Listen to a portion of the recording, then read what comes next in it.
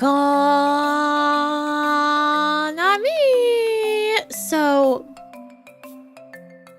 fishing is like a horse. Discuss?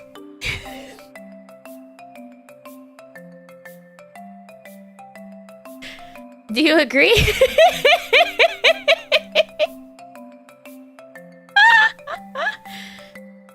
Fishing is like a horse. Discuss?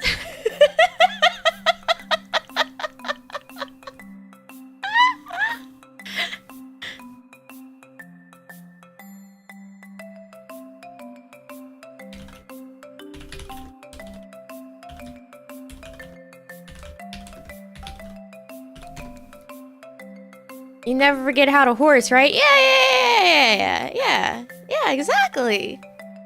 Is this a Slack moment? No, it's my brother saying something to me on Discord in the group chat that we have with him and his girlfriend. And specifically pinging me to be like, what's happening in the Cook Serve Delicious universe with a image of Cook Serve Delicious 3?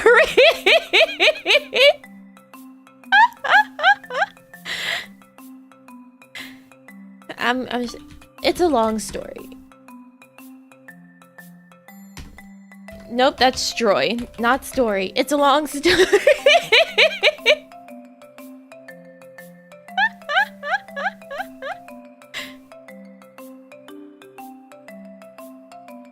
Two months since Yorm the Giant was punched to death. Let's go! Thank you, John. Thank you for leveling up.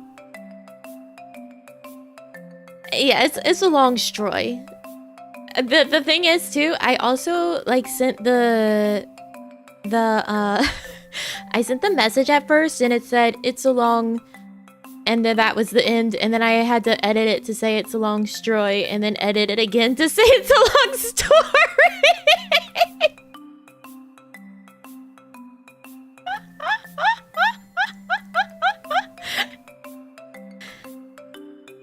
So fishing is like a horse.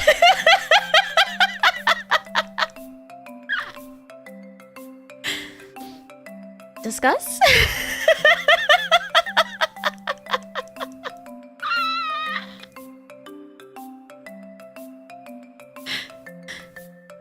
For context on fishing is like a horse, one of my friends decided to replay Final Fantasy 15 yesterday, and they got to fishing. They were like, oh, I hope I remember how to fish. And I'm sitting there, a whole idiot, and being like, oh, fishing is like a horse. And then, of course, right after I say it, I'm like, huh? What? Fishing is like a horse.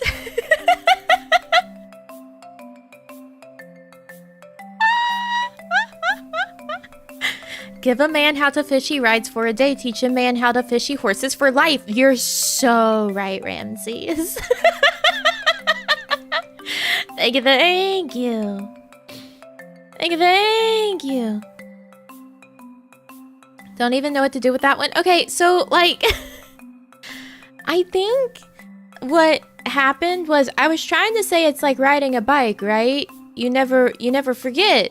So I was gonna be like, oh, you know, fishing is like riding a bike. But my brain made some extreme leaps and bounds to be like, yeah, and a tangentially related idea is that you fall off the horse, you just get back on it.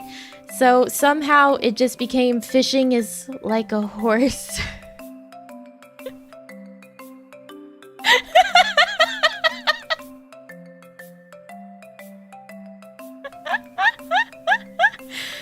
Fishing is like a horse.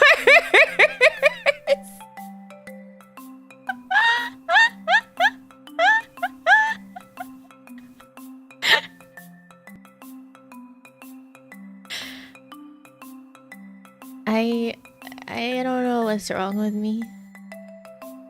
Never stand behind fishing then? Not if it's me fishing. I'll kick you just like a horse.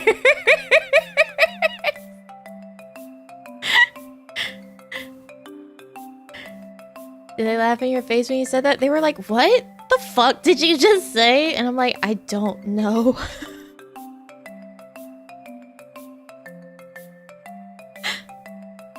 don't know. Reminds me of whatever stays in Vegas is what is there when you left it. So true. Nami's a Morrowind NPC, just put Morrowind BGM every time. That would explain so much of what's wrong with me if I was actually a mind creation of Todd Howard. Could you imagine? Good day, Nami. That profound quote of yours is officially living rent-free in my head. I'm so glad to give you some good wisdom, Geronimo. Thank you for leveling up. Thank you, thank you.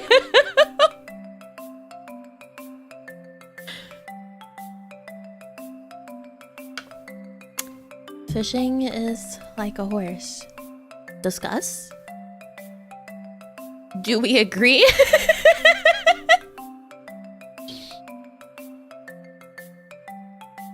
My brother, it's so funny because he sends me like the image of Cook Serve Delicious. Here, I'll show you the image.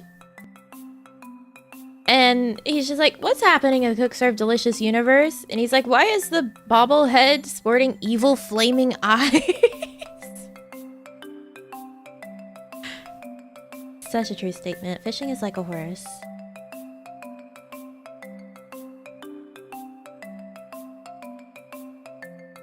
Fishing is just like a horse. So this is the image that he sent me, that he's like, hey, what's going on here?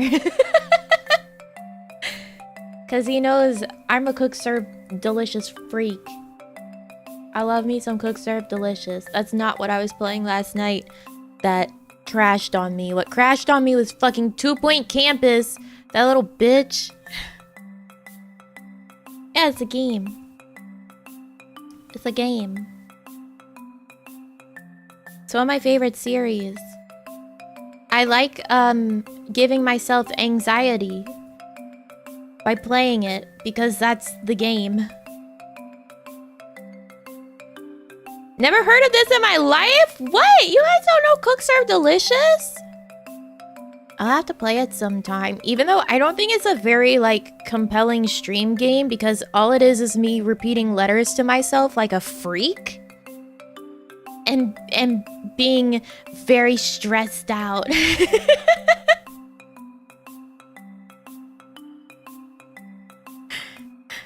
I say letters to me and I am stressed. Regular Nami experience? Yes. Hold on. I think something's got me, like, I feel like I'm, like, looking up. Discuss. That's just how I should always approach the concept of a Zatsudon. I just come in and I say like a phrase and then I say, okay, discuss. And then you guys handle it for me.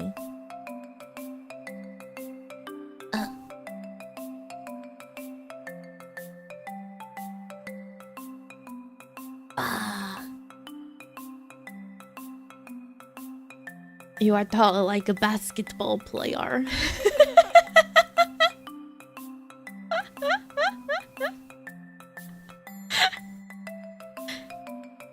Discuss. Yeah, I mean, that is like the point of a Zatsudon, right? But also, could you imagine having explicit directions in your Zatsudon? Of being like, hello. We are talking today. Discuss.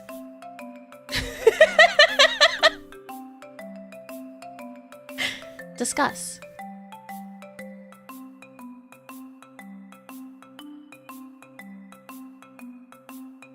A debate club? I guess so. It would be like that. What's your rebuttal to fishing is just like a horse?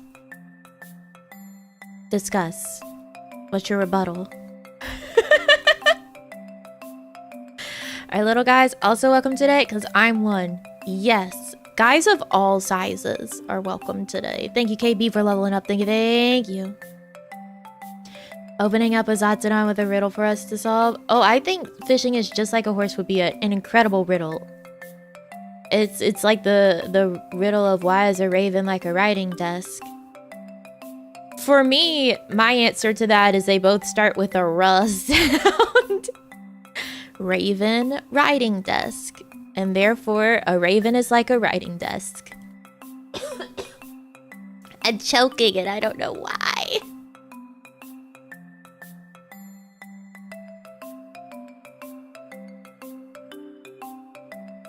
I'm dying. Kiba! Welcome back. Choking on spit again? I don't know, maybe.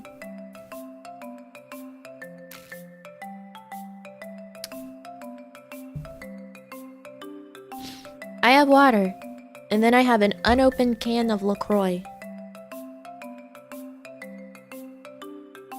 The carrot on the stick is much more appealing than the worm on the hook. The carrot is a natural grown reward, while the worm is one that has been hunted for you. But I mean, I think you're extrapolating here, right? Because all I said was the act of fishing is just like a horse. I didn't say anything about fishing for horses.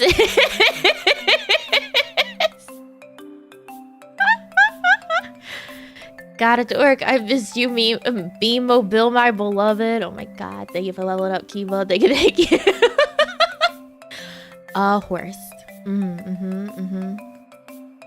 A quote from Alice in Wonderland. It is! Yeah, the Raven writing desk riddle. Fishing for Horses is my favorite Tears for Fears song. Yeah, it's right up there with Everybody Wants to Rule the World.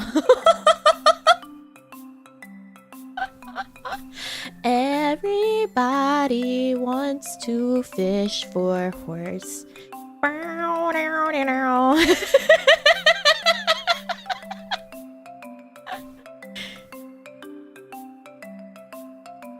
Got a request 1 punch for today. Dankeschön.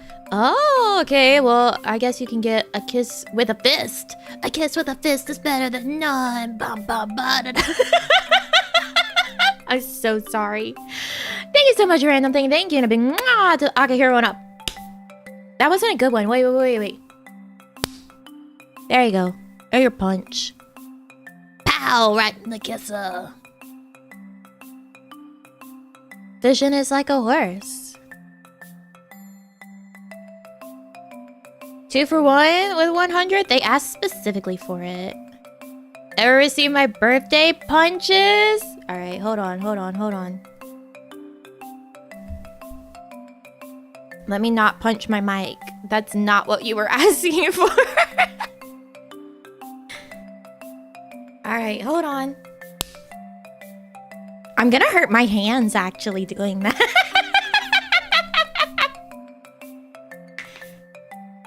I'm gonna hurt my hands. Because I am truly committing and I am punching one hand into the other.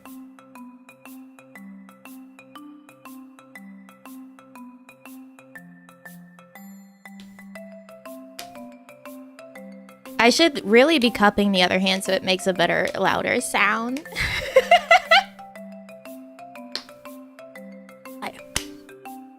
But instead I'm not.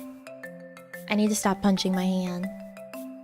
Don't harm yourself, but I'm not holding back. If you want to punch, you're getting punched.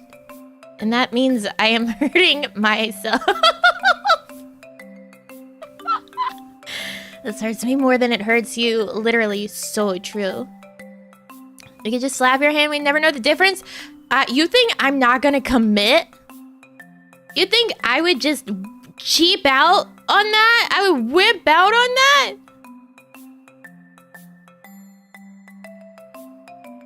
Never. I gotta commit to the bit. Even if now my knuckles hurt and then part of my palm hurts kind of as well.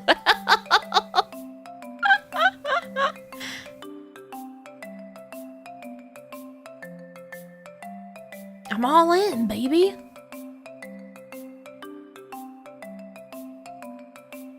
Yeah, no, my palm is definitely red. Cheaped out by not finishing Shenmue? Okay, Shenmue hasn't finished Shenmue. How about that? Now what? How am I supposed to finish the thing that's not finished?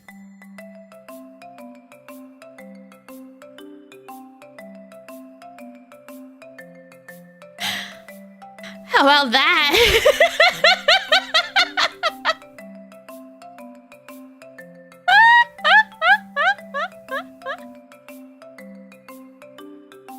Meant to cash in on my birthday meetings or the VR stream. Time my membership chat so poorly you didn't see. Yeah, I didn't think to pull up the Streamlabs events thing so I could see stuff. I was very frazzled with things going a little off and being difficult.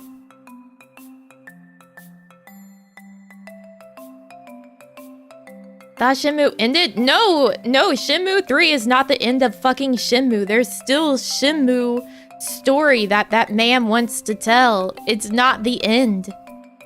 I don't think the world will ever see the end of Shenmue.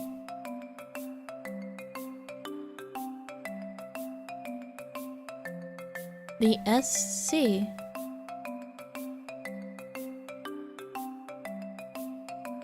What?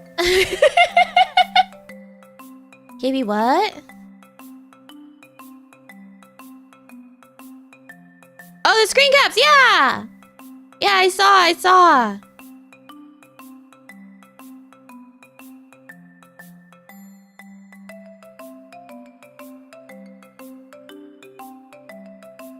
Shenmue 3 ends on a cliffhanger even though nothing happened in the game, so it's like the same as all the other Shenmues.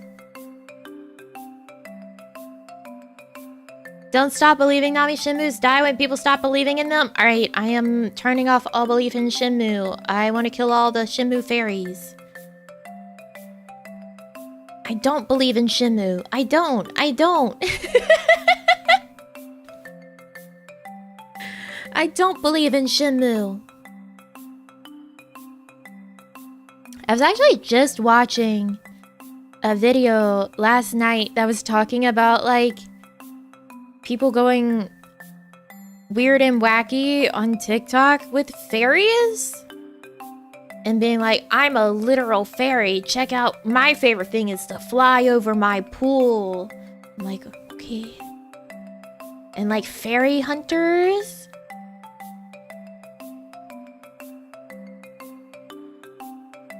I had an emergency and I had to miss the VR stream live, so I want to say congratulations on not getting first place despite how hard we try. I am so appreciative of it. Thank you, Tari, for leveling up. Thank you.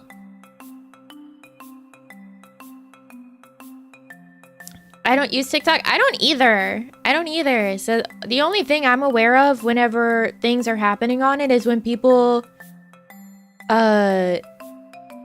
make YouTube videos about whatever crazy shit's going on there. Like pointing out weird mafia POVs. And now fairy TikTok. Where people are having like this whole fantasy world they're building up of being fairies or fairy hunters.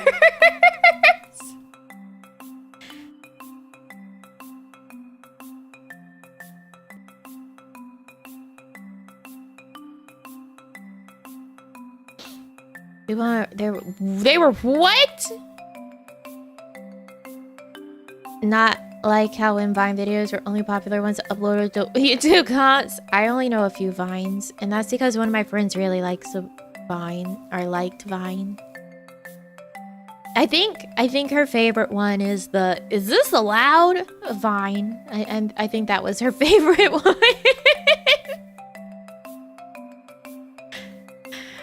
We've had like a full discussion of like trying to decode what's happening in that TikTok, because I'm not TikTok, that Vine, because I'm pretty sure that's like a whole mannequin. Actually, I think that's a mannequin that girl's with. Road work ahead? Yeah, I sure hope it does. I watch some of his videos sometimes on YouTube. He's still out there making stuff and making really interesting videos sometimes, like where he just buys whatever shitty ads are showing to him on Instagram, and it's just So weird. So weird. TikTok, discuss. No. No. I don't think anyone here watch like TikTok to discuss. Yes. I don't think this is the TikToking crowd.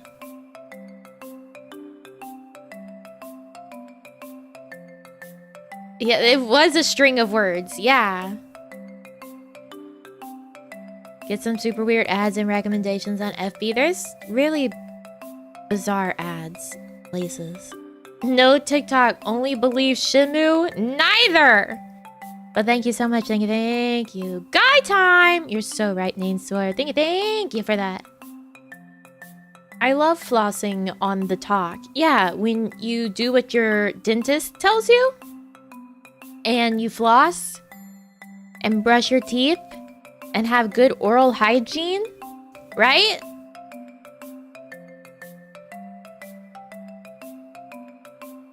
Don't know how to get into TikTok? That's better for you. That's better for you. I like how Streamlabs, the alerts are so delayed that it just tattles on you, Terry. It just tattles on you. Let him have his moments.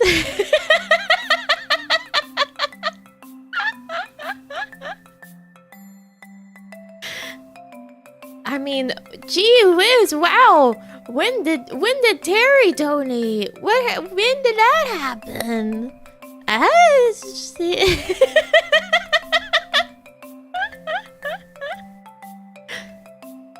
It's so weird. Wowzers Bowsers, how did that happen?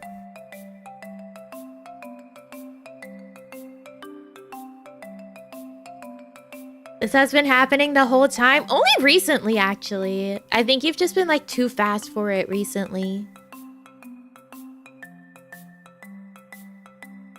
The filter to get rid of YouTube stories been pretty nice.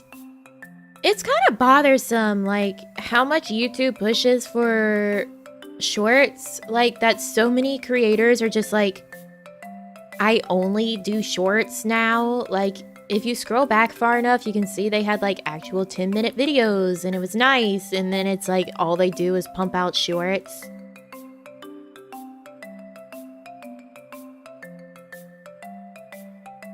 Although, I feel like in my case, whenever I put up a short, it normally does not get pushed very hard.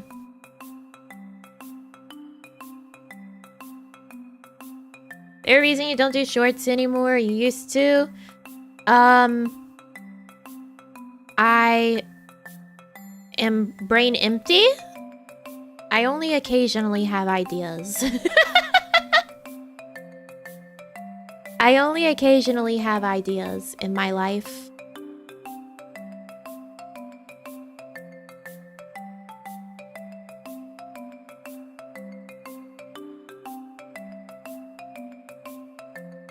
Shorts have a bunch of little issues that the regular site doesn't. Yeah, when I say shorts, I mean like the actual YouTube shorts, not like the it's a short video short. That's what I'm talking about. Like, YouTube, actually, their algorithm is working to push the YouTube shorts, like, really hard. Yet, in my case, I've always had just, like, the short normal videos do a lot better than the actual shorts.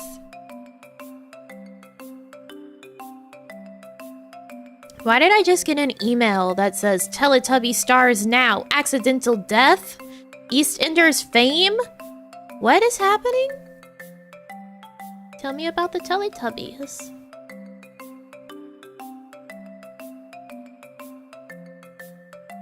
And huge net worth. Teletubbies discuss.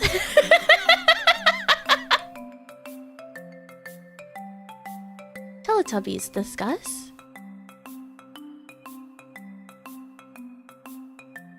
Alright. right, here, we'll read this moment that has been emailed to me. TV series Teletubbies ran for 4 years. It was only 4 years? Are you kidding me? Between 1997 and 2001 before being recently rebooted? What? Teletubbies has been rebooted? When did that happen? The Teletubbies' baby son, played by Jessica Smith, is now in her 20s and is embarking on a dancing career. Oh my god, I never thought about the fact that the son being a baby means that there was a child who was the son.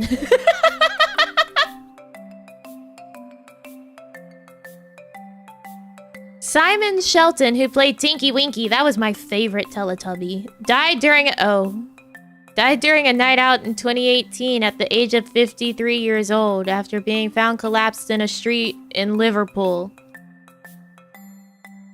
Oh. Damn.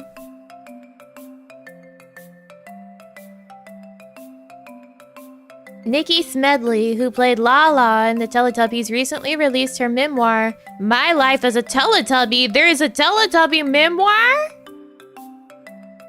Nikki reportedly has an estimated net worth of 1.5 million. Apparently she works on Booba too, because this image of her is in front of Booba and has a shirt that says Booba.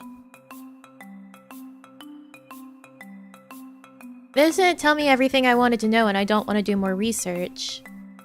Okay, well, my favorite Teletubby died, so... Rip Tinky Winky.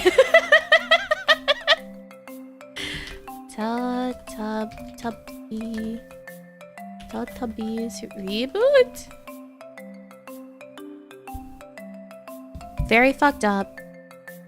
My Teletubby died. I actually had a plush of Tinky Winky at some point too, and the little belly screen was actually like a reflective fabric, so it was cool. And then I also had a plush of Molly from Big Comfy Couch. It's Luna and Molly, a clown and her dolly on the big comfy couch. The clown propaganda starts young. Time for Teletubbies, new series 2015. Wait, why is there a 3D Teletubbies? What the fuck? Which one was the purple one? That was Tinky Winky. Our guy's dead. Tinky Winky, la la, Dipsy, Po, Teletubbies, Teletubbies, say hello. Yeah, purple one was my favorite too.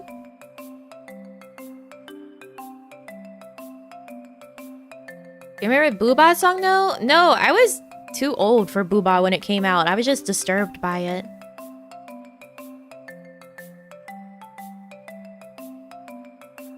Oh my god, I am viewing this 3D animated Teletubbies. They look like little primates. And they're like babies. Why has Tinky Winky got a rectangle antenna instead of his classic triangle? The fuck is this?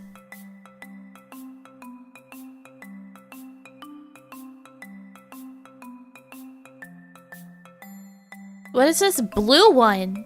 Who is this blue Teletubby? Why are their belly screens not screens? They're just like gray patches of fur. What is this? This is garbage. Not my Teletubbies. This is so fucking loud.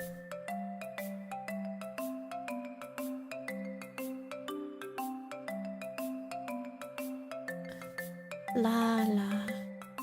Oh.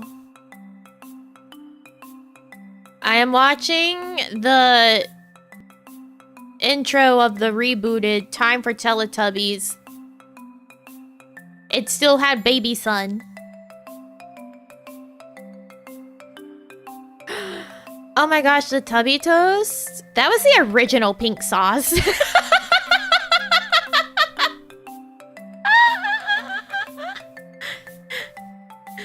Teletubby pink goo, that was the original pink sauce.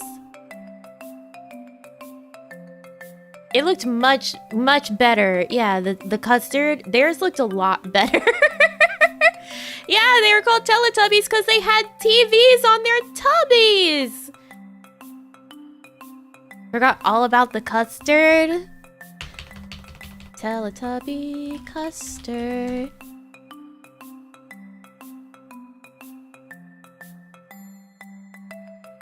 Oh yeah. Oh yeah, the Teletubby custard? Oh yeah, baby.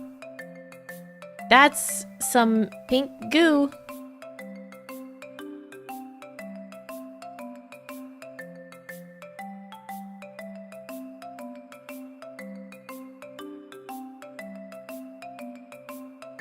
Yeah, it was called Tubby Custard.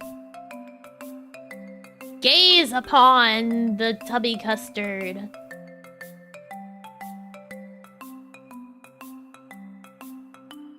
Discuss.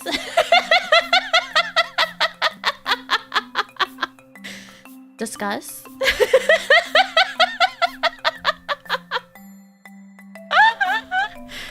I crave that pink goo so much. I always wanted to taste it. I wanted to find out. Mechanically separated chicken.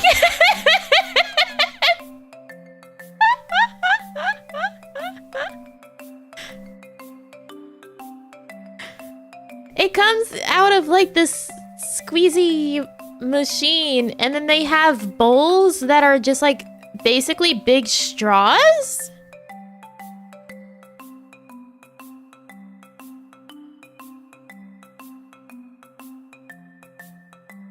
Teletubbies, time for Tubby Custard.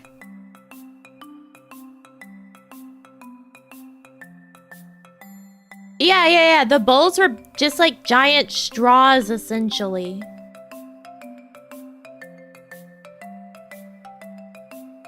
I'm being sent a link to Steve Madden roller skates.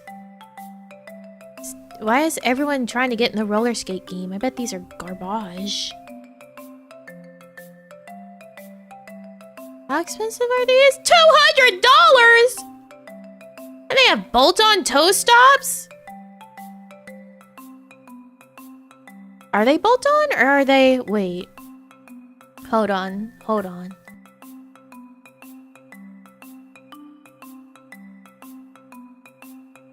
What the fuck are these toe stops? No, they're not bolt-on, but they don't look standard.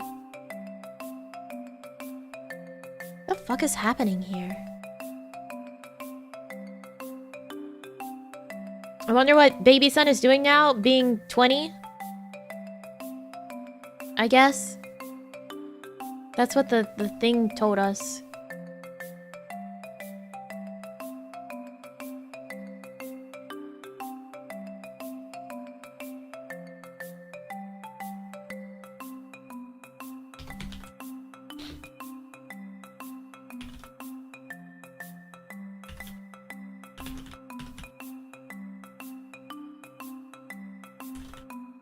They're $200 and not...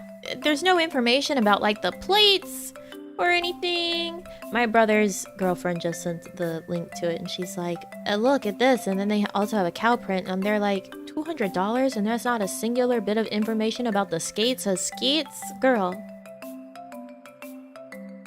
So roller skating expert, Nami can confirm that these skates are in fact absolute trash. I mean, they could be halfway decent. However, there's no information to know that. It just, they're from Steve Madden, a fucking shoe man. It's just a normal shoe man. $200, you can get skates from like an actual skate company.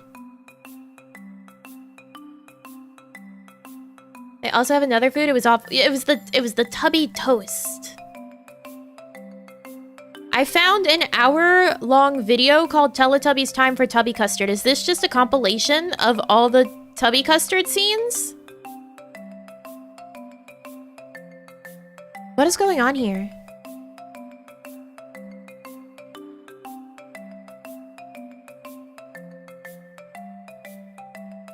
Time for a watch along? Okay.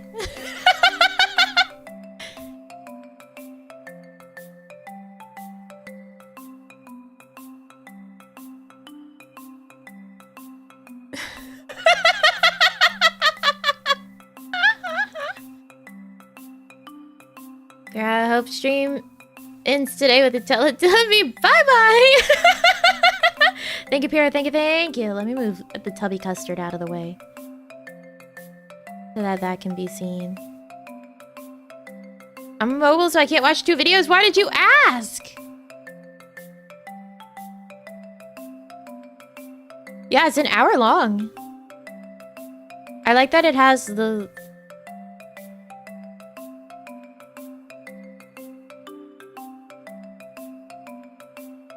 Yeah, no, it's just a compilation of Tubby Custard time. Fascinated by the FPS counter in the top.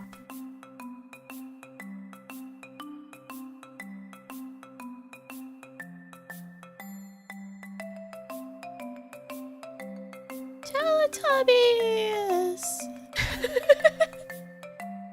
Why is this man having, like, frame lags while watching Teletubbies?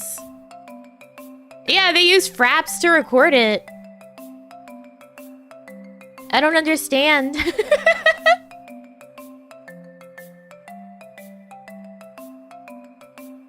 Time for Teletubbies.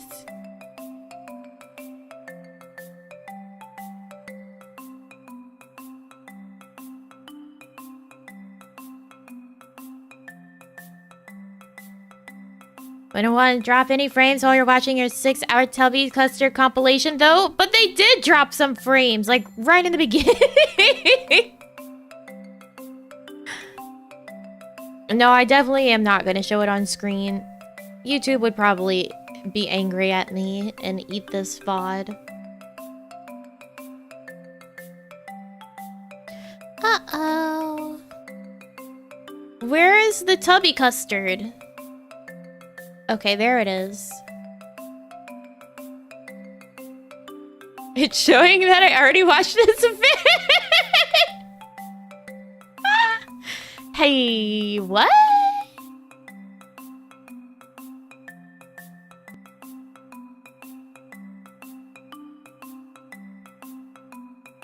Also label the VOD as kids content? It probably could, yeah.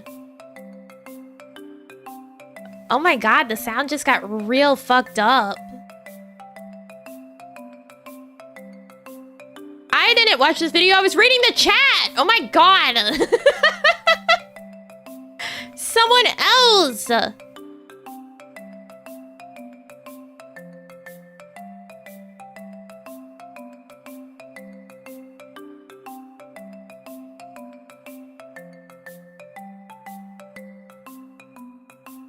Forgot new sounds are just human slurps.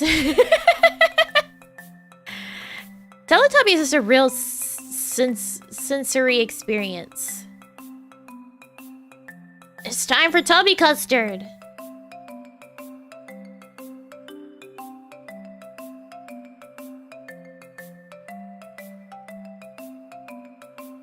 The IT guy remotely working my laptop accidentally enabled the built-in mic and picked up on his mess.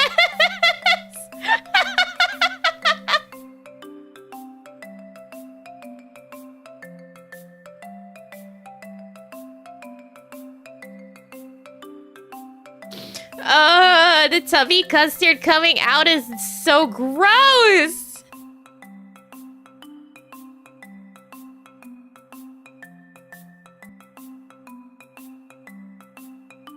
Yeah, look at their bowl straws. Tubby Custard!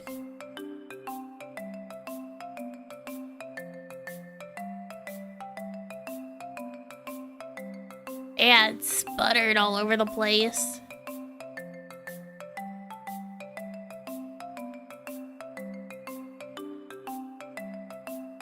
I'm both fascinated and repulsed by this video. I'm not sure if I should thank you or curse you for this experience. So another normal day at my stream.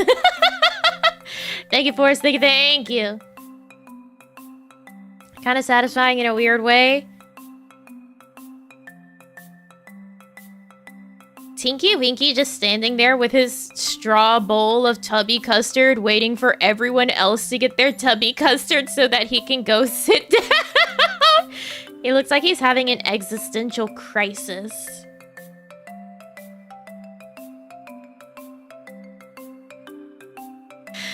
Horrendous image of a Tubby Custard liquid cooled PC. I've seen like liquid cooling for PCs where they color the liquid. I've seen like a pink liquid cooling system in a PC. So you could just say it's Tubby Custard. You could say Tubby Custard cooled PC.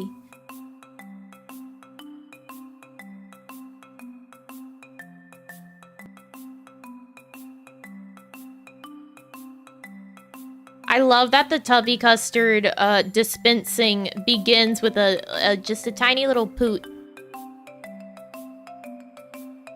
Liquid cooled PCs with beans and bacon grease in the tubes? No.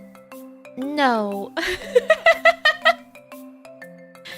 Yeah, I'm calling out the pink sauce lady. She just copied Tubby Custard. And then tried to sell it as a harmful sauce. I don't know anything about the pink sauce saga. Other than it's a health issue. Don't get the pink sauce. Of what I've seen of it, people are like, there's no indication of what pink sauce could even taste like, because she's just like, it's good on like waffles or fried chicken. Like, ma'am, what the fuck is this sauce?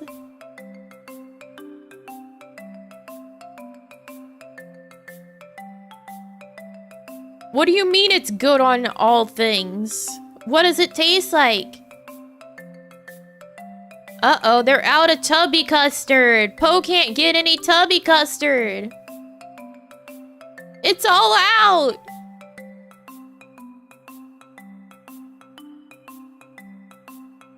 Every masterpiece has its cheap imitation, or in this case, a non-FDA approved condiment that may or may not contain dairy and is unrefrigerated. Smile. Yeah. People have reported getting sick from eating pink sauce. Well, no shit. And they're so stupid to do it.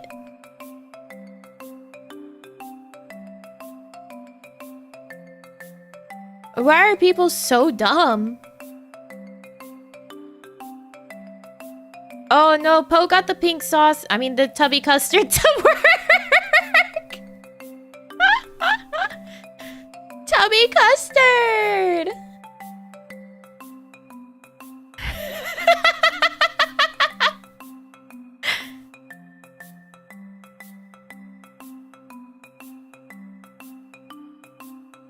There they are, sucking on their bowl straws.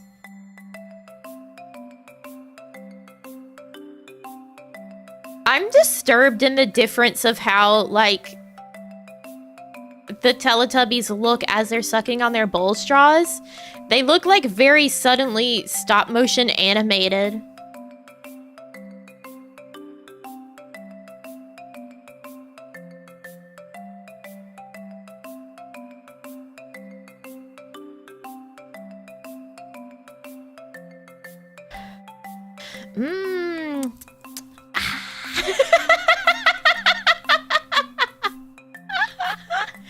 That's what Teletubbies sound like after they finish a bowl straw of Tubby Custard.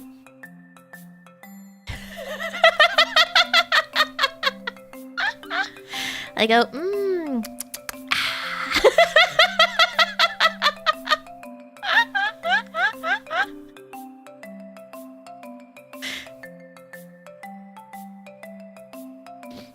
Would you drink your Tubby Custard with or without ice? I would try it both ways.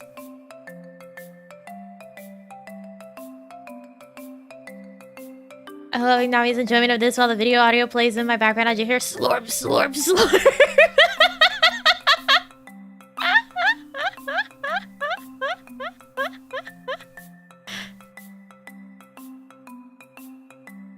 Do you think it's boneless? God, I hope. How much to make that a sound alert? No. No, we don't want post Tubby Custard eating sound as an alert here. That'd be a bad time.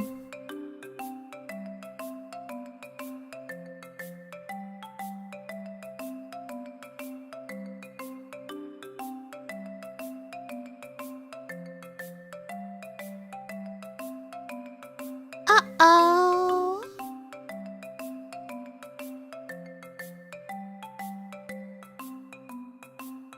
Yes, we do. All right, that'll be my very special $1,000 dono sound. Everyone else has a $1,000 one, so I guess Tubby Custard will be mine. I'll do the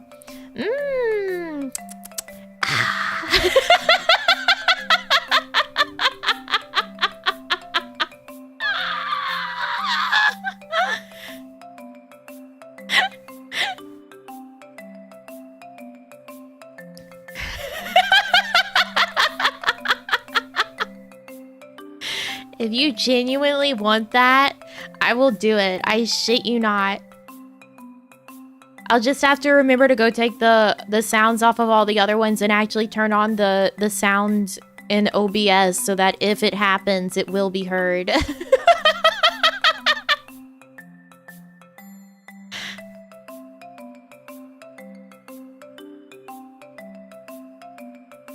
We genuinely do? Alright, you guys are gonna have to explain it if there's anyone that's like, what the fuck is that sound?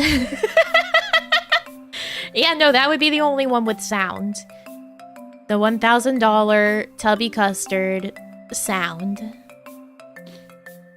Actually, I should totally draw something to go with it. That's just like me with a bowl straw of Tubby Custard.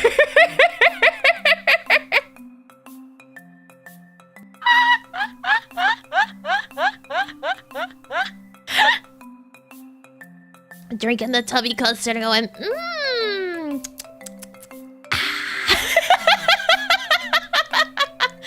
$1,000 will get you that one.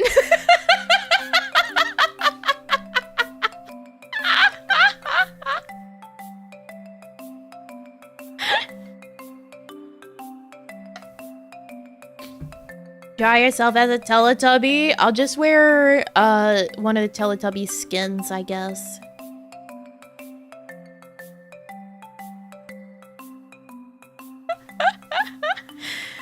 How long would it take you to draw that? I don't know. I'll tell you guys when it's ready. Yeah, I'll put myself like in a Teletubby body, but without the weird Teletubby face, and I'll be a blue Teletubby with a special antenna shape. Maybe I'll put it like a heart or something. And I'll have a bowl straw of Tubby Custard.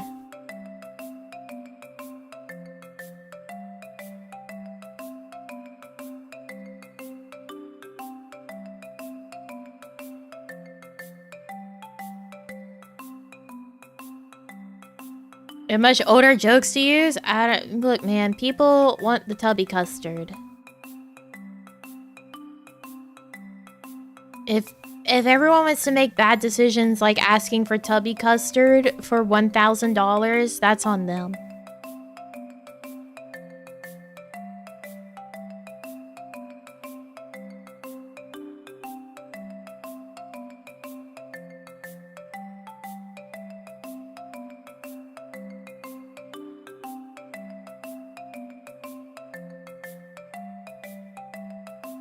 An indirect psych evaluation.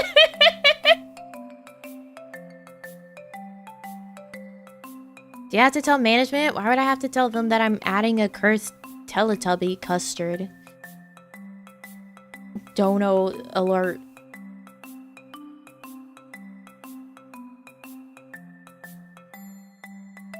There's something happening with sheep now in the video. Is this like a whole episode of Teletubby? This is not a Tubby Custard moment. I came here for a Tubby Custard compilation and not this shit. Where is the Tubby Custard?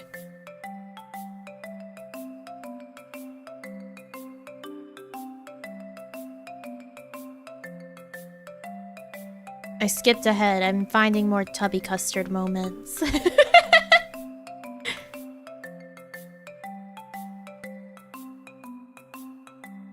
Boinga, boinga, boinga, boinga, boinga. Oh, they're boinging in. Uh-oh. Where do you think the Tubby Custard comes from? Oh, I don't want to know. I don't want to know where the Tubby Custard originates from.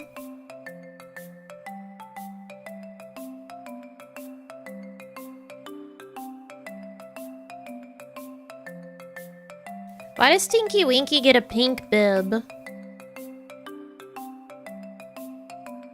Dipsy has a blue one, but then Lala and Poe have ones that match.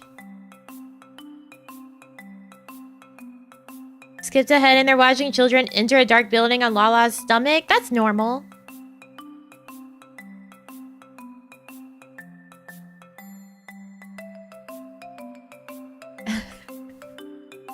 From an organ, probably. Maybe it's like from a well, a Tubby Custard well. This and Tubby Toast are like the only things that they ever eat. Before today, I didn't even know this was a thing. I can never go back. You're now cursed with Tubby Custard knowledge.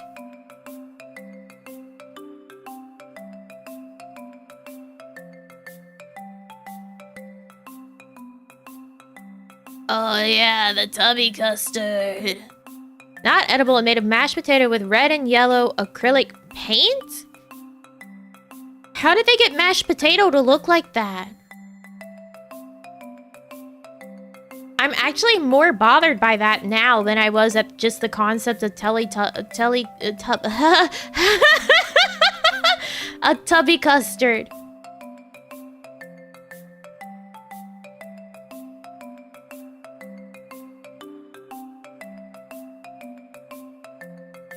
Milkshake, powder, and fruit mixture. So the new one you could eat. Is the new one a different texture? Tubby Custard. Tubby Custard. Tubby Custard. Even with the knowledge that you skipped to a random time, I feel like we're still experiencing the same dream. I just moved to the next part of the video that I saw had Tubby Custard. Tubby Custard. Yeah, I'll go get a smoothie and then pretend it's Tubby Custard.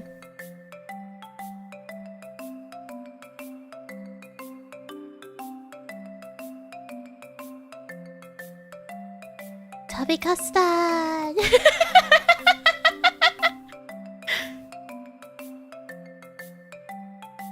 Damn, Poe is getting down to like the hot, fresh, sick beat of the Tubby Custard coming out. Poe for a moment was like...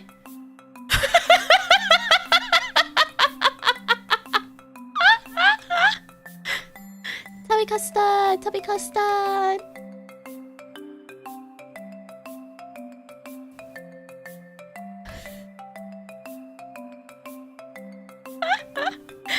Not my strawberry smoothie. Enjoy your Tubby Custards.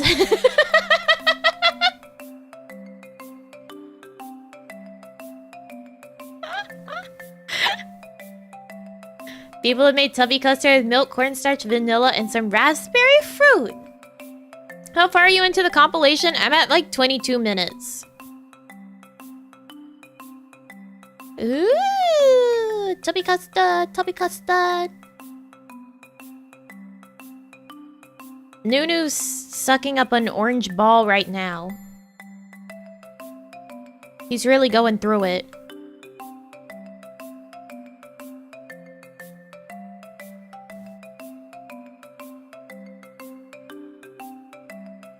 He gave up. He couldn't do it. What a quitter.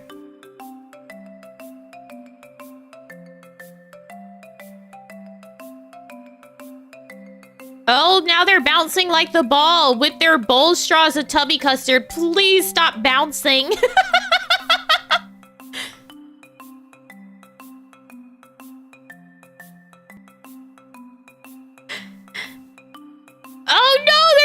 Tubby Custard everywhere!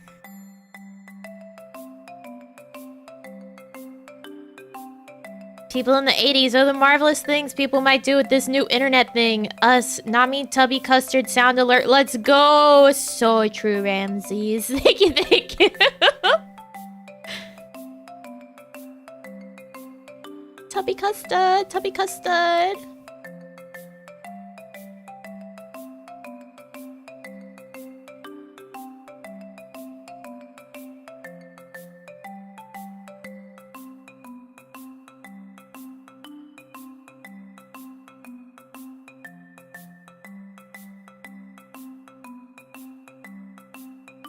Recipe for 6 servings is 160 calories. Takes 25 minutes to make.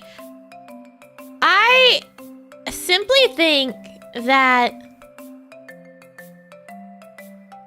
you could probably make a custard and make it pink, and then it'd be Tubby Custard and it'd be an actual custard.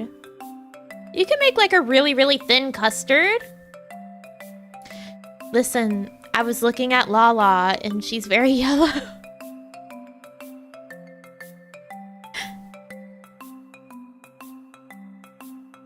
Oh, there goes her belly screens.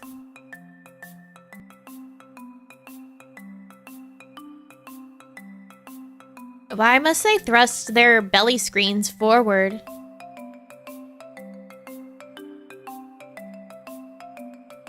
Lala's the chosen one!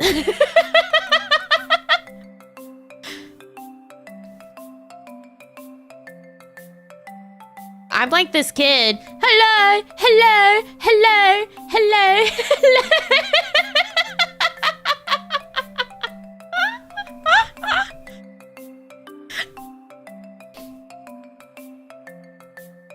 I get into a call with my friends and I just go, hello, hello, hello, hello, hello, hello, hello.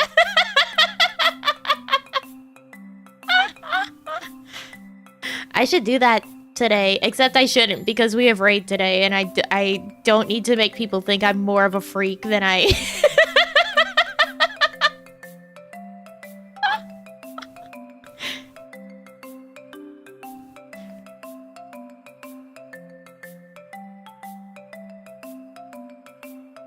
Oh my god, he's got hot chocolate and apple juice and orange juice. Someone filled that glass way high.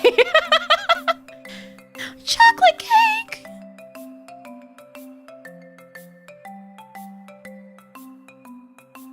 Cheesecake, fruit cake, lemon cake, and chocolate cake.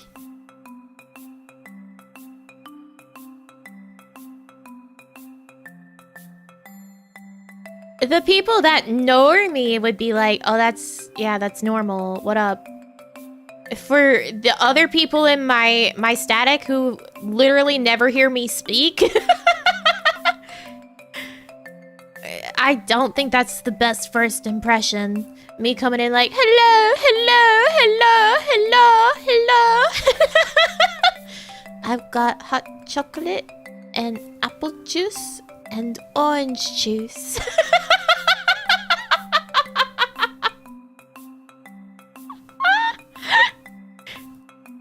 Hello, hello, hello.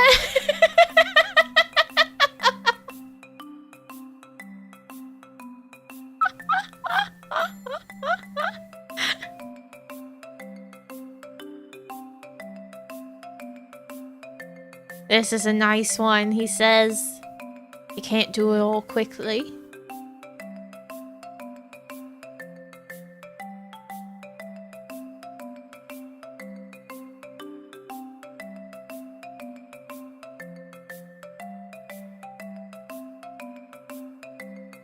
Why do they have a giant bowl of boiled eggs?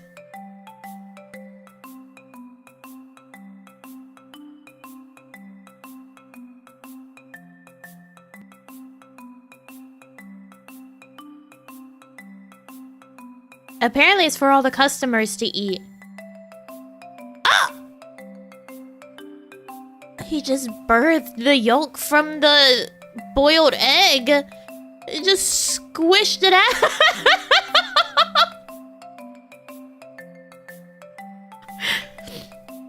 Squeeze it on out. They're super hard boiled. That yolk was gray. Oh, mayo. Are they making egg salad?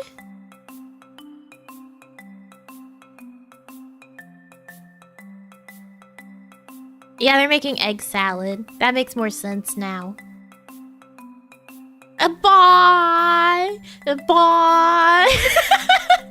A boy!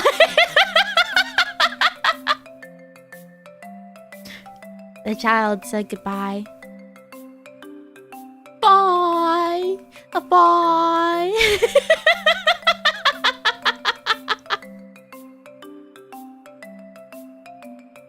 Hello, hello, hello, hello.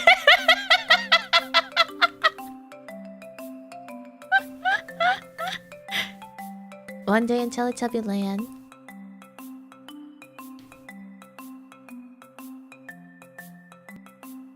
How did this also turn into a Teletubbies video watch along? I don't know.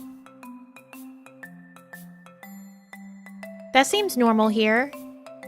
Right? That's normal behavior.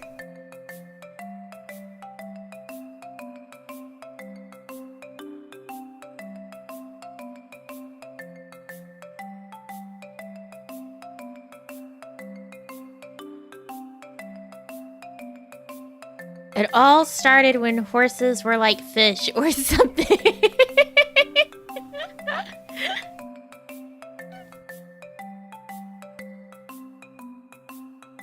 It is normal and that's what's worrying? There's nothing worrying about this. We did watch the 20-year-old mystery sauce reveal.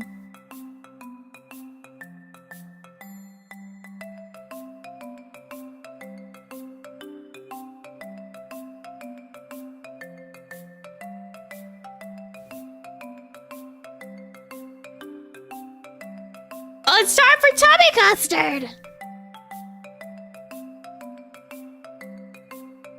Tubby Custard, Tubby Custard, Tubby Custard.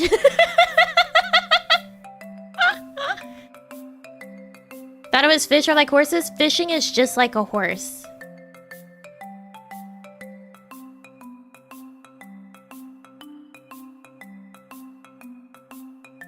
Tubby Custard! Tubby Custard! Discuss?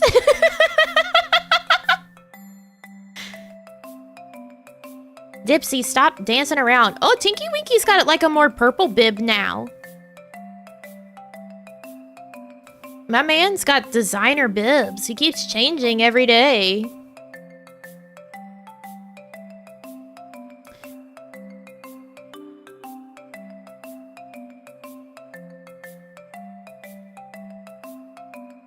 Tubby Custard.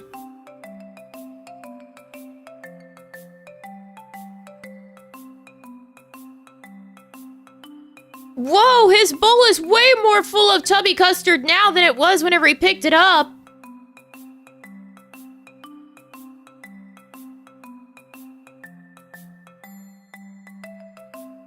Be careful, Tinky Winky. Tubby Custard! Thank you, Pyrrha. Thank you, thank you. Might have gone too far forward. I'm seeing Tinky Winky fighting Poe for a turn with the vacuum. What? Be careful, Tinky Winky.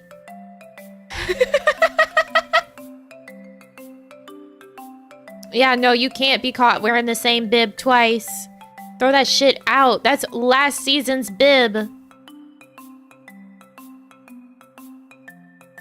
Although in this one, Dipsy also has a slightly more green bib, even though he had like a way more blue one before. Nunu sounds like someone's gonna like release a hot remix. Listen to him.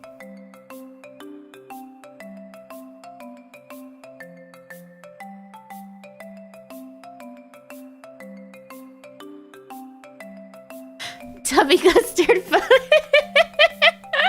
Egg Rider, thank you. Damn, Nunu. New tidy up Dipsy Custard. About the SBF is struggling to stay above 30 now, right? What's going on?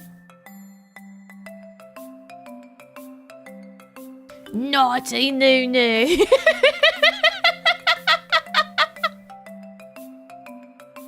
Naughty Nunu. Don't spill your Tubby Custard, Tinky Winky. Be careful. Why don't you go put your Tubby Custard on the fucking table, Tinky Winky? God. Go set it down before you start chasing after Nunu.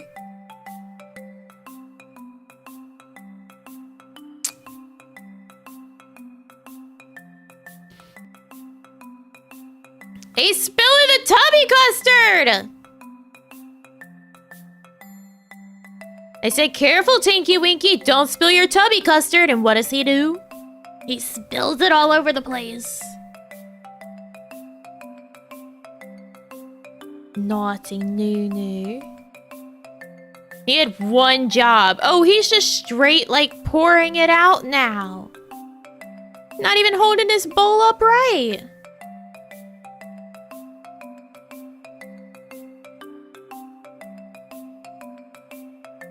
And then he dares to say, uh-oh.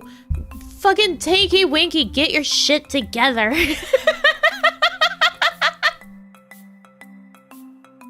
Get your shit together, Tinky Winky.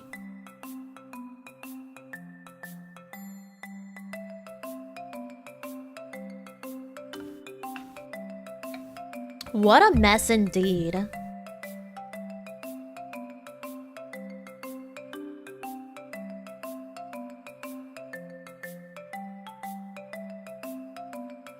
I couldn't begin to tell you why Tinky Winky was my favorite. He just was.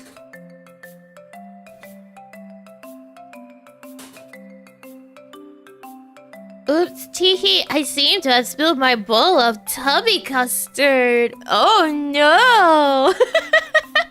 It's all over the floor.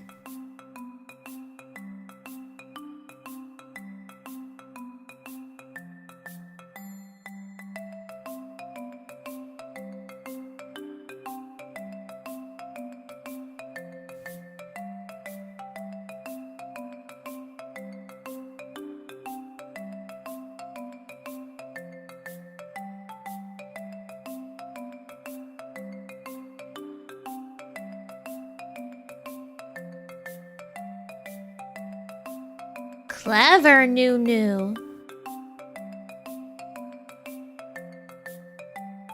Lala might not have been the right shade of yellow for you. Yellow was not always my favorite color. It used to be pink.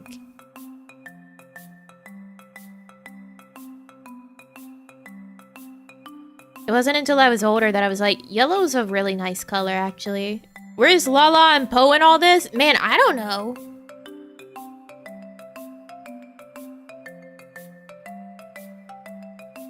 Why are they still chasing Nunu around? He did his job.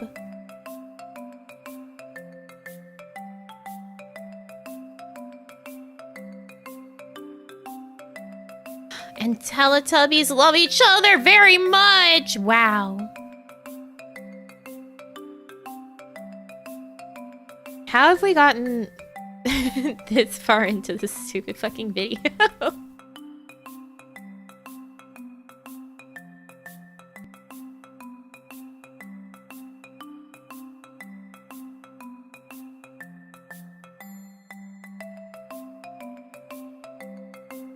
I have no idea.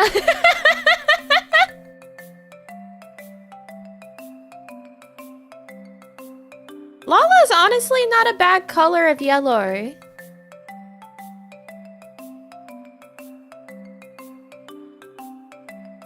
Their beds aren't big enough.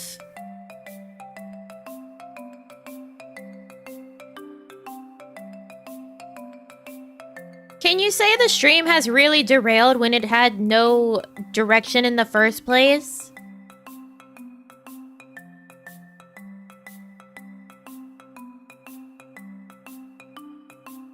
Sometimes life does give you Teletubby videos to watch.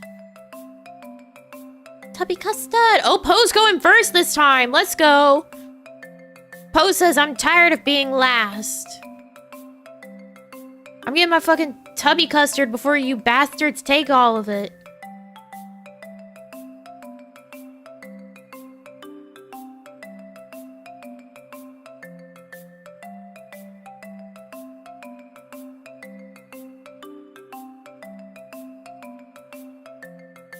Fight the sister!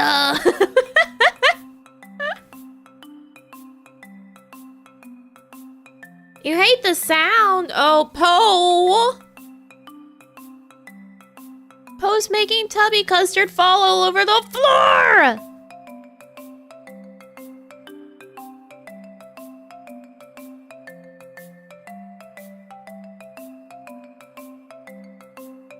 God damn, these Teletubbies. They can't keep their custard in their bowls.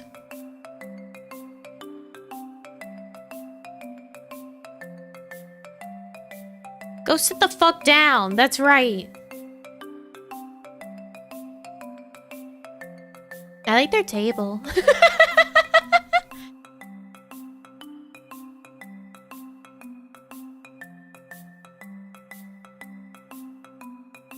That sentence? What did I say? What did I say?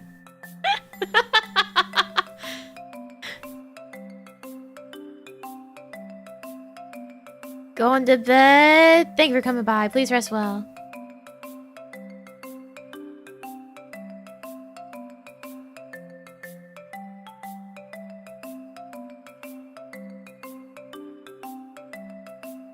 Tubby Custard! Don't tread in the Tubby Custard, Lala.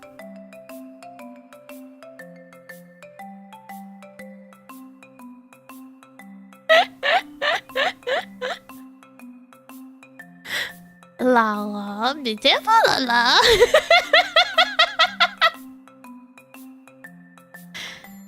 I'm much more amused by this than I thought I was going to be. Keeping your custard in your bowl? What's wrong with saying keep the custard in your bowl?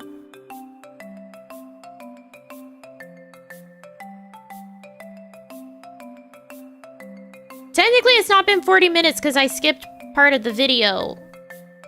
It's only been close to that, but not exactly.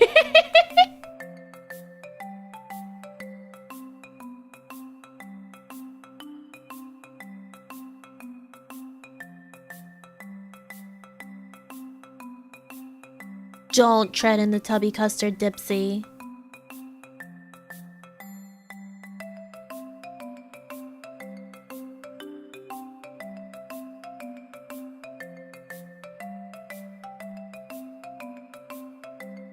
Tubby Custard. Tubby Custard!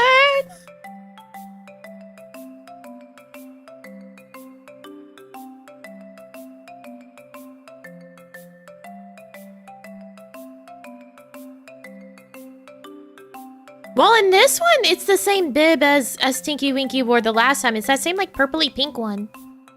Yeah, that's what Tinky Winky said, okay? He said Tubby Custard. It's not me. I'm just copying Tinky Winky. He said Tubby Custard.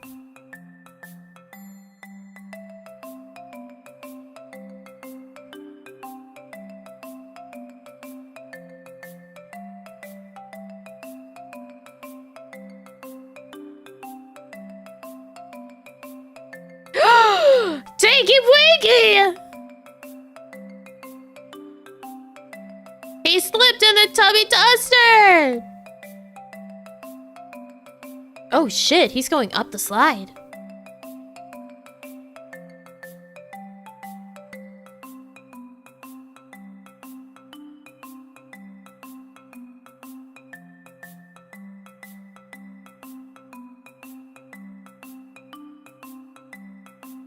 I gotta go now. Thank you for coming by.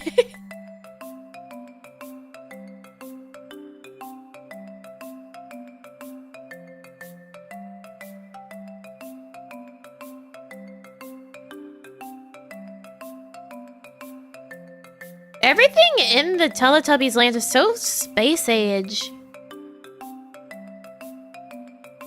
Oh my god, Tinky Winky, where did all your custard go?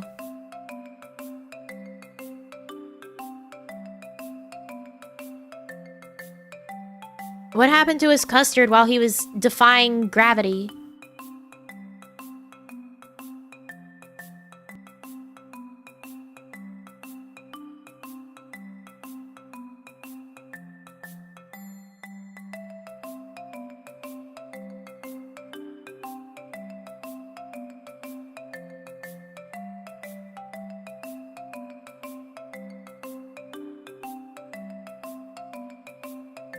I want to meet the man who wrote this and ask him what he was taking so I can have some too. Well, I think, the first thing is you have to be British. I do believe. That's the first step?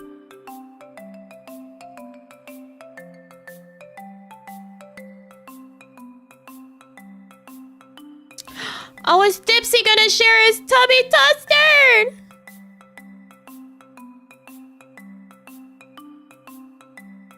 Aw, he's sharing. Thank you, Dipsy. Teletubbies are British? Yeah, considering Tinky Winky died in Liverpool.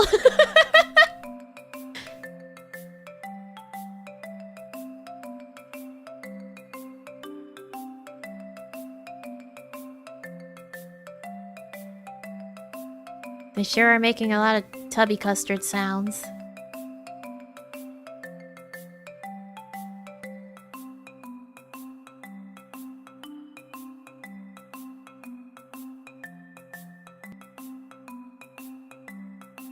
Man, this is quality children's entertainment. Mesmerizing. How are you supposed to look away? Kids shows these days, I see it for 5 seconds and I'm like, whatever, who cares? Teletubbies, though. How am I supposed to turn this off? How am I supposed to turn this off?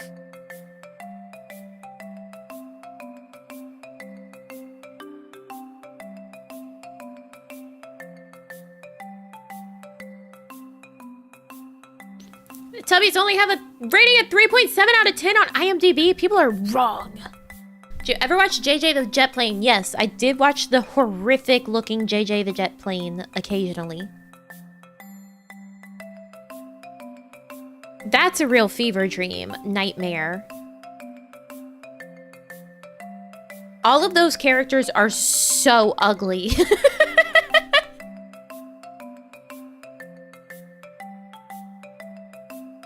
This child says, hello, hello, hello, hello, hello.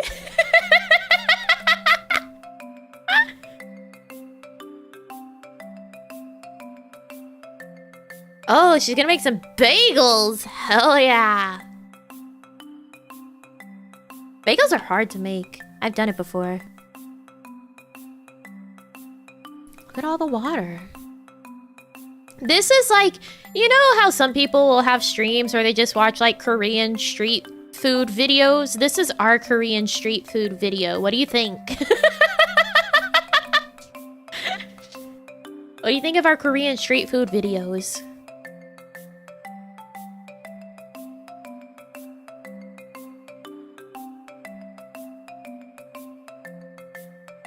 They sure do have a hole in them. The bagels are round. This is a fascinating machine.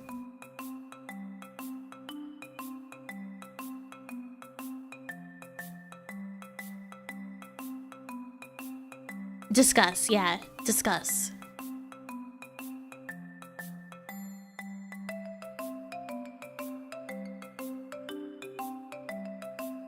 Pew! Into the bath they go. Don't cry at me just because you can't have your Tubby Custard yet.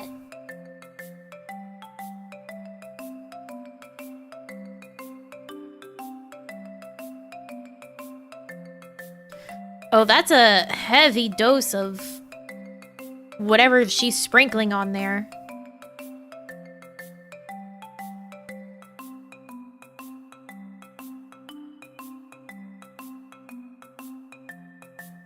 Teletubbies, the new Korean street food videos replacement? Discuss.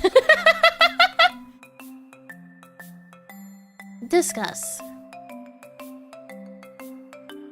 Poppy seeds? No, the black ones are poppy seeds. She had like sesame seeds or something on there.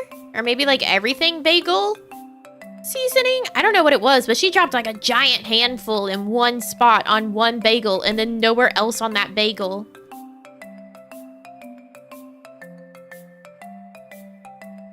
You're giving this child a bagel just as is? When it comes out, it's not cut. They haven't toasted it. There's nothing spread on it.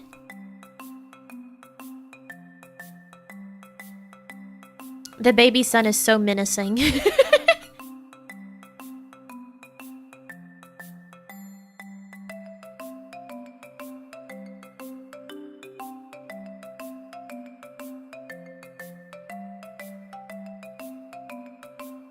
The squirrel is protesting. A plain raw bagel? They don't love that child. Freshly baked is probably an entirely different experience. No, I've made fresh bagels before. It's still a bagel. You still want to toast it.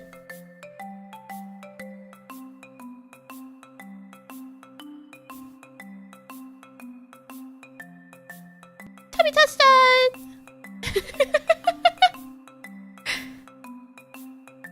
What's Lala's misadventure with Tubby Custard going to be?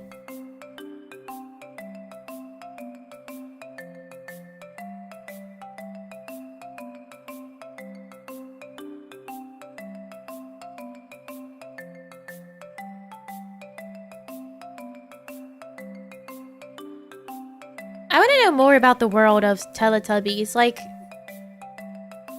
lore-wise, what's going on with them and their world of like a field with flowers.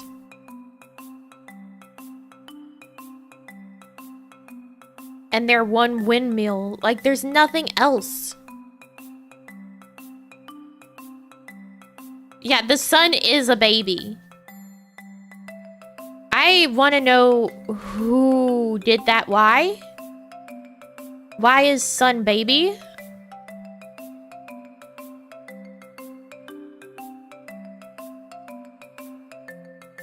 Yeah, the flower speaker.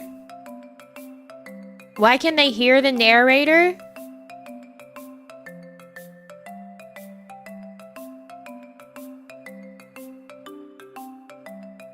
Poe, you know what is in that bowl straw. Don't you fucking ask. Oh, what's that? Poe, I swear to God.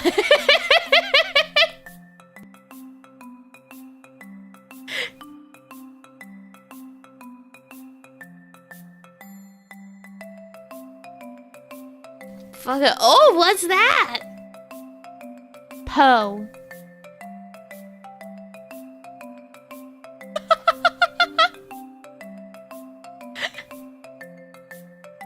Teletubby world is a world the sun baby has imagined up while in a coma. Oh yeah, that's some beginner creepy pasta Rugrats coma shit.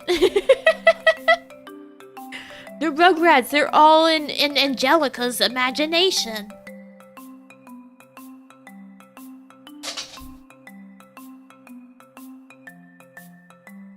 Adam, lie down. It's not time yet for you.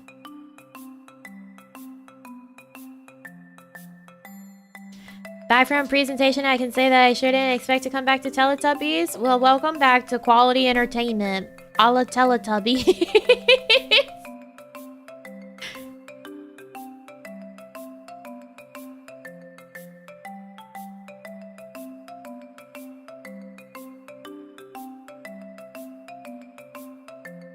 I'm going to look up Teletubby lore.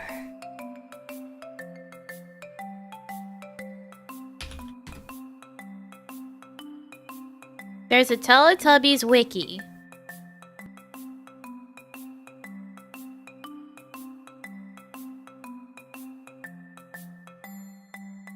The Teletubbies are the title characters of the TV show of the same name. Yes.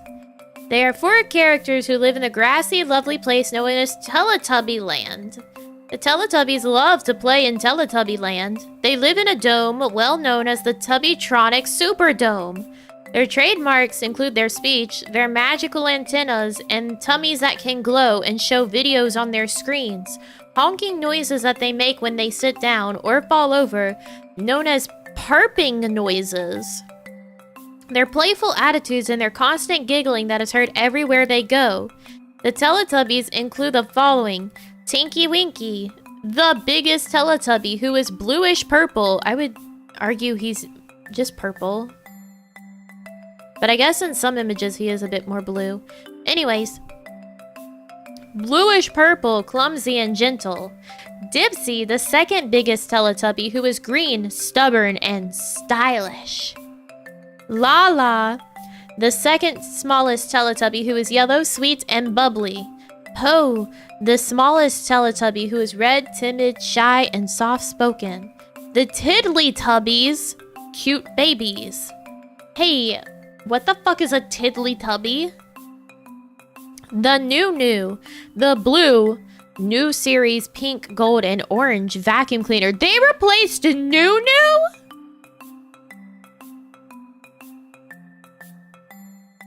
The fuck are the Tiddlytubbies?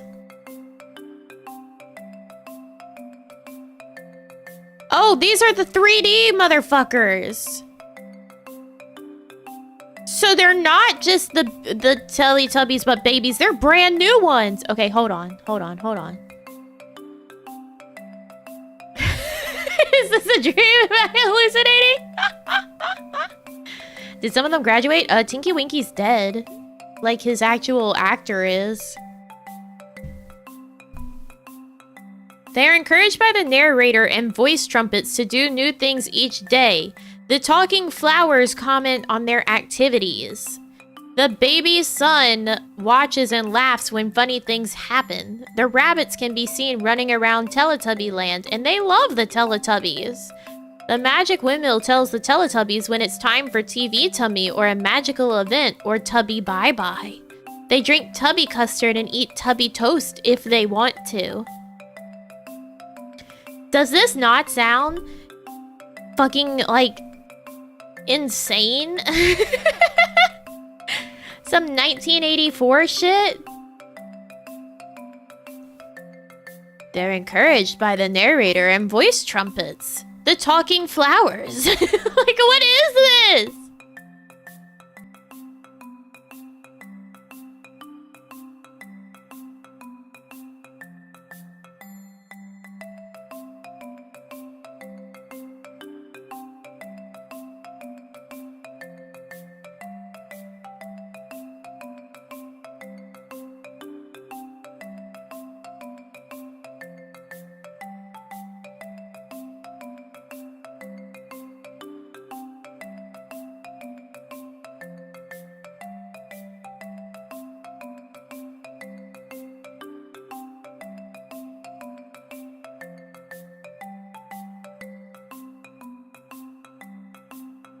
Sorry, there's a Slack moment.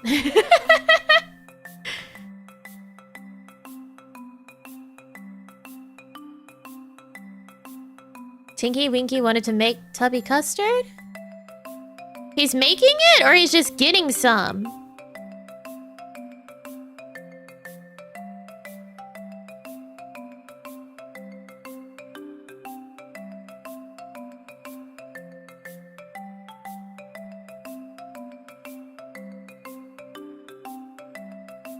Yeah. I'll pin our Tubby Custard. Wait. I didn't mean to hit enter yet! Idiot, stupid, dumbass.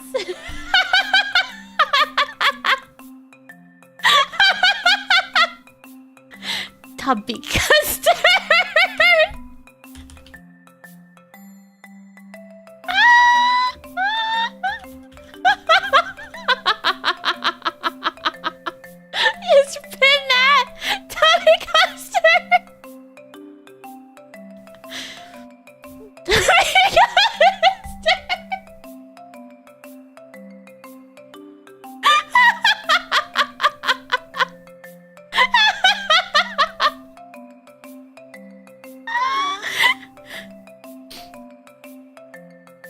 Tubby Custard.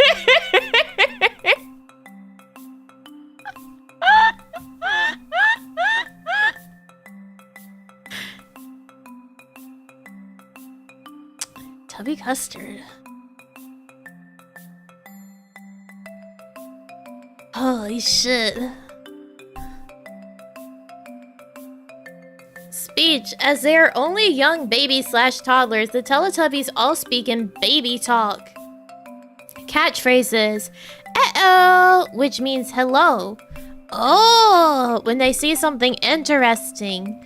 What's that? When they wonder about an object. Again, when they want to see/do something again. Uh-oh, when the magic windmill spins or when something bad happens. Naughty Nunu, when they scold Nunu. Ook, which is how they pronounce look. Tubby Toast, when it's time for Tubby Toast. Tubby Custard, which is how they pronounce Tubby Custard when it's time for Tubby Custard. Boo! When they're surprising the viewer or each other, usually followed by their giggling. Tubby Custard. They speak English. There's no dictionary. This is just like this is what they say. Oh, here we go. Latest on Teletubbies.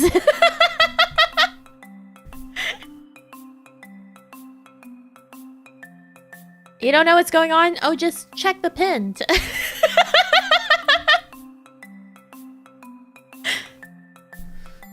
Oh my god, Baby Son just screeched in my ear. Oh, we're at the end of the video. What the fuck?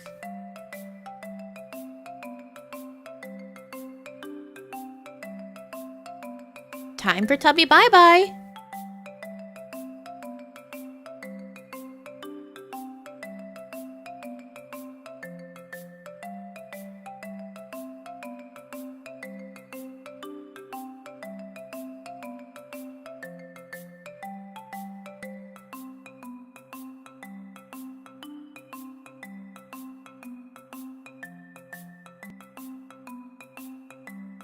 Bye-bye.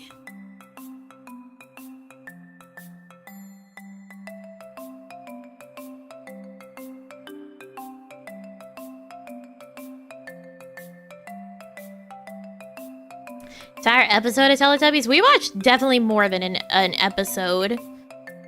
Oh, it suddenly changed format. Bye-bye, Tinky Winky. Bye-bye, Dipsy.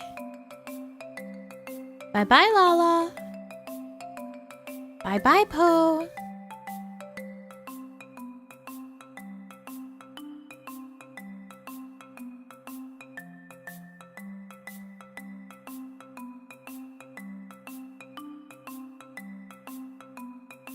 The sun is setting in the sky. Teletubbies, say goodbye.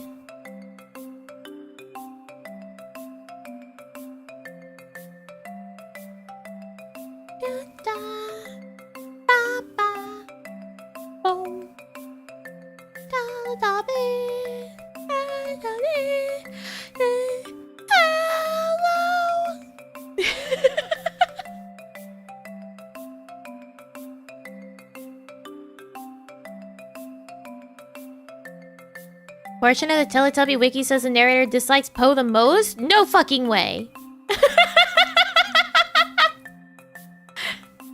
Ending got you sleepy? Yeah, it's time for my nap. My Teletubbies ended. I have to take a nap.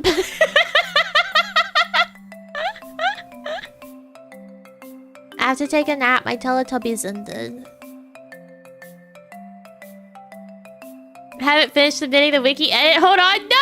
Don't deface the Teletubby wiki! Latest on Teletubbies.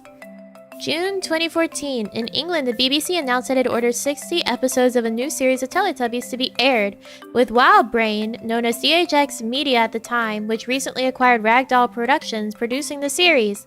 This marks the first new episodes of the series since 2001 and the first to be aired on CBeebies, after reruns of the original series were broadcast on the channel. However, the new series will be filmed on replica model sets instead of Wimpstone Farm. Oh, it's on a farm! We can go to Teletubby Land! Wimpstone Farm in Warwickshire. The original setting for Teletubby Lands is a pond now exists where the Tubbytronic Superdome had been because Rosemary Harding, the owner of the farm, was fed up of fans of the show trespassing on her land. Okay, well, we cannot go where Teletubby Land existed.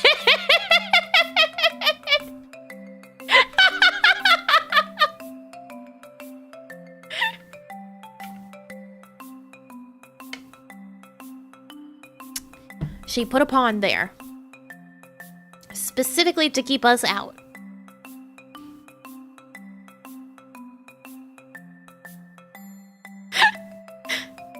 April 2015, DHX has announced that actor and comedian Daniel Rigby, Flyboys Eric and Ernie, was confirmed as the show's narrator. Television and radio presenter, actress, voice artist, DJ, and author Fern Cotton, I guess. That's a lot of attributions. Academy Award winner Jim Broadbent, Harry Potter film series, Moulin Rouge, Bridget Jones film series, Paddington film series, actress and singer Antonia Thomas, Misfits, Lovesick, The Good Doctor were announced as the voices for the voice trumpets. Thomas also is the female narrator that says the opening and closing lines in the new series. An actress, comedian, voice artist, musician, and singer Jane Horrocks, absolutely fabulous little voice, The Witches, Corpse Bride, Chicken Run, Life is Sweet, Sunshine on Leave, Tinkerbell film series will voice the Tubby phone, a new device that transports the Teletubbies to the real world. What? With actress, voice actress, and singer Teresa Gallagher, The Amazing World of Gumball, The Mr. Min Show, UK dub, Thomas and Friends, Alpha Blocks, Number Blocks, The Octonauts, as the Tiddlytubbies. Oh no, not the Tiddlytubbies. And voice of the voice trumpets, voice actor and comedian Rob Rackstraw, The Octonauts, Mr. Min Show, UK dub, Bob the Builder, Sooty Heights, Sooty's Amazing Adventures, Thomas and Friends as additional voices, and a baby girl named Barry as the Sun Baby, replacing Jess Smith for the original series. There's a lot going on here.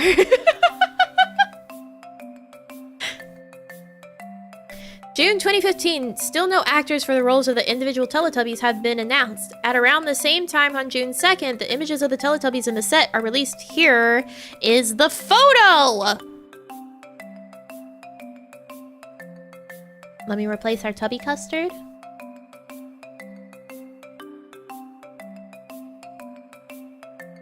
Holy shit.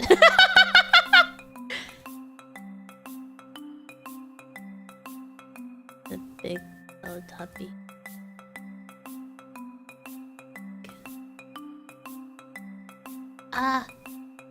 No. Here is the photo!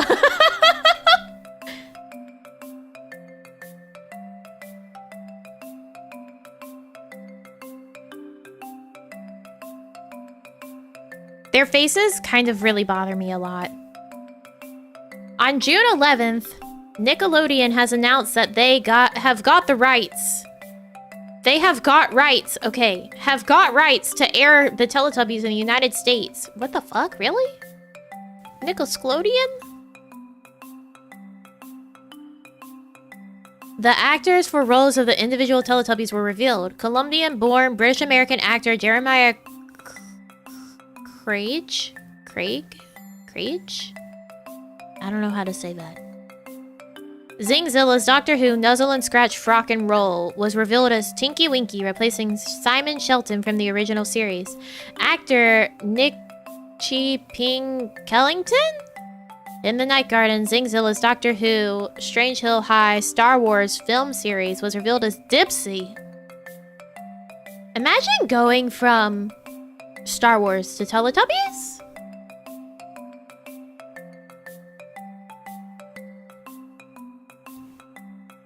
Replacing John Summit from the original series, actress Rebecca Hyland in The Night Garden was revealed as Lala, replacing Nikki Smedley from the original series, and stunt performer and actress Rachel Bainart, Game of Thrones, Zingzilla's Maleficent, Rogue One, A Star Wars Story, Les Miserables was revealed as Poe, replacing Pui Fan Lee from the original series with backup dancer, extra, and actress Victoria Jane was revealed as Nunu, replacing Mark Dean from the original series.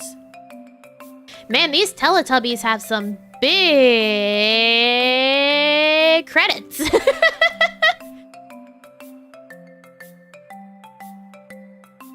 In 2017, Season 2 was launched in honor of the Teletubbies' 20th anniversary. Holy shit. It was announced that comedian, actor, writer, television personality, and author David Walliams, not Williams, Walliams, Little Britain, Britain's Got Talent, Walliams and friend, along with singer, actress, television presenter, former member of S Club Juniors and the Saturdays, and wife of former JLS member Marvin Humes, Rochelle Humes. S Club, Search, Smile, Big Fat, Gypsy Gangster, This Morning, Children in Need, Ninja Warrior, UK, The Extra Factor, The Hit List, were both confirmed as voice trumpets, while puppeteer Ollie Taylor, The Dark Crystal, The Age of Resistance, Muppets Most Wanted, was confirmed as the Nunu in Season 2. With motion capture performer and actress Luisa Guerrero, Horizon Zero Dawn as an understudy actress and actor. Ralph Ray, I guess? Topsy and Tim as additional voices. David Walliams, Rachel Humes, Ralph Ray, Luisa Guerrero, and Ollie Taylor joined the existing cast of Daniel Rigby, Fern Cotton, Jim Broadbent, and Tonya Thomas. All those fucking voices names I said earlier.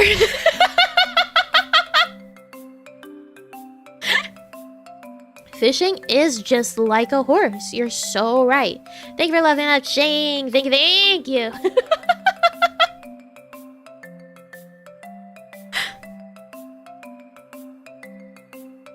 I don't want to look at... Stop.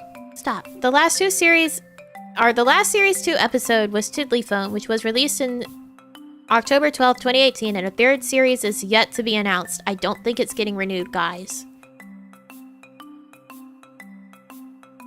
I don't think it's getting renewed, guys.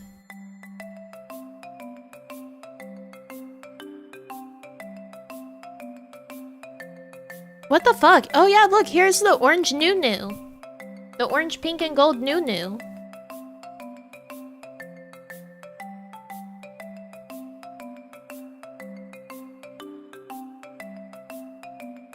What'd they do to Nunu?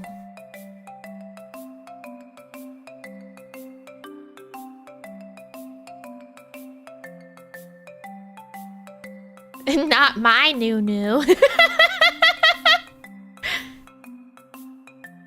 Not my Nunu.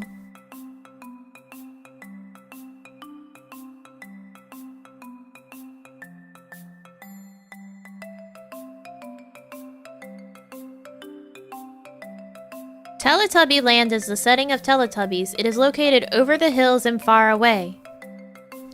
There are lots of rabbits, colorful flowers, some of which can talk. Trees and bushes all over the hills. Next to the home dome is the magic windmill. The Teletubbies love to play and dance over the hills. If something appears from far away, the Teletubbies will ask, "What's that?"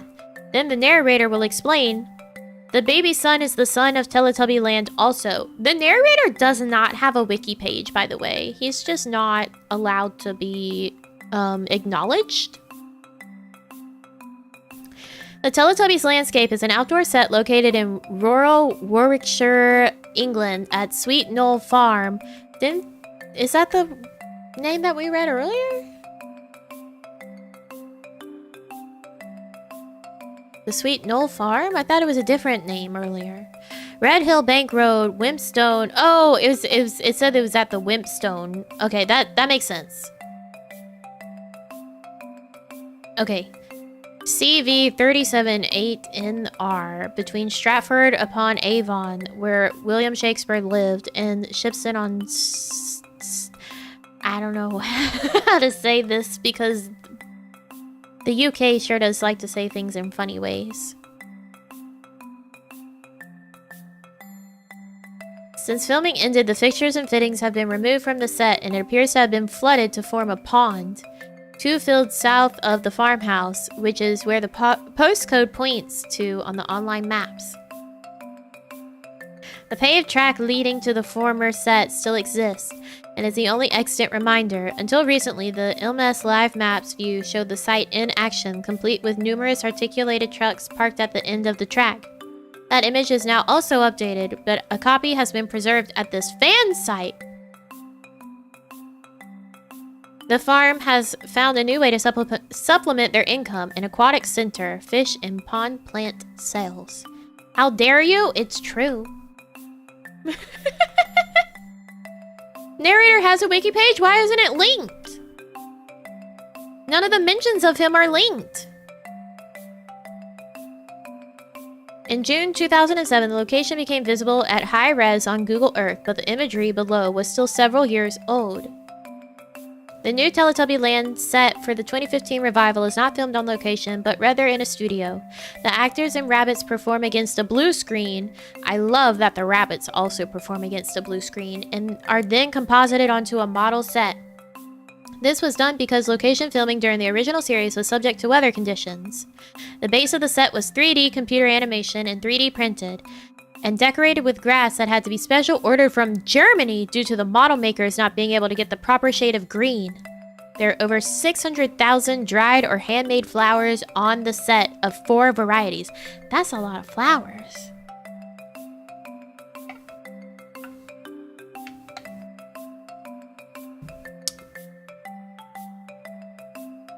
There are 2 pieces of music when we zoom to find a place for Teletubbies. We hear a soft tune in the key of E played by a glockenspiel, piano, bassoon, flute, and harp. 2. We hear another soft tune in a key of E, and then it changes to the first soft tune and the key changes to G. At the beginning of every episode of Teletubbies, you see the baby sun rising in the sky by causing the sky to turn blue from a dark nighttime blue, and after, when the baby sun has fully risen, the narrator introduces the hills where the Teletubbies live. The Teletubbies then begin to wake up and jump out of their hole and start their day by singing the theme song of Teletubbies. Teletubbies, Teletubbies, say hello. Dipsy, la la, oh. Narrator.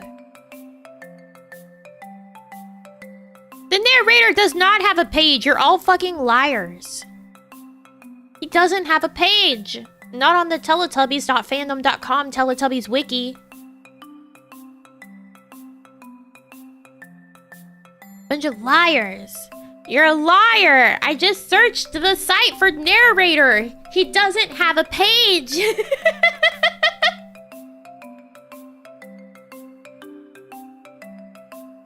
Where are you seeing a page for him? If you look up narrator, you get nothing.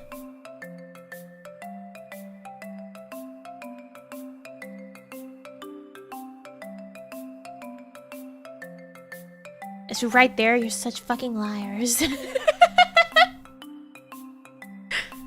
Yeah, he doesn't have a page. He's on the characters page, but he doesn't have his own page. It is not the first result. You're a bunch of liars. Teletubbies.fandom.com/wiki does not have a page for narrator.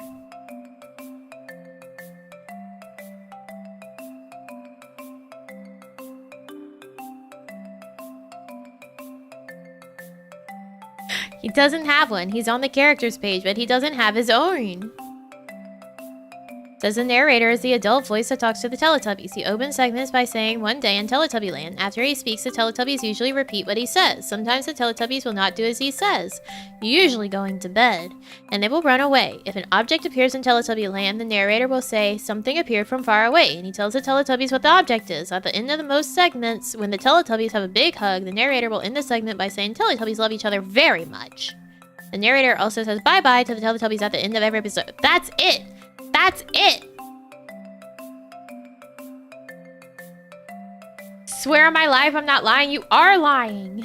You're lying. There's no page for this.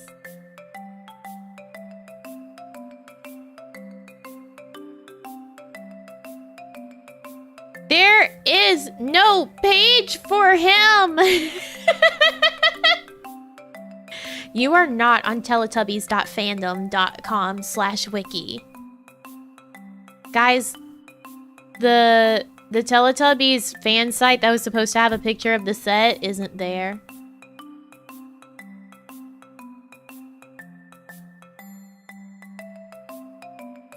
They're all a bunch of liars. There's no page for...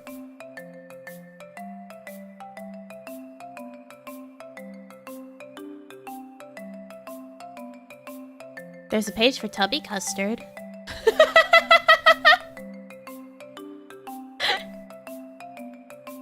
There's a page for Tubby Custard.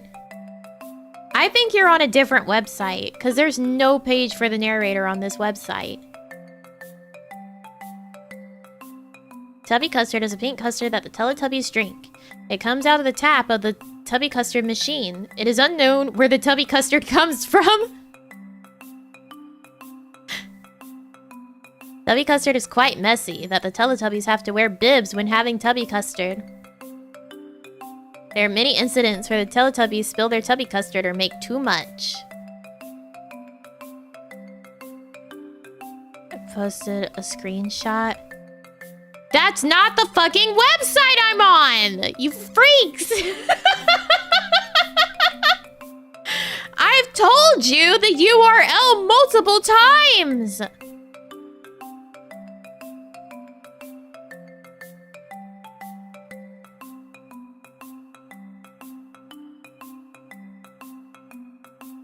Tubby Custard is quite messy that the Teletubbies... Oh yeah, I read that. There are many incidents where the Teletubbies spill their Tubby Custard or make too much.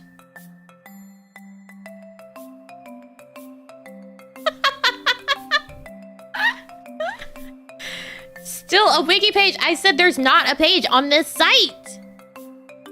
And I told you the URL many times.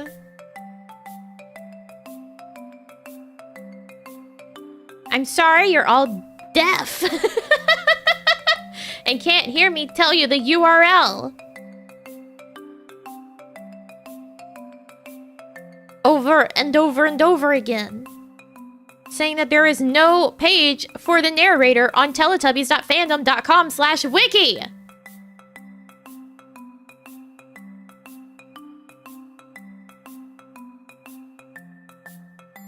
About to make a narrator page.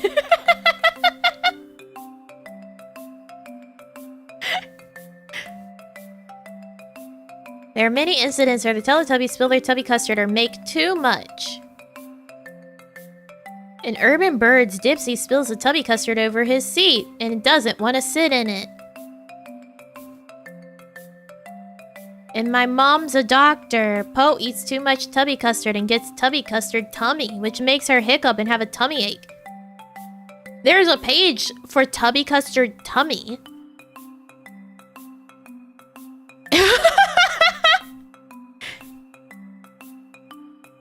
Tubby Custard tummy, parentheses, disease.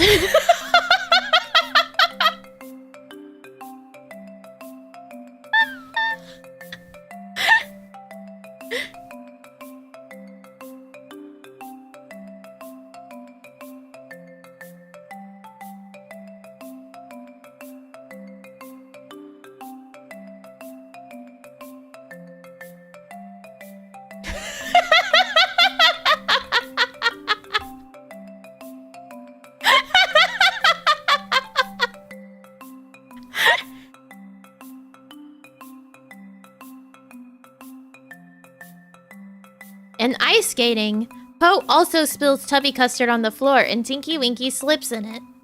In trickle painting, the Tubby Custard machine makes too much Tubby Custard and floods the house. In Bubbles, Russia, what? The Tubby Custard machine makes Tubby Custard bubbles. In painting with hands and feet, Tinky Winky follows a trail of Tubby Custard footprints to see who spilled the Tubby Custard. In swimming with Stephanie, the Teletubbies don't wear their bibs whilst they're having a cloud indoors. Additionally, Lala spills her Tubby Custard. What? In Cafe Chocolate, the Tubby Custard makes the Teletubbies full up. They fall asleep while playing with their favorite things. Who wrote this? The Teletubbies love Tubby Custard. In their dialect, they refer to it as Tubby Custard. In real life, the Tubby Custard is not edible, as it is made of mashed potatoes with red and yellow acrylic paint. Neither is Tubby Toast, which is made out of foam. What's the point? The 2015 reboot uses some sort of milkshake powder and some fruit mixture. In the reboot episode, What's Your Name? The talking bowl of Tubby Custard is voiced by Ralph Ray. I am taking this image. Why not just use food coloring? I think the paint has something to do with the texture of Tubby Custard.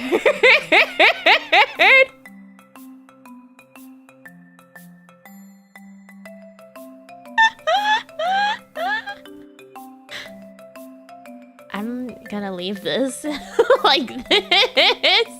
I was gonna adjust the crop and I was like, you know what? This is fine. Like this.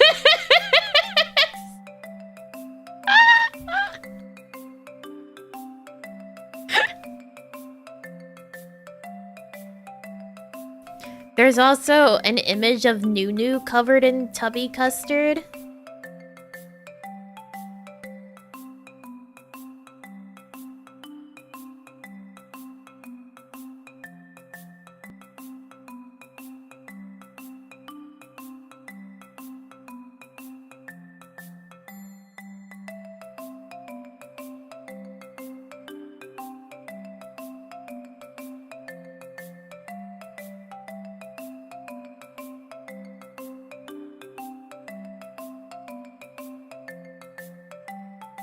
We permanently add it to the images of this channel. No, I don't think we should.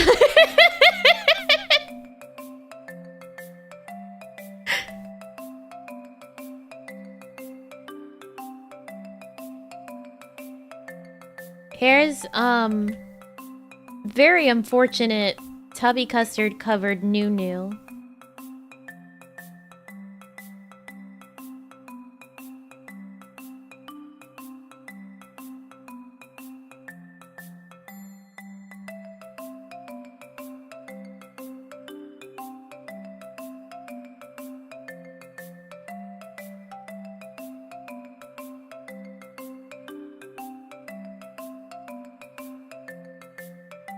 Nunu was cursed with sentience. He really was. Nunu shouldn't have to bear witness to the horrors of this world.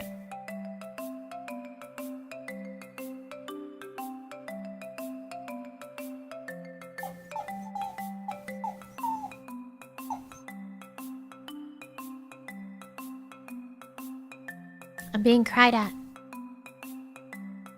Tubby Custard Tummy is a disease from the Teletubbies episode My Mum's a Doctor. If the Teletubbies eat too much Tubby Custard and or eat it too fast, they will get Tubby Custard Tummy. Known symptoms of Tubby Custard Tummy are hiccups and a sore tummy. A known cure for Tubby Custard Tummy is plenty of rest and a song. A burp will signify that the Tubby Custard Tummy has gone away. After Poe hiccups while having the disease, a distorted xylophone scale plays, signifying that Poe has a sore tummy. The only comment on this is from May of this year, and it says, disease! Exclamation question, exclamation question, exclamation question.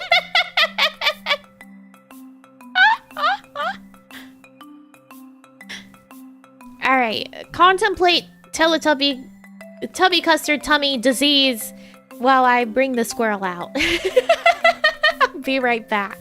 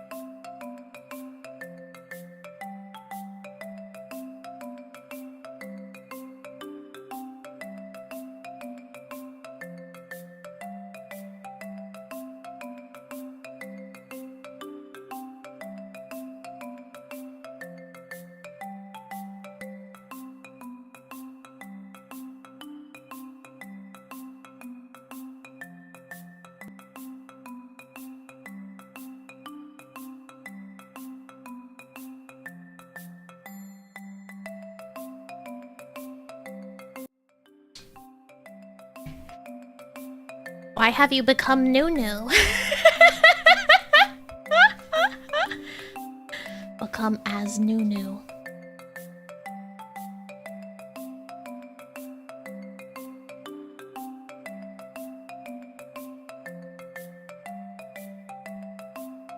Kira, thank you for the wave, thank you. Odron, thank you for the wave, thank you. KB, thank you for the wave, thank you. Shang, thank you for the wave, thank you. Mako, thank you for the wave, thank you. Tari, thank you for the wave, thank you. Vesperam, thank you for the wave, thank you. Brian, yum. Thank you for the wave, thank you. Deep Sea, thank you for the wave, thank you. Jordan, thank you for the wave, thank you. Random, thank you for the wave, thank you. Is that everyone that I achieve?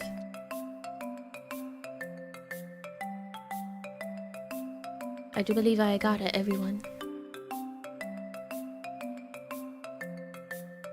Hey, B, were you having a stroke when you typed that? Were you okay when you wrote that message? Did you get any more water? I have water left in my cup. And then I still have a can of LaCroix that's not open. Here. You're actually sick? You have Tubby Custard tummy disease? There you go. The jump puzzle? I'm glad that the Moonfire Fair jump puzzle is back. I need rest in the song.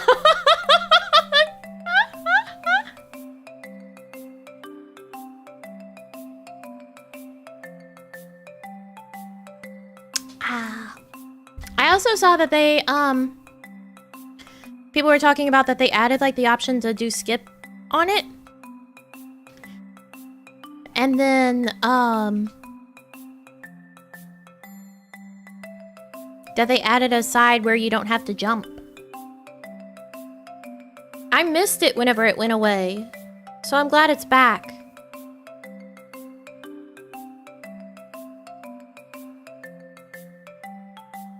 My friend was losing it to that jump puzzle. I'm sure I'll spend way too much time at it. I'm sure I'll turn on 14 tomorrow and be like, jump puzzle. Jump.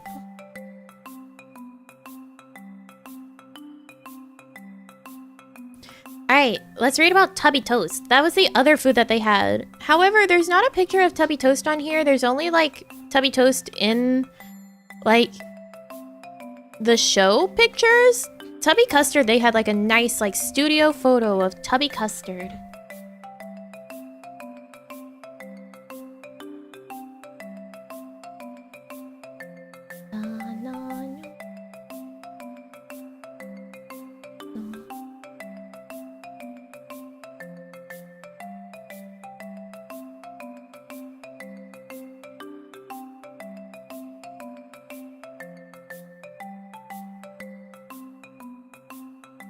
I'll show you a picture of Tubby Toast. Hold on. You guys want a picture of Tinky Winky wearing a bunch of Tubby Toast?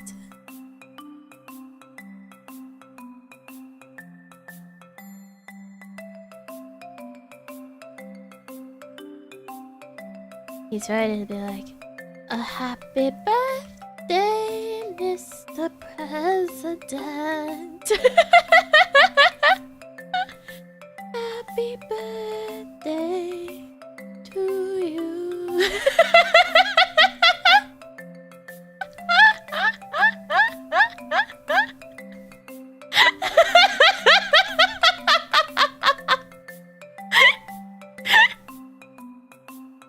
Happy birthday, Mr. President. Tubby Toast! Tubby Toast is a round piece of toasted bread with a smiley face on it. Rarely it has a frowning face on it, as seen in episodes such as Feeding the Chickens and Picking Chilies, Spain. It is one of the Teletubbies' favorite foods. The Teletubbies make Tubby Toast with a Tubby toaster. Tubby Toast has also had some fun incidents involved. In feeding the chickens, the Tubby Toaster malfunctions for some reason. It makes too much Tubby Toast and it flies all around the house and even outside. And Naughty Sock returns. Hello? The Tubby Toaster makes lots of Tubby Toast again and creates a Tubby Toast Tower. This happens again in the reboot series episodes Loop the Loop and Tall Tower. In playing with dough, the Tubby Toaster makes a very big piece of Tubby Toast. I think I remember that one. In Pebbles, the Tubby Toaster makes lots of Tubby Toast and creates a Tubby Toast pattern on the Tubby table. In Apple Pie and Monkeys, the Tubby Toaster makes bouncy Tubby Toast which bounces all over the house. In Picking Chili's Spain, Tinky Winky makes lots of Tubby Toast and puts it in his bag. But when he opens his bag, all the Tubby Toast burst out all over Teletubby Land. The Teletubbies love Tubby Toast. When all 4 Teletubbies have Tubby Toast together, their Tubby Toast lands on their plates in a particular order. Dipsy, Tinky Winky, Poe, and Lala. In Dirty Dog, the order is different. Dipsy, Lala, Poe, and Tinky Winky. In real life, Tubby Toast is not edible as it is made out of possibly foam or plastic. The Tubby Toast impact sound effect heard when the toast lands on the table or anywhere around the dome or Teletubby Land was reused in another Ragdoll show. Brum, which is the episode Brum and the Naughty Dog, where the sausage from the hot dog lands in the hole before Scruffy the dog hops down to eat it. I see.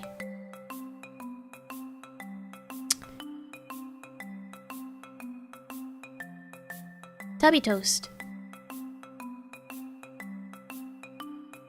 Happy birthday, Mr. President.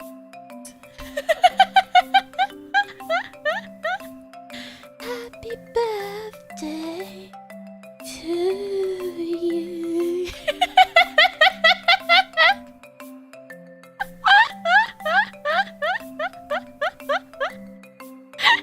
That's what I thought of immediately. This is you guys at that.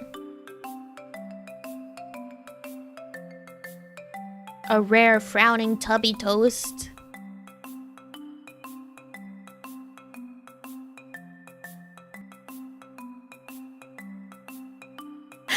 Happy birthday to you.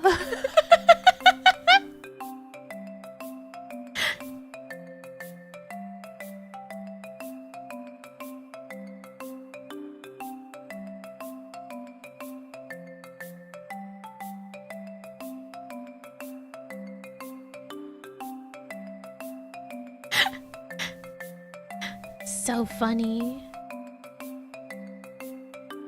Glad my birthday was yesterday, not today. You don't want Tinky Winky singing happy birthday to you? A la Marilyn Monroe? Happy birthday.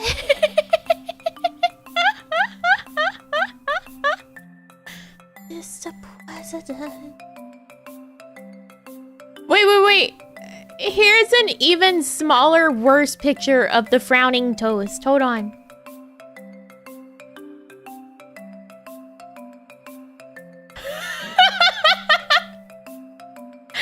KV, I was happy today since I didn't have a fever dream last night.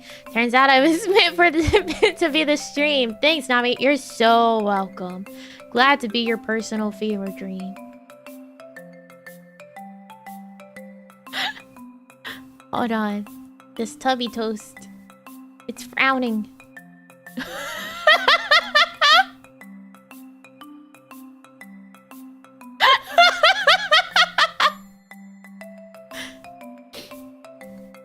It's frowning.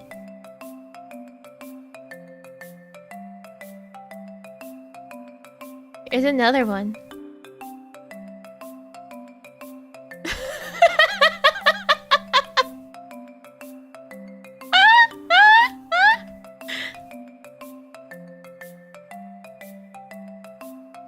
Upset.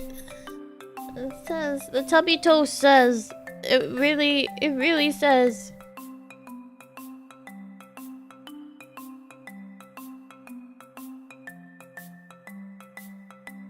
Not a happy tubby toast.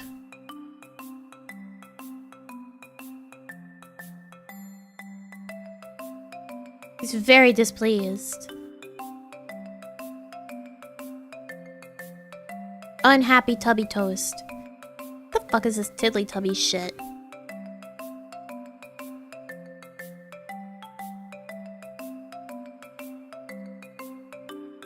The Tiddlytubbies were first introduced in the episode Babies. They are baby Teletubbies and they live in the Tubbytronic Superdome with the Teletubbies and Nunu. Bitch, where?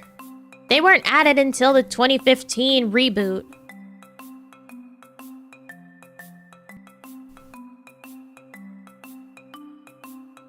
They're baby... Okay, I read that part. All of the Tiddlytubbies are voiced by Teresa Gallagher. There are 8 Tiddlytubbies. They are named Ping, Dougal D, Ruru.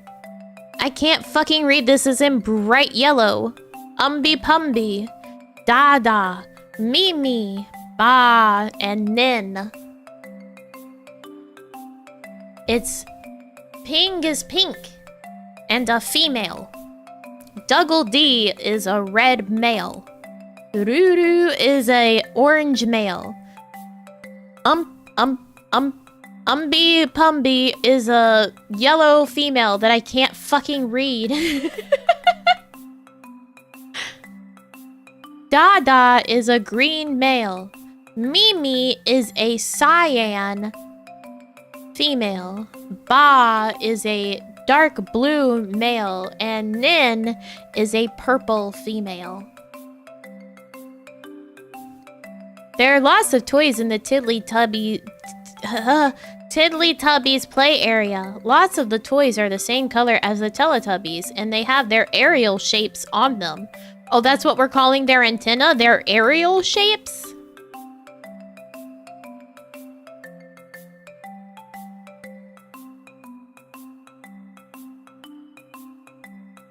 I can't read this. Is my favorite name is bright yellow. How the fuck am I supposed to read this shit that's bright yellow on a white background? Ariel is Brit for antenna.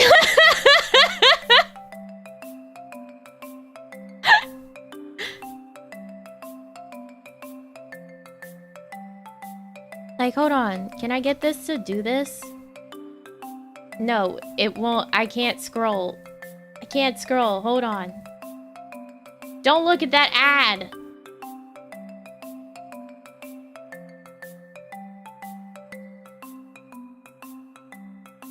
There it is. Don't look at Beavis and Butthead. Who cares?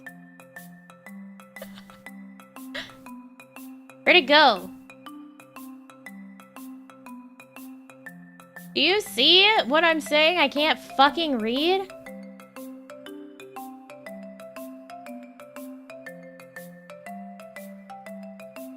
How am I supposed to read this shit?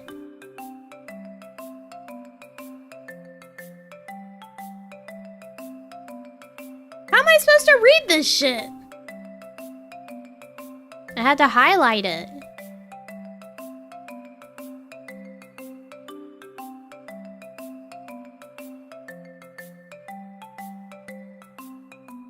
Can't read either.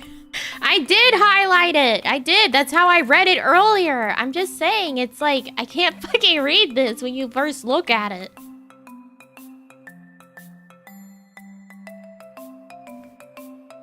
The toys include the Tiddly-Noo, a toy version of the Nunu that Dada likes to ride on. In the TV show, the Tiddly-Noo is just a ride-on toy. But in the Tiddlytubbies 2D, 3D shorts, it is alive and moves by itself, just like the Nunu. In the early episodes of the first series, when the Tiddlytubbies leave, Umby Pumby rides the Tiddly-Noo.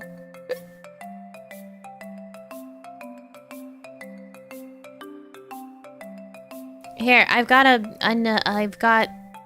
something very deeply, utterly disturbing.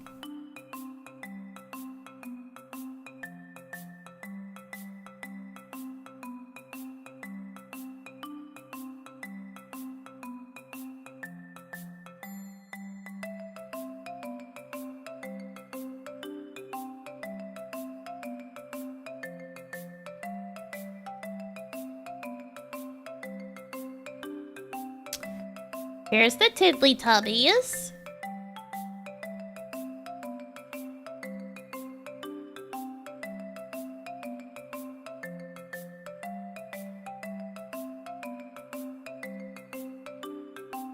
I hate them. They're so ugly.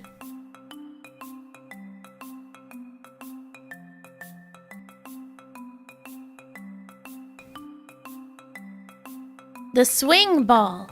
A red ball attached to a stand shaped like Tinky Winky's aerial. Ruru enjoys playing with this toy, and sometimes it even knocks him over. Ruru's the orange guy in the back. Bouncy swing. A yellow swing that Ba, the dark blue boy, likes to sit in and bounce up and down in. Ping's xylophone. In the second series, Ping has her own xylophone that she likes to play with. Each note has the color and aerial shape of all the Tiddlytubbies. Ping, you can see Ping and her xylophone right up there in the front. She's pink. Umby Pumby's teddy bear.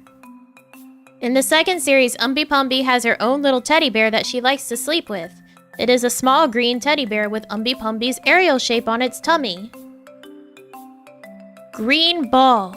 There is a green ball that can be seen in some episodes of the second series. Mimi is seen playing with it in Close the Gate and Teddy Bear. Dougal D and Nin are seen playing with it in Toast. Well, I'm so sorry that it's not a proper pink or purple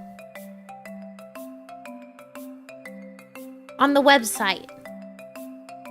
It's like a fuchsia. It's a magenta.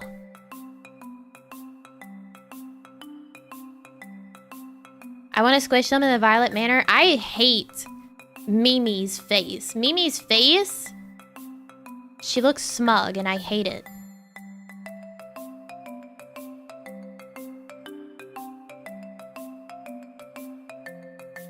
There are other toys usually seen in the background, but the Tiddlytubbies are rarely or never seen playing with them. These include voice trumpets, 4 toy voice trumpets that are the same colors as the Teletubbies. Colored balls with aerial shapes. In the first series, there are 4 large balls with the Teletubbies' aerial shapes on them. In the second series, there are balls with the Tiddlytubbies' aerial shapes on them. Nin and Dougal D are seen playing with red and purple balls in the episode Noise. Aerial-shaped bead maze. The Teletubby aerial shapes with wooden beads and rings on them. Small swing balls. 4 small balls attached to a pole. Ba can be seen playing with it in the early episodes of the first series. Ring stack.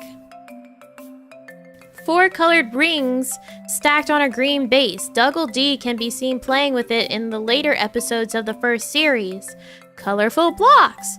Orange seesaw, seen only in the first series. Rainbow with colored dots on it, seen only in the second series. And then there's still more to this fucking wiki page on the Tiddlytubbies. Like playtime, sleepy buys, song time, trivia, appearances, and then the gallery. I'm not reading everything.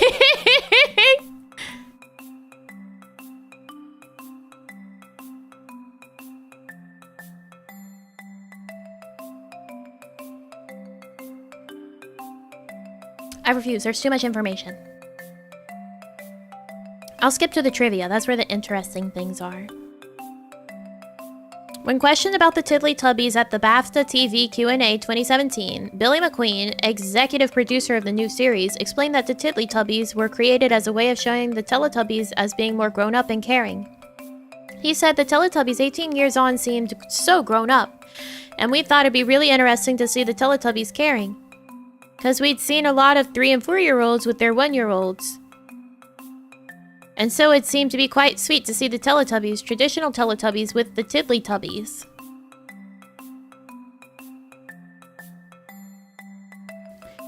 When the Tiddlytubbies were introduced, they got very mixed opinions from parents and fans of the original series. Yeah, no shit. Look at them.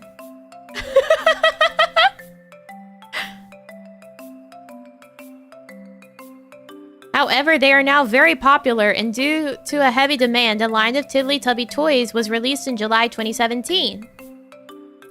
This line of toys included Shuffle and Giggle Ping and Mimi, Soft Talking Mimi, Umby Pumby and Ping and Clip on Mimi, Umby Pumby, Ping and Ba keychains. So far, there are no other Tiddlytubby toys, so there are no toys of Nin, Duggle-Dee, Dada, or Ruru, who may possibly get toys of them in the future. The Tiddlytubbies enter the play area through a small tunnel. However, it is unknown what is at the other side of this tunnel. In the first series during Sleepy Buys, another version of the Tiddly New can be seen in the Tiddlytubbies play area. Was that English? I doubt it. Apart from having their own song, in the second series, the Tiddlytubbies have more cameo appearances in some episodes. See list below. The Tiddlytubbies also have their own individual personalities. See individual Tiddlytubbies pages. I will not.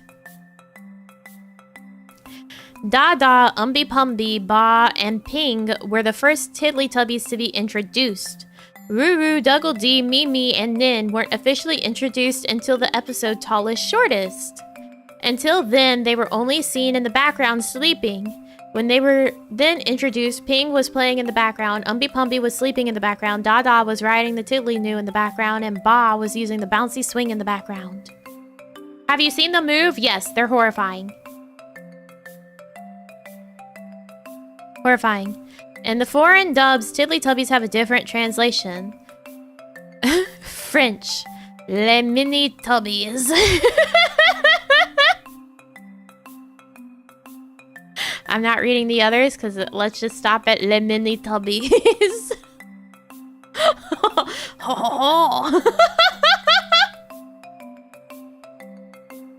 Les mini-tubbies.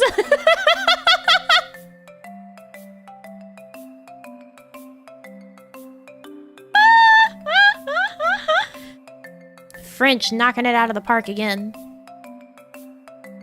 In the Greek and Polish versions of the new series, the Tiddlytubbies still have Teresa Gallagher's voice. In other versions, the Tiddlytubbies are dubbed. However, in Sleepy Buys, Ba's voice is the same, and in all the foreign dubs of the episodes Purple and Breakfast, they always have Teresa Gallagher's voice. In the Finnish version, some of the Tiddlytubbies' names have been slightly changed. Umby Pumby is called Umpus. Ping is called Pinky, Duggle-Dee is called Dooley-Dee, and Nin is called Nini. The Tiddlytubbies are the second baby characters. The first baby character was the baby son. So true. There's a Tiddlytubbies 24/7 live stream going on. Hate that. Umpus with an I. Not with the U. Very important. Who wants to get a better look at these Tiddlytubbies?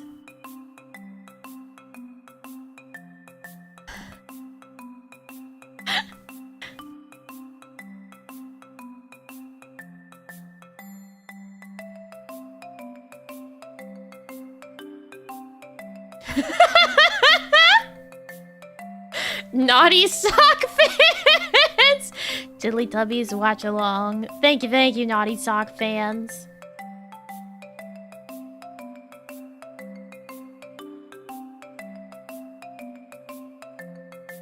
They look miffed.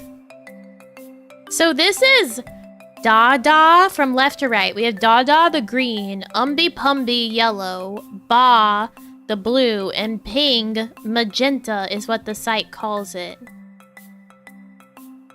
Alright?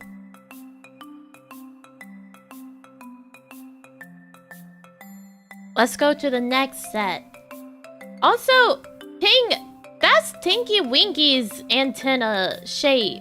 And then Dada has like the opposite of Lala's. I guess maybe Ping's is slightly different because it's a little more rounded on the inside.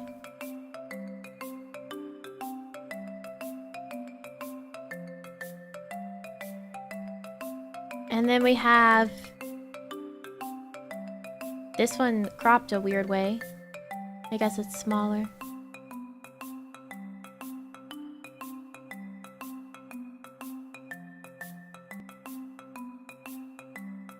Here we have from left to right, Ruru, Dougal D, Mimi, and Nin.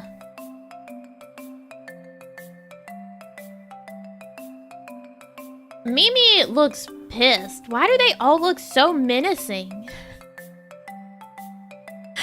I don't want to be friends with them. They look scary. They look like they're gonna jump on me and eat me.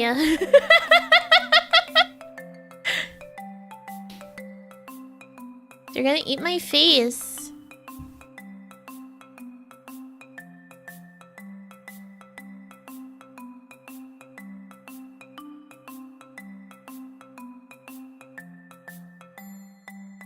Oh my god, here they are with the Teletubbies.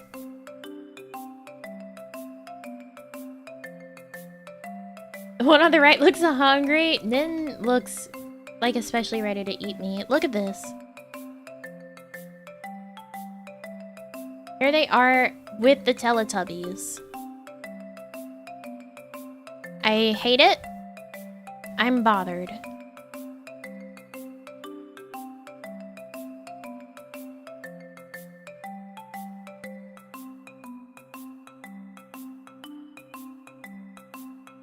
Did the Teletubbies always look so creepy? Yeah, actually the Teletubbies are way creepier than you remember whenever they're in high def.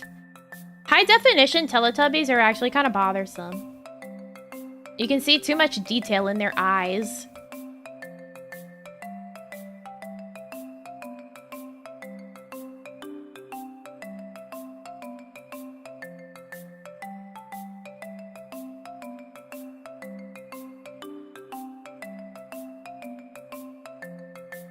Oh, God in heaven.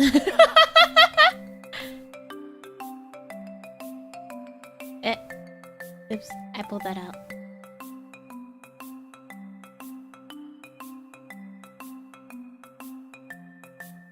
How does this image make you feel? Discuss? How does this image make you feel? Discuss?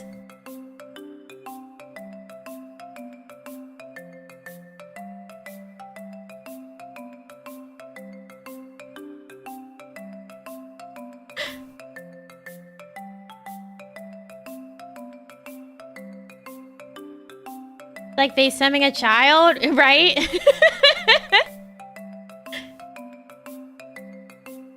There, I've accurately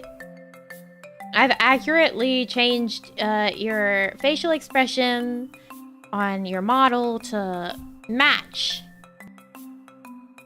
I sent you my Tubby Custard, please respond.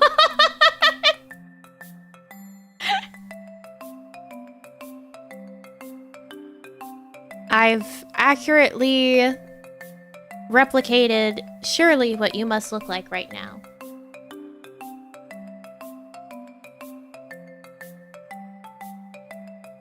Here's another. The feeling where you feel completely safe and that you're subject to no limits, that gives me the exact opposite of that feeling.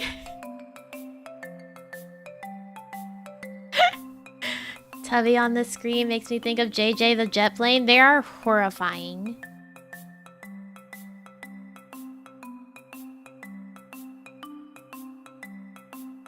They're deeply, deeply bothersome. Looks like a rap album cover. I could see it. They look cute. All right, we found the one Tiddlytubby. In among all the real humans, we found the Tiddlytubby.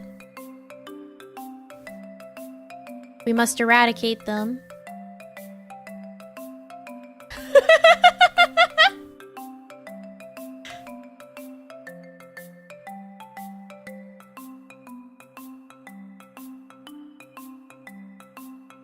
Here's Tinky Winky with more Tiddlytubbies. What site is this on? Anyway, I already said. It's the teletubbies.fandom.com/wiki.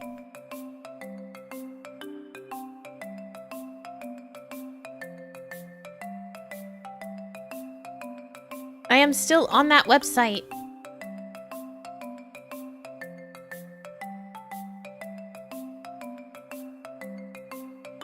There are people making comments on this webpage in the year of our Lord 2022. I take it back, they look demonic. We'll see, now you've joined the rest of us.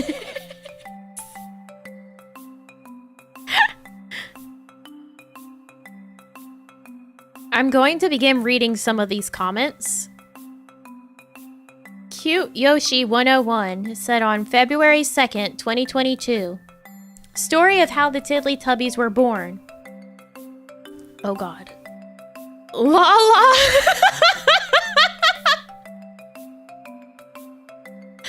Lala and Po were pregnant, and at the hospital, Lala and Po each had 4 babies. 2 males each and 2 females each. Lala's 4 babies were Ruru, Duggle D, Mimi, and Nin. While Po's 4 babies are Dada, Umby Pumby, Ba, and Ping. Later, when they got back to Teletubby land, they named the group of babies the Tiddlytubbies. Tinky Winky and Po are the parents of Dada, Umby Pumby, Ba, and Ping. Tinky Winky is the father of Ba and Ping, while Po is the mother of Dada and Umby Pumby.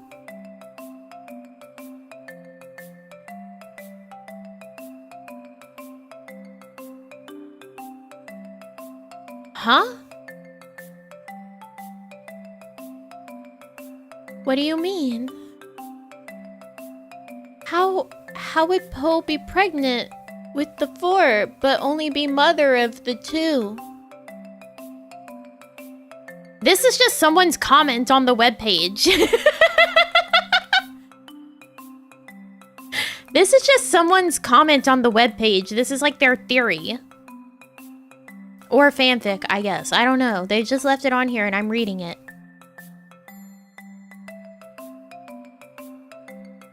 No, God no. God no. Dipsy and Lala are the parents of Ruru, Duggle D, Mimi, and Nin. Dipsy is the father of Ruru and Mimi, while Lala is the mother of Duggle D and Nin. Someone commented in June 14th, 2022. I like that theory. 3 exclamation marks, smiley face. In July of this year, July 4th, someone else commented on that comment and said, I also like that theory, and also here's my theory.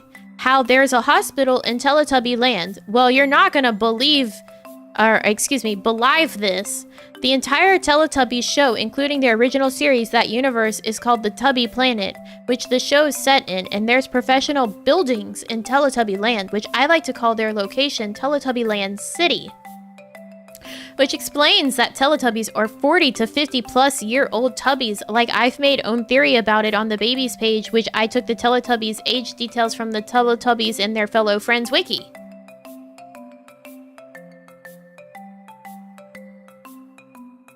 Do you like their comment?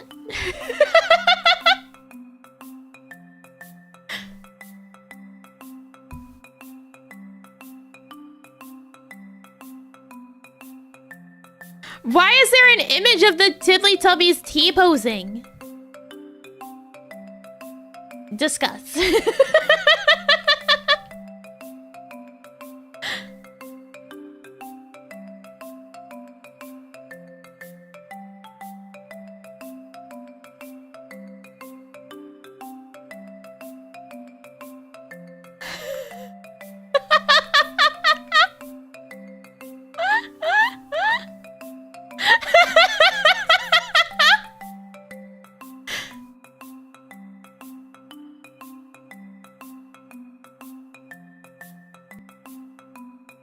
Do you like it?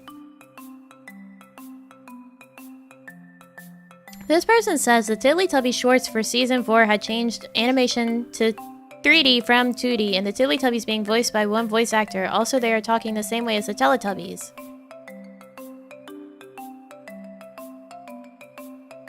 Oh my gosh, here's another person from 2021. June 19th of 2021, that says story of their creation. Lala got pregnant and she went to the hospital and they pushed it. She had 2 babies. She later decided to clone them in a cloning machine and there was like 13 babies. And then a bunch of line breaks and then it's a joke, don't worry. Note to self, don't drink coffee before a Nami Zatsudan. Why not? Why not?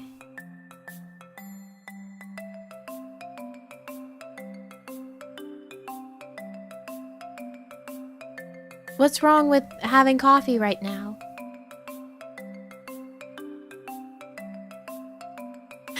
Did they say Y13? I guess they were just overestimating.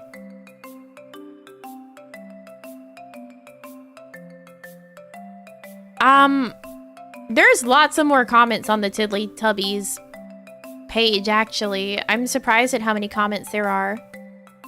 There's a surprising amount of people saying they're so cute and adorable. And then someone was like, quick, kill it with fire before the cuteness spreads. And then someone else is like, how are they cute? I agree. How are they cute? Here, if you really want Teletubbies, fanfic, let's see if we can find any. Let's see. Archive of our own. Fandoms. TV shows. Let's go to T. Let's see. T-E. T. Teletubbies. 112 works. 112 works. However, a lot of these are crossovers. I'm not gonna look at crossover ones. I want just Teletubbies. What the fuck is Slendytubbies? Slendytubbies.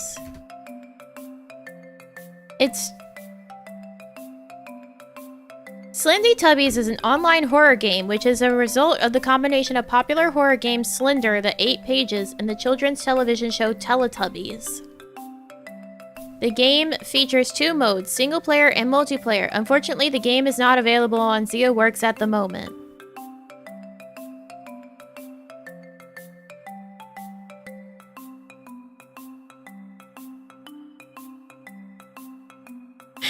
Can I just say our ability to discuss Teletubbies for 3 hours is unmatched? It's not been 3 hours! We talked about other things before Teletubbies!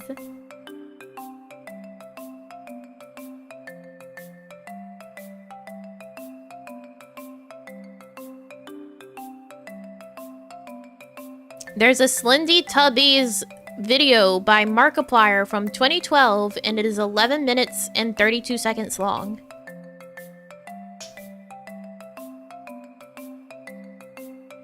Even this amount is impressive? No. No, it's not.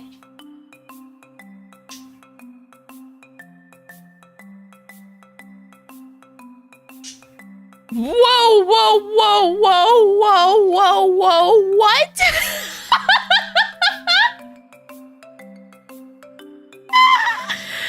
No fucking way?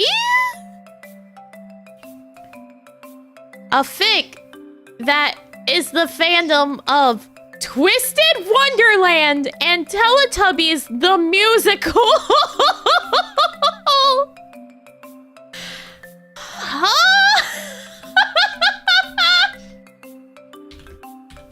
It was meant to be.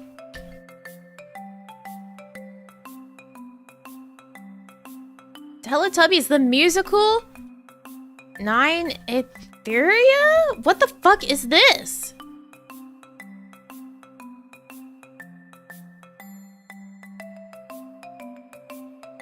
Teletubbies the Musical is a parody series of fan songs by 9. It was something done for April Fools, and all songs were in one video originally. So it's not even about Teletubbies, it's like a Vocaloid man?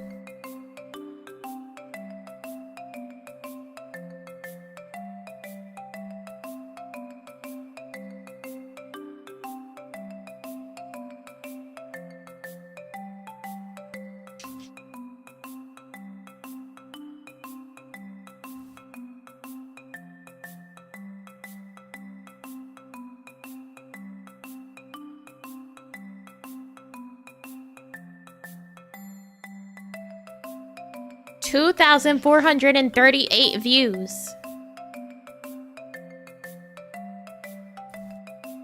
This is what the fic is a crossover of. It's Twisted Wonderland and Teletubbies the musical Nine Atharia. So like of this specific video and songs. What the shit is going on here?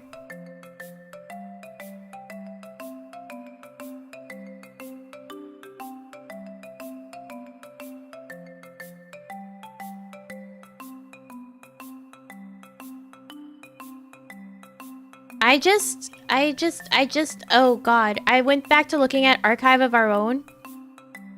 And here's an explicit fanfic in the Teletubbies that isn't a crossover. And it's Lala/Poe. And it just says Poe and Lala bone for a couple hundred words. Are people okay? It says the author regrets everything in the tags. Obviously not. Wait, Justin Bieber and Teletubbies crossover?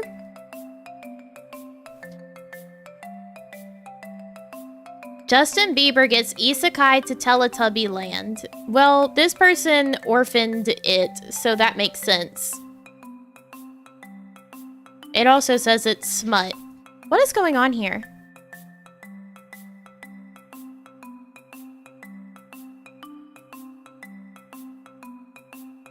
Hold on. Oh wait, Teletubbies do show up in the Teletubbies the musical. I just saw one show up. The Backyardigans, Grey's Anatomy, Phineas and Ferb, Teletubbies, and Victorious crossover.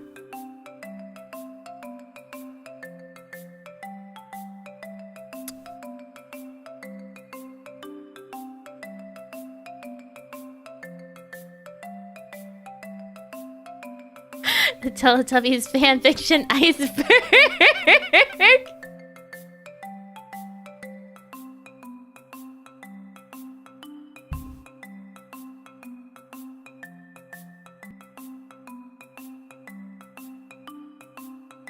Here's a Shrek and Teletubbies crossover, which ships Shrek and Tinky Winky. Here's one that's just Teletubbies. It's Lala and Poe, and then the title is Roses Are Red, Babies Are Born. The actress who played Poe on Teletubbies ended up doing lesbian. You know what rhymes. What color would that child be? I don't want to imagine.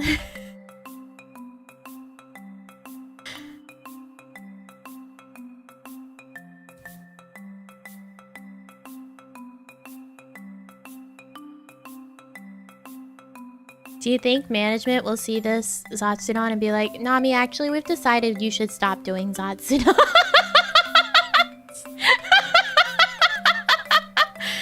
We've decided you should stop doing Zatsudans. You should only do gaming content.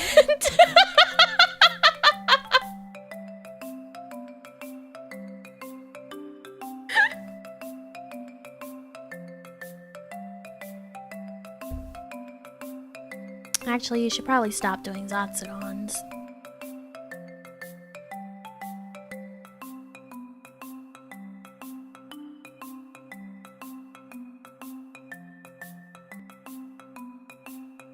Here's a Star Wars and Teletubbies crossover. A story I wrote for my brother on his birthday that contains, among other things, a fictional birthday party for him with all the characters I've ever written about as guests and Luke Skywalker getting trapped in Teletubby land. Whoa, wait, I started reading the tags. Crack, attempt at humor, death, gore. You wrote this for your brother's birthday?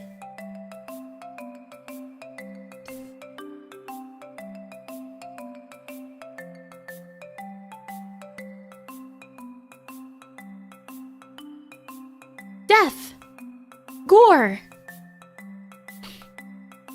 No, God, no. This is not on Wattpad. I would be so scared if I was on Wattpad looking at Teletubbies stuff. Hey, guys!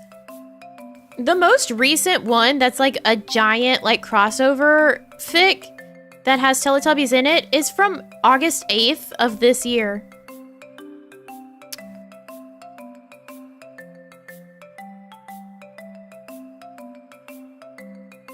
Yeah, I thought it was gonna be cute, and then I started reading the tags. 3 days ago. Most of these on this page are from this year.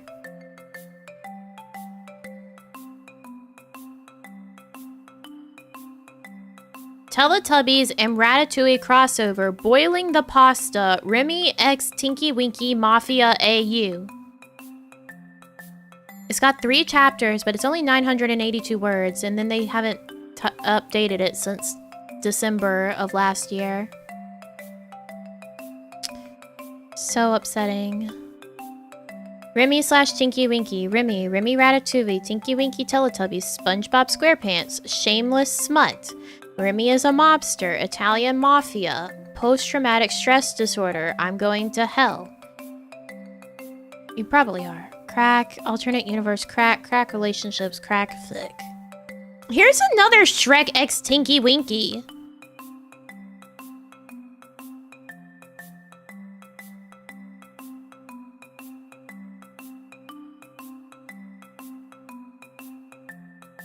Here's Why Do I Still Exist? Teletubbies crossover with the Christian Bible and Bible fandom. Creator chose not to use archive warnings, but also they used the archive warnings of graphic depictions of violence and major character death. Dipsy Teletubbies slash Jesus Christ Christian Bible. Jesus Christ Christian Bible slash Poe Teletubbies. Jesus Christ Christian Bible slash Tinky Teletubbies. Jesus Christ Christian Bible slash La Teletubbies. Satan, Lucifer, Iblis. Jesus Christ, Dipsy, Tinky Winky, Poe, La, Fluff, and Crack, this is a joke. God help me, I'm so sorry. Please don't hate me. Angst, murder, yandere, Satan. I cannot think of anything else. Please don't read this. But do. I should probably put more warnings, but this still isn't finished.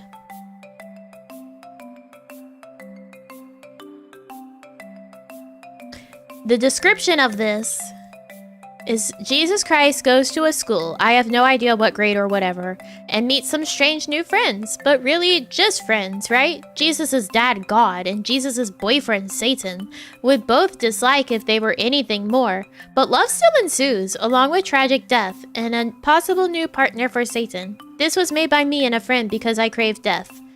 This won't be complete for a while, but only has 1 chapter, so it will look done, but it isn't.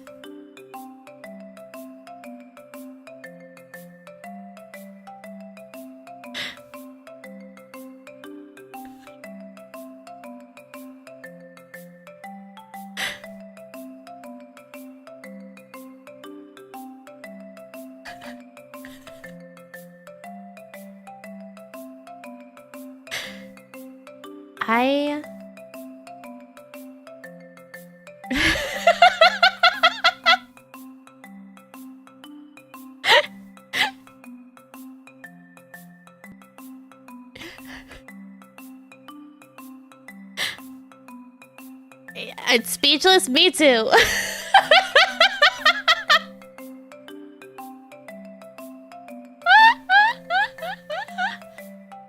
My mom and God say I can't watch your streams anymore. That's fair, actually. I think they're right. I forgot the fucking Tiddlytubbies are still here T-posing the whole time I'm reading this shit.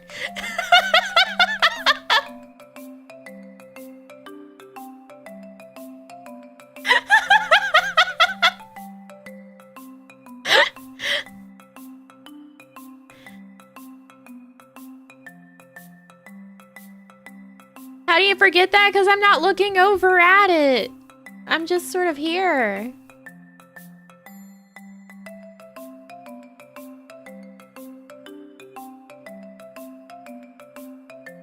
My life has not been improved by this knowledge. I wouldn't expect it to be. You still have the musical going on? I stopped listening to it. I paused it and then I closed it. I forgot to care about it.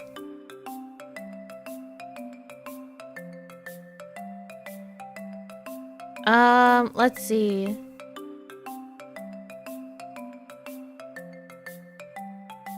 Minions, Emperor's New Groove, Vanilla Ice, The Musician, Good Omens, the TV show, Teletubbies, and BTS crossover. called yourmom.com.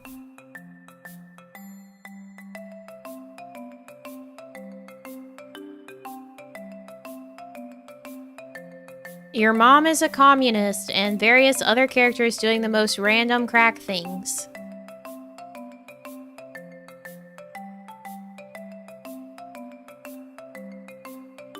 Sorry, guys. Your mom is a communist.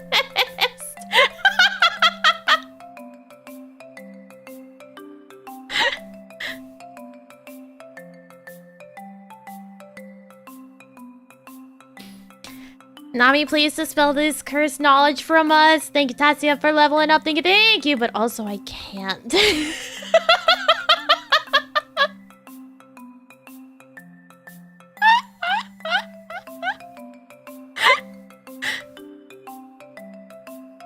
Sorry, guys. I'm sorry that fic had to tell you. Your mom is a communist.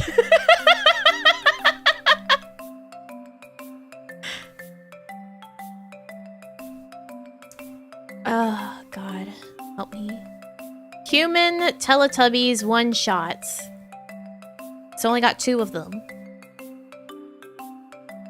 Says Fluff and Angst, Fluff, Angst, Light Angst, one-shot collection. But also involves original characters.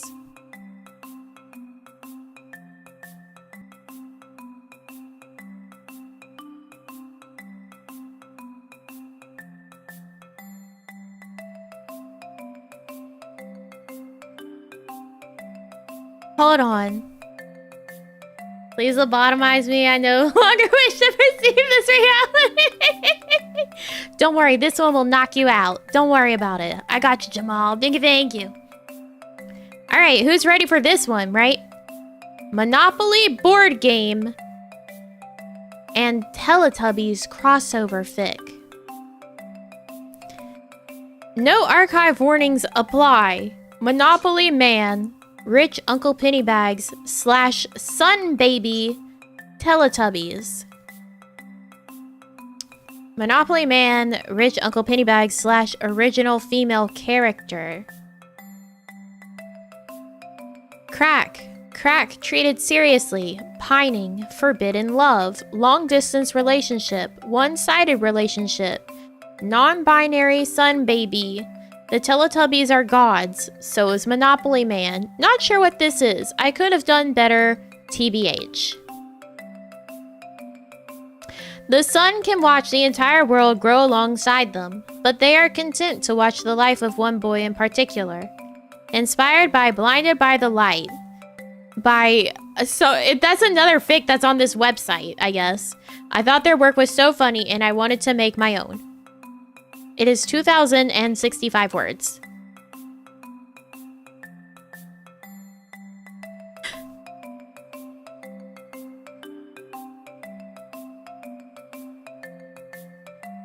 You guys want to read it? This one at least isn't explicit, I think. It's only rated teen.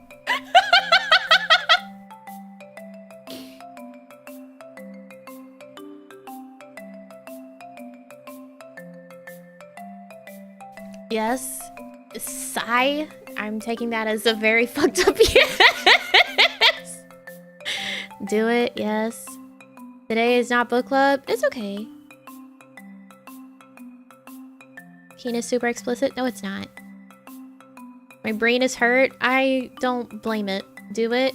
I still had some self-respect I needed to lose. I need to go deeper. I think Terry had a stroke. Yeah, I think so. Please no, you're the one person that says no.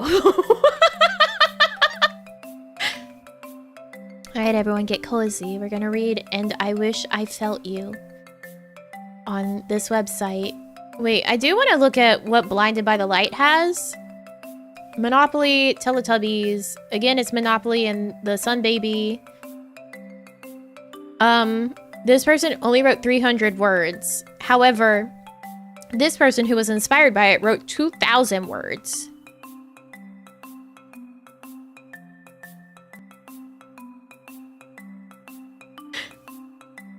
Give us a button to distract us from this pain? Okay.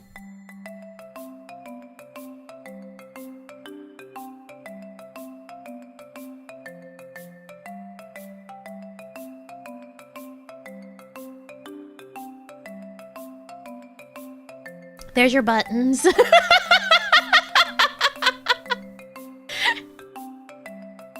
There's your buttons.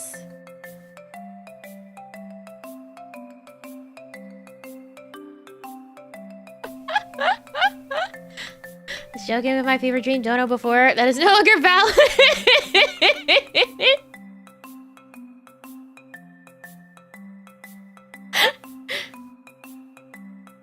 Alright. Do I need to turn the BGM down for this masterpiece we're about to read?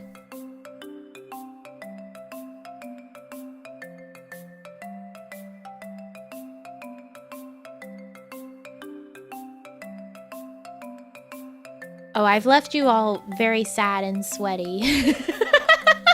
That's still accurate. Yes? Okay. Alright. Here we go. Okay. It couldn't even be called a crush in the beginning.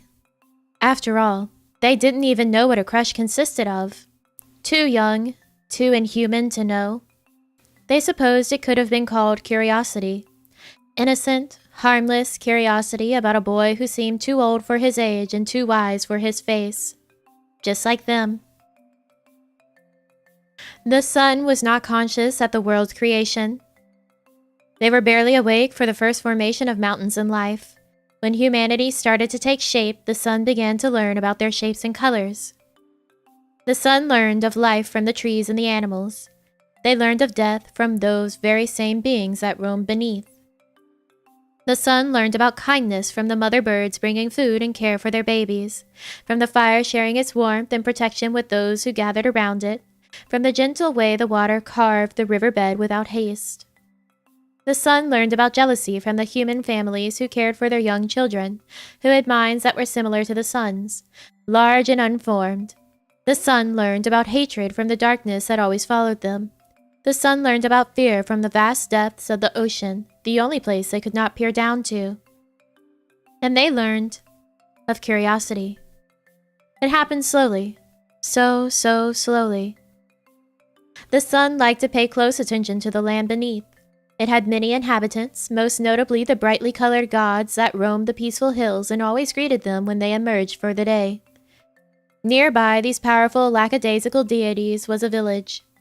Through their observation, the sun knew these were a close-knit community.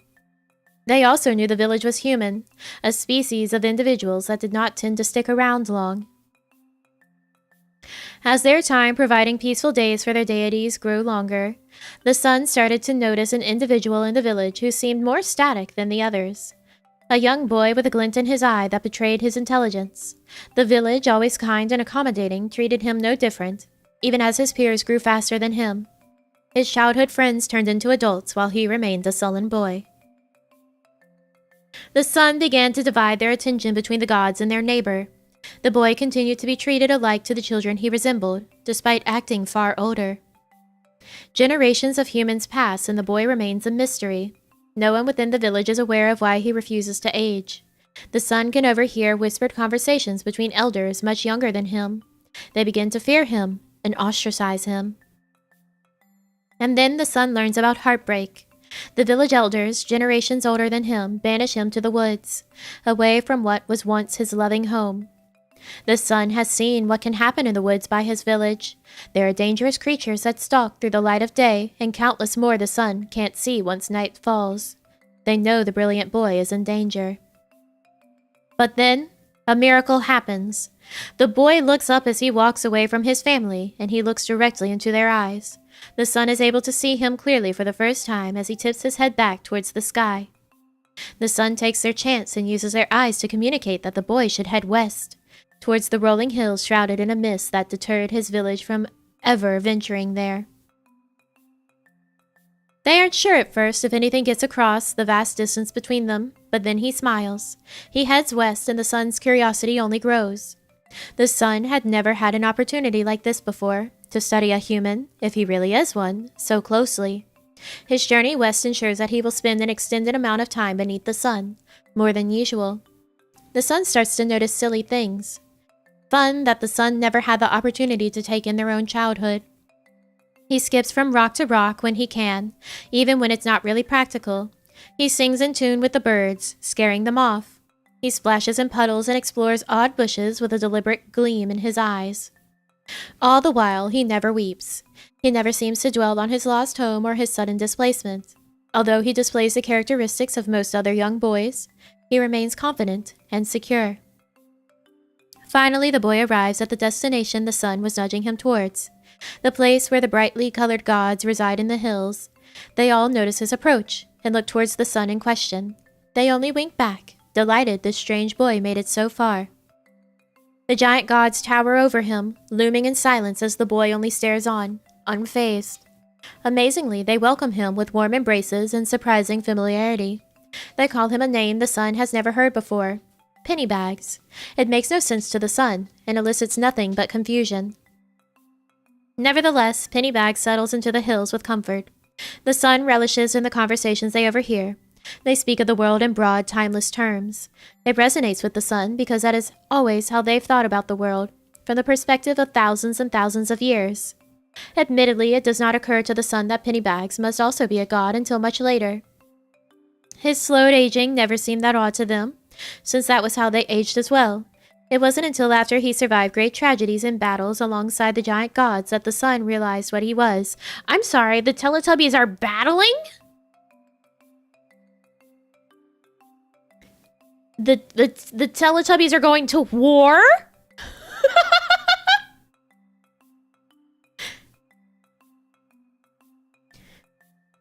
Tuning in even closer, the giant gods seemed aware of much more than what they told Pennybags.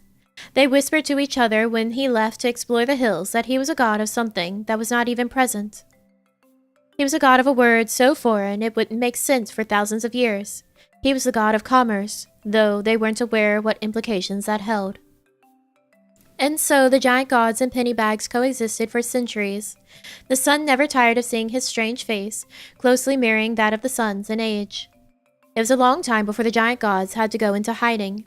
They slumbered deep beneath the peaceful hills they once roamed, choosing to remain hidden and protected while the world steadily grew and grew. I wasn't reading that incorrectly, actually. That wasn't it. Weird. Okay. But not Pennybags. He spoke with the giants before their hibernations, saying he felt a calling to these human civilizations, a great power that sang to his bones and beat in time with his heart.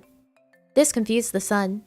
They did not have a heart like humans and did not understand how Pennybags would have one. They didn't. What it felt like to have something sing to your bones, to have a heartbeat with a passionate rhythm. That wasn't me not reading properly, they just skipped a word. I'm reading it exactly as it is written. The giants understood more than the sun, so off Pennybags went, following the thrum of civilization, following paths the sun watched humans and horses make. Pennybags spoke with any cart of goods that crossed his path. Whenever he spoke with the humans, the sun heard the influence of his voice. At this point, he appeared still young to the humans, but still, they listened. As he learned about trading, he spoke at them with a voice so different to how he spoke to the giants. The sun noticed and started seeking out Pennybags more often than usual, absorbing all he had to say. The sun was rapt like the humans, listening to the cadence of his tone. Yeah, horses! Just like fishing. The sun wondered if perhaps this was... The sun wondered if perhaps this was they would feel like if is something sung to their bones.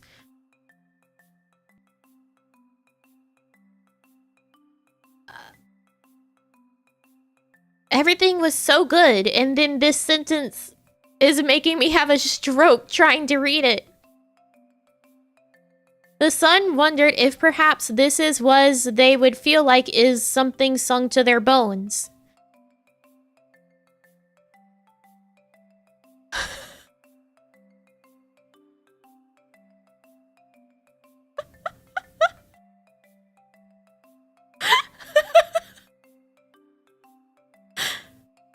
Okay. Eventually, Pennybags settled into a large city. He was quickly swept into trade in coins and cloths and spices. He bounced in his carts full of goods as he traveled under the sun countless times. Sometimes he would tilt his head back with his eyes closed while his horses took a break and breathed deeply. The sun would stare, paused in the sky, and transfixed with his features.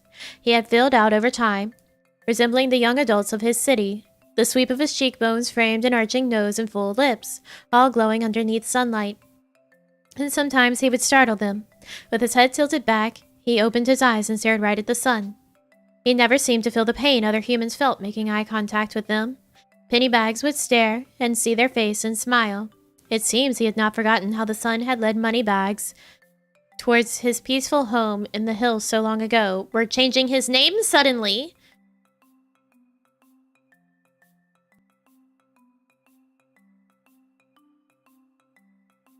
That YouTube was cutting up your stream and playing it back wrong? Nope. This is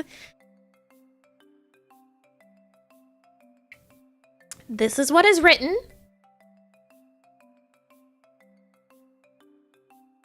Perhaps the connection in this rare eye contact felt similar to a racing heartbeat, but the sun could never be sure. More centuries would pass, and the sun became familiar with what was called commerce. Pennybags used that thrumming voice to command countless wagons, ships, trucks, and planes into motion. He amassed a large sum of wealth and followers who hung onto his every word. He preached to them about quality textiles and effective trade routes. He shared his experiences out in the field and his advice on a healthy life. This advice included plenty of time under the sun to enjoy the earth's bounties. As he spoke about this, he tilted his head back, as did his followers to experience his knowledge, but they were unable to look at them. But Pennybags kept his eyes open and grinned at the sun.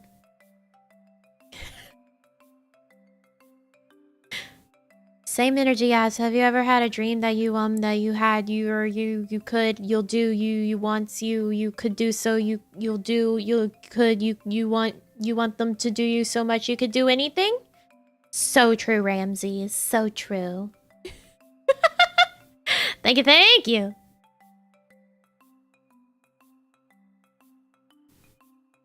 This could be a crush by now. The sun was elated every time they got a glimpse at the wildly successful Pennybags, mogul in his own right. He basked in his wealth and his fame, staying youthful and healthy. The sun began to grow fervent in their need to share some connection with Pennybags again. They spent their whole life whenever they could see Pennybags trying to feel his gaze upon them. And whenever he was out of sight, all the sun could think about was his eyes, his voice. Have a short with that? Yeah, I do. I do. They were restless and frustrated at the distance between them.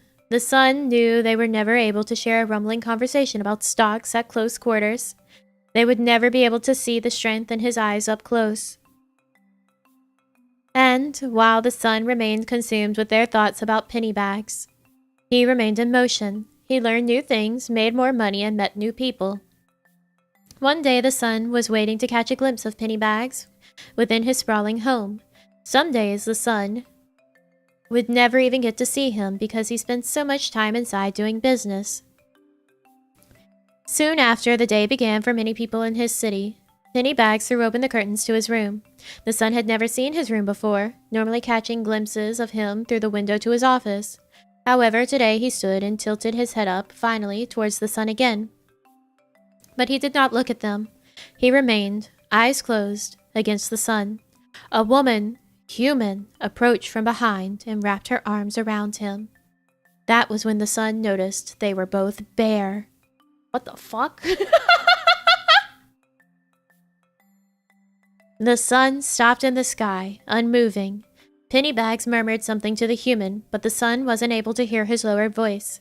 The woman peered into the sky, squinting towards the sun with Pennybags.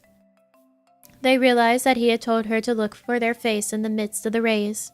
He looked at them, what they had wanted for years without end, but it was to show this woman that there were creatures beyond humanity. And so the sun hid their face among the clouds, unable to bear looking at Moneybags living with the human woman. Again, the switch to Moneybags.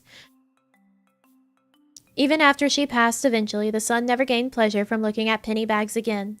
They hid their face away from his eyes, and hid their rays away from his skin out of vengeance. Commerce became shrouded in darkness and gloom. The sun learned again what heartbreak felt like, and then learned soon after about rage. The god named Commerce could not begin to know what the sun had in store for him. That feels like there's a lead up to like a sequel. I'm invested in this drama now.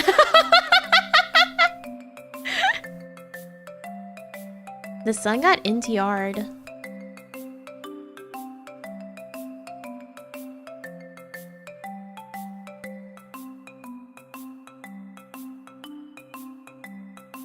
That's it. That's the end. That's the end.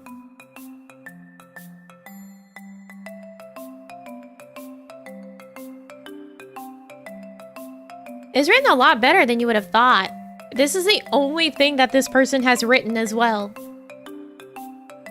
This is the only thing on their profile. Didn't she die? Yeah, the human woman died. This is true. But the sun was pissed, so... In the next art coming never. Yeah, that was from September of last year.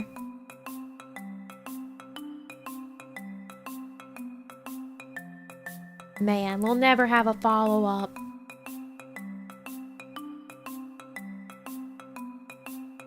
Can you read us another one? I don't think anything can truly live up to that.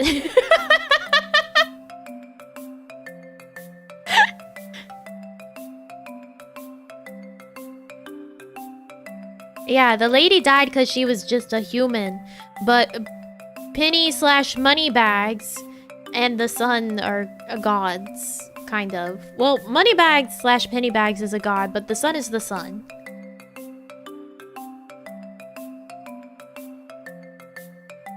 We'll never know what was the sun's revenge. I guess, you know, hiding away from him and putting him in the dark.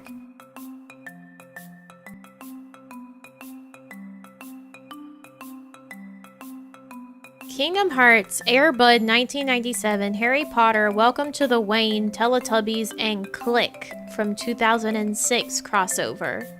Are people okay?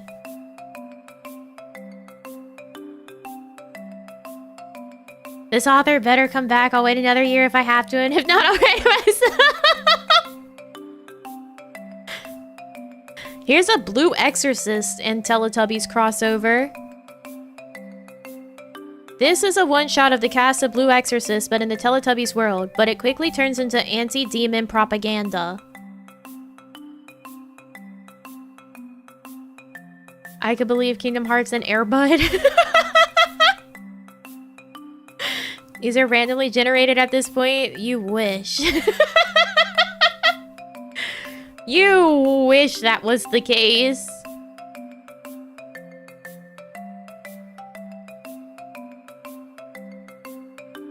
That's a terrible, terrible title. I will not read it because it is so bad of a title.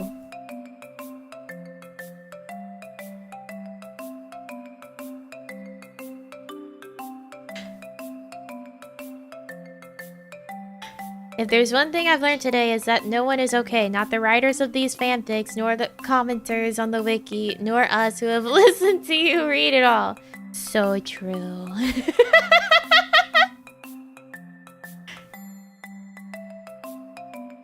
So true. First Nami stream that has made me feel exhausted physically.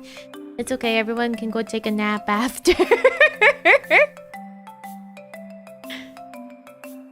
Dream of the Tiddlytubbies T-posing over you in your sleep so that they can keep you protected.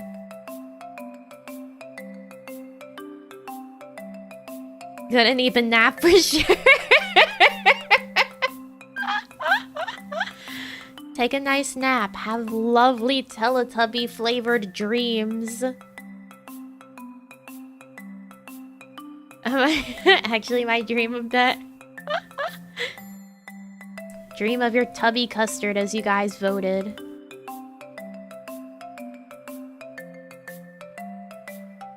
Dream of Tubby Custard and your Tubby Custard tummy disease. As we all know, it's healed by rest and a song.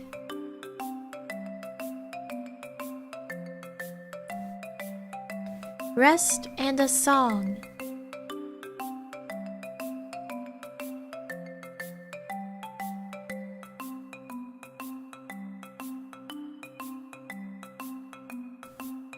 And the Tubbies followed. Teletubbies doom.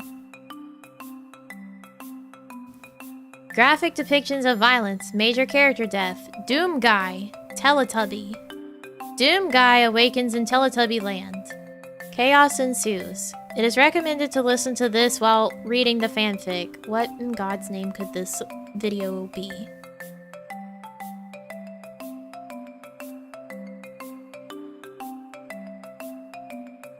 Doom 64 conclusion in theme extended.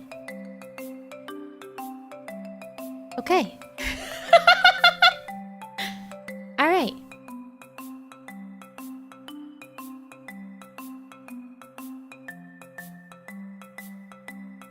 I'm watching my favorite streamer, Diseased. I'm afraid if I sleep, the Teletubbies will get me and force me to eat Tubby Toast, which, as we all know, is not edible.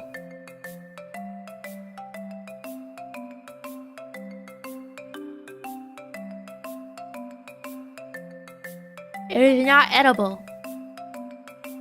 I must hear. I just told you what it was. It's Doom 64 conclusion in theme extended. That was the video that they linked.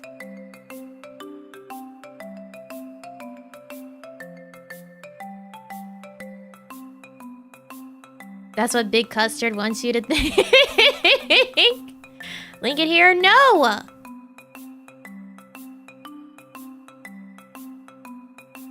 The toast nor the custard is edible. Shinji's Apple Disaster. Neon Genesis Evangelion. Pringles. Teenage Mutant Ninja Turtles. Teletubbies. Shinji makes apple pie, or excuse me, Shinji make apple pie for his husband, Kaworu, and his friend, but something goes awry. Please read and review.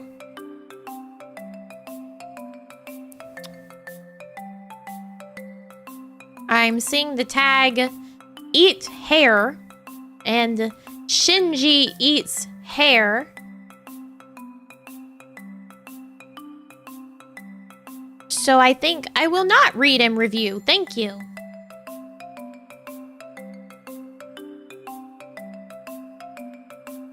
I think I won't read and review. Thanks. Attack on Teletubbies. Attack on Titan and Teletubbies crossover. Your favorite intense anime, that's definitely not true, meets your least favorite and most scariest childhood TV. This is also not true.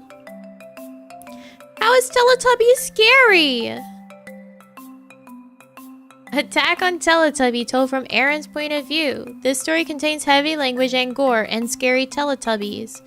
Note, this work is in no way meant to be taken seriously.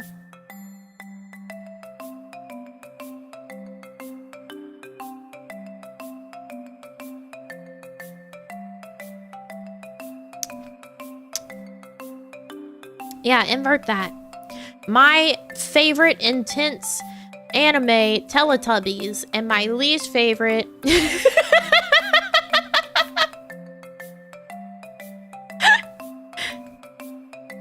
and most scariest childhood TV show, Attack on Titan.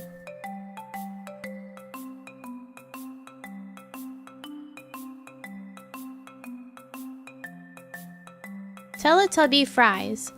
Ed Sheeran, Teletubbies, Rick Astley. Ed Sheeran and the yellow Teletubby go on a date to McDonald's. Everything goes wrong. Bitch, you don't even know their fucking name. You don't even know that it's fucking Lala.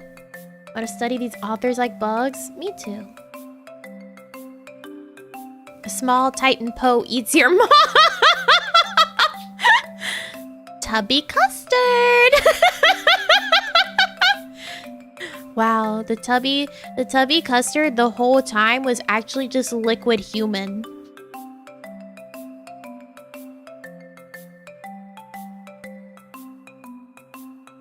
Tubby Custard! Tubby Custard!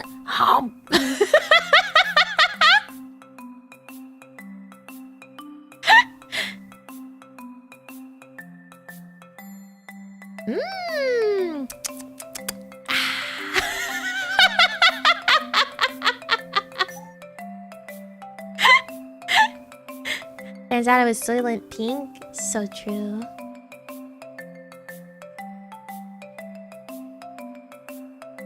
Don't know where the humans of their world went. They've seen images of them. You disturbed Squirrel? No, I didn't. The chihuahuas are barking. That's what disturbed her. Soylent Green is Tubbies.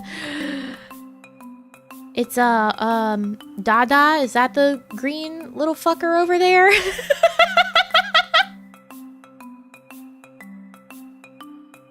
Is that green little fucker over there? Was that his name? No, not Dipsy. I'm talking about the Tiddlytubbies over here. I think it's Dada. It's Dada, Ruru, Ba, Ping, Umby Pumby,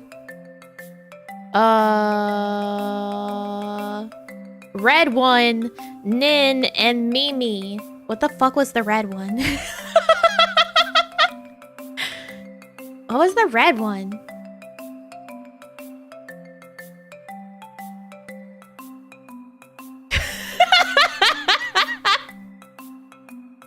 No, Ruru was the orange. Dougal D! Oh, God, you're so right.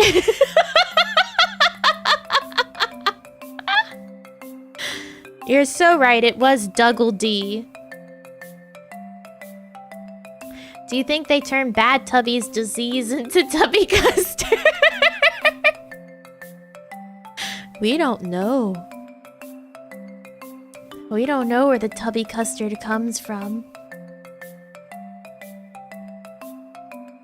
When you say their names in a row, it sounds like some kind of terrible spell. I am summoning an elder god right now. Although, I could argue that I am something of a Lovecraftian horror myself, because I surely am very good at making you all insane. Discuss. Discuss.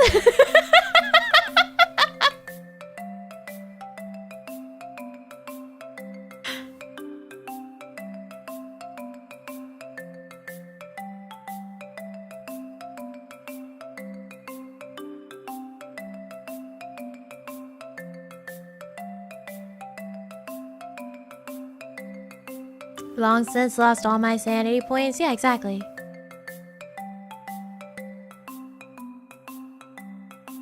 Voice took us all way long ago. She pulls us into insanity. We don't even mind. Truly, Elder God. I'm telling you. A Lovecraftian horror right here. My favorite Lovecraftian horror that's taken control of my life. Truths we weren't meant to comprehend. Mythos Ever After, Nami DLC. You must forsake all sanity to enter the stream. So true. My intelligence is imaging points. The Necronomicon is strong. So true. So true. Why are you crying? What's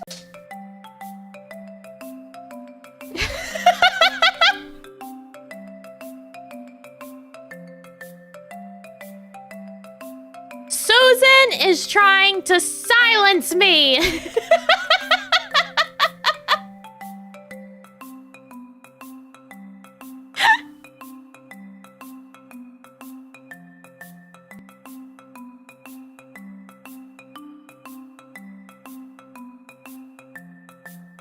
She is taking my bitrate away from me to prevent me from doing my job as an elder creature of the dark and spreading the good word of my insanity. Susan sensed a great disturbance. She needs to stop it. Big Custard will not get away with this. Here's one that's called Do Not Read. Shrek, SpongeBob SquarePants, Twilight Series, and Teletubbies. This is Shrek / Sandy Cheeks and Tinky Winky / Aro, which is one of the elder, like, vampires of the Vampire Council in Twilight.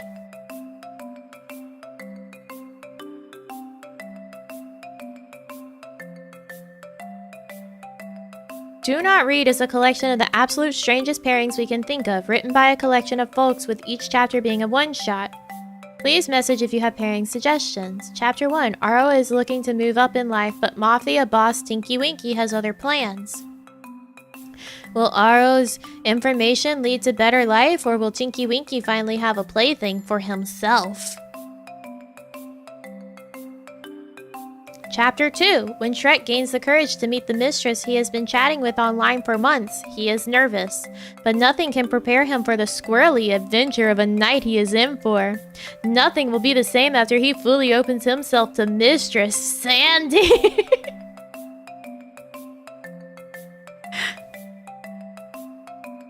It is 4,577 words.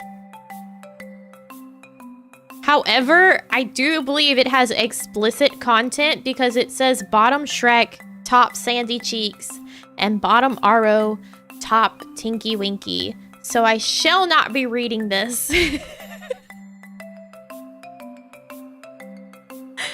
I will be following the instructions in the title, and I will not be reading this.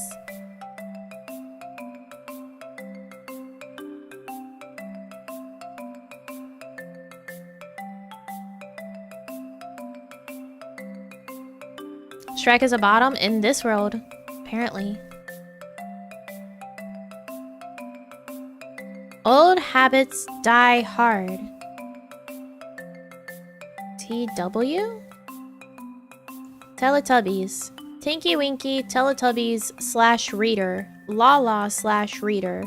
Angst, fluff and angst. A late night rendezvous to IHOP reveals your true underlying feelings about a certain Teletubby. Can you give the link? No!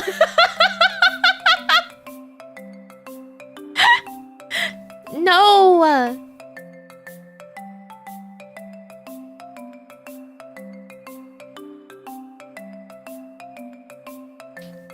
Yeah, this is a self-insert, this one.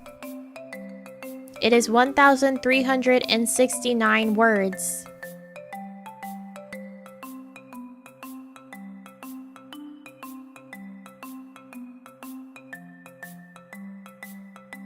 Warnings. None. This is a completely normal fic with completely normal warnings. Smiley face. Genre. Angst to fluff. Type. One shot. Word count. 1,376. That's not what this website says. Author's note. I'm going to write this so fucking well you'll forget you're reading a Tinky Winky X reader. Let the games begin. Anyways, this is not edited. Read at your own risk. If you're reading this, I love you.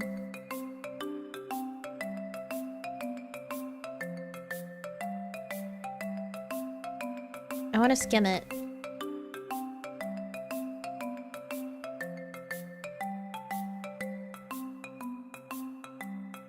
You have to read it. The author loves you. But maybe I don't want them to love me.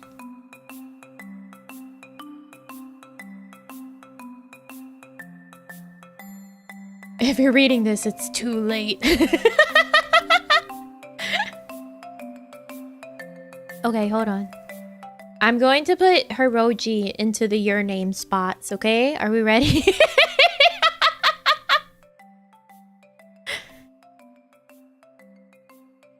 You guys are going on a date with Tinky Winky.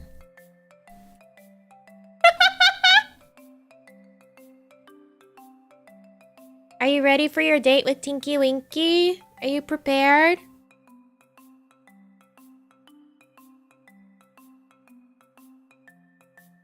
Thanks.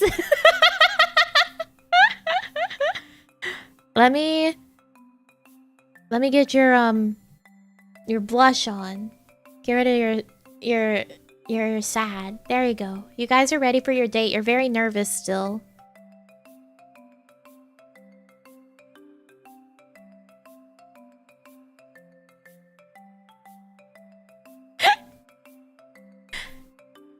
All right. In the early morning or late at night, depending on the way you thought about it, things seemed to be amplified. Every stoplight brighter, every slurp of a milkshake louder, and most importantly, at least at the moment, every silence louder. The hum of your car, a 2010 Ford Explorer, helped fill the air around you, displacing what you could think to be small particles of quiet and momentarily giving you peace of mind. At the third, or maybe it was the fourth, you weren't exactly counting, stoplight of the night, you yawned, resting your arm on the door and supporting your head with your hand. Nice date over a bowl of Tubby Custard. What more could you ask for? Exactly. God, you were just so tired, physically and mentally. Driving was a nice break from the constantly hectic highway that was your life. As the light turned green, your foot slowly pressed the accelerator, and you looked behind you to switch to the right turning lane. You didn't really need to look behind you. There was no one else on the road. You could have swerved and done donuts and ran as many red lights as you wanted, and no one would care because no one was there. It was more of a habit than anything else. Old habits die hard, you guessed. You made a right into a parking lot, empty with the exception of a beat-down sedan with duct tape holding its bumper together, and sighed with relief. Looks like your late-night pilgrimage would be a solo endeavor. Hastily, you pulled into the parking space and turned the key counterclockwise with your right hand. You shifted the car into park and sat in the dark, listening for the smallest, tiniest, most subtle noise to fill your newfound quiet. And when you couldn't find a new noise, you decided to walk towards the light. A dingy, 24-hour IHOP with tiled floors and small booths set up like a diner. I've never been in a small IHOP. This is just not true. Why don't you just make it a small diner? Like, anyways. When you sat down, a lone employee came out with a notepad. Egg platter, please, and a coffee, you said. After placing your order, you slid your menu back into the clip and you smiled at the waitress. A fake, plastered-on smiled. She didn't smile back. Your attention turned to a 4-pack of crayons, the cheap kind that break if you grasp them too tightly. And that is exactly what you did. You took the blue crayon and held it in your hand, squeezing it tighter and tighter, your grip like a vice around it until it made a sharp snap noise. Fuck, you whispered under your breath, spilling the rest of the crayons out of the box and repeating the same process with the green and yellow crayons. As you were cracking the red one, a deep voice rang out from across the booth. Hiroji, it said. Stop cracking the crayons. You glanced up from your crayon carnage. Tinky Winky.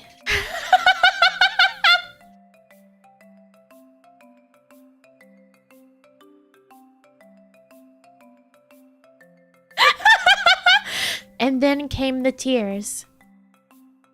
I don't need this right now, you choked out. I don't need you. Tinky Winky sat back and let you cry. He was always good at that, recognizing when you needed space and when you didn't.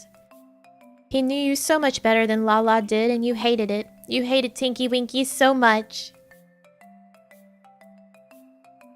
You need to push him away, so you kept lying to yourself. I hate him, I hate him, I hate him, you repeated in your mind. I don't need him, I don't need him, I don't need him. 3rd time's a charm. Are you done? He asked, leaning forward. I have Lala, you told yourself. You're Lala, you're yellow Teletubby, you're sun and moon, and you're everything. But what you didn't have were words. You had a sun and a moon and an everything. But you didn't have words. And to what degree would you survive with no words? No voice? Tinky Winky's eyes darted down to meet yours. Are you done? He asked again softly, not in the simplistic way you speak to a child, but in the pitiful way, the way you spoke to someone when you meant to comfort them. I know, right? The birds are being so rude while I'm reading!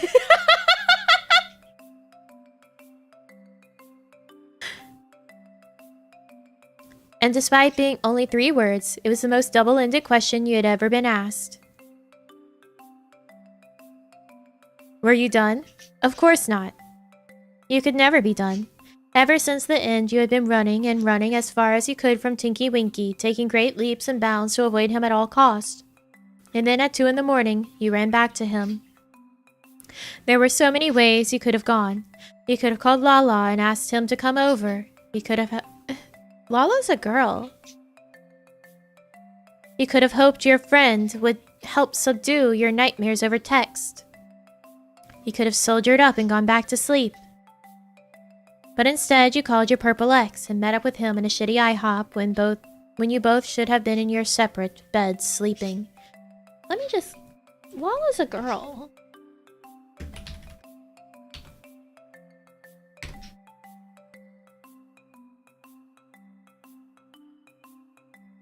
She is yellow and has a curly antenna on her head.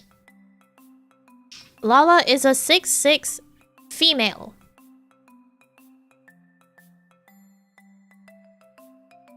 Lala is 6 foot 6 inches and a girl. If they wanted to say that you were with a different boy, then they should have just said Dipsy.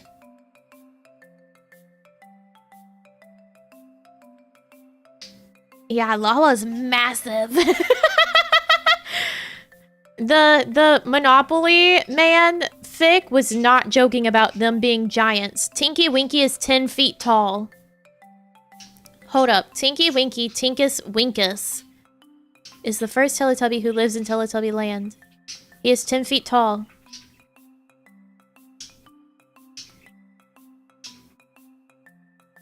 Dipsy is 8 feet tall. Do these include their antennas?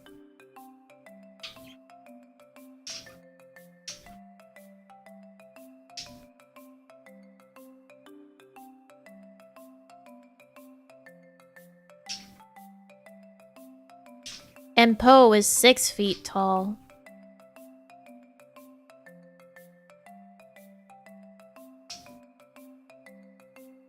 There's an interesting video about how they had to build oversized props for Teletubbies. They're massive.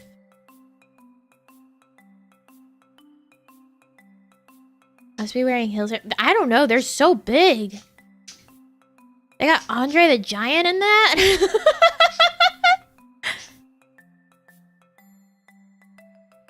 Where am I?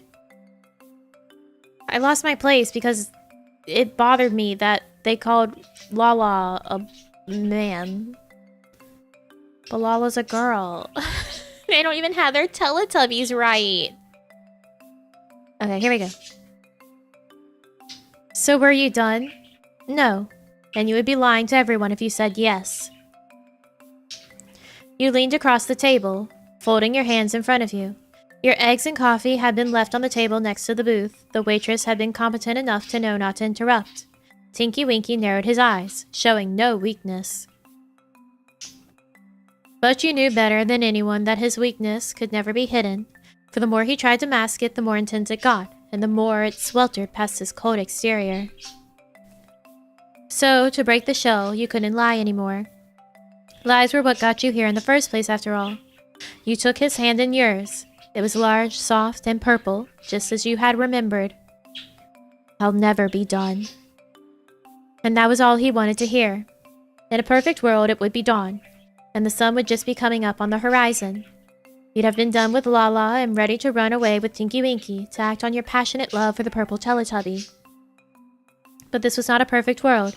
The sky was still dark, and the diner lights were flickering in yellow. You still had a life away from this experience, and Lala still needed you. Tinky Winky read you once again, always knowing what you needed. He scooped a couple of quarters from his pocket. Last time, he said before walking across the diner. With the old diner style of the IHOP came a jukebox with a library of songs on it. I've never seen a jukebox in any IHOP in my life, but okay. It wasn't an original 1940s model. It was a digitalized replica, but the sentiment was there, and so was the capitalist attitude of the IHOP owner who wanted to snatch people's quarters. The beginning lines of I don't want to miss a thing began to flow through the IHOP. Tinky Winky slid across the floor back to you, holding his hand out. Yeah, this does sound way more like a Waffle House. Like, Waffle Houses have jukeboxes.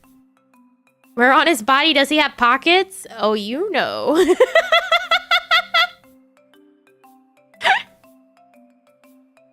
Aerosmith? You laughed, but took Tinky Winky's outstretched hand anyways. Tinky Winky nodded and smiled, spinning you under his arm. You closed your eyes, breathing in the air around you. It was dark outside, and you had obviously hadn't planned for your reconciliation with Tinky Winky to be on the floor of a shitty IHOP, but that was fine. These were the nights you lived for, the nights that you used to love. You swayed back and forth in Tinky Winky's arms, intently listening to I Don't Want to Miss a Thing, and holding onto Tinky Winky as tightly as you could. The last time rung through your mind, and you silently waited for the last lines of the song to close the night out. Don't want to close my eyes, I don't want to fall asleep, yeah, I don't want to miss a thing. They were written in italics as like just the lyrics, so how could I not?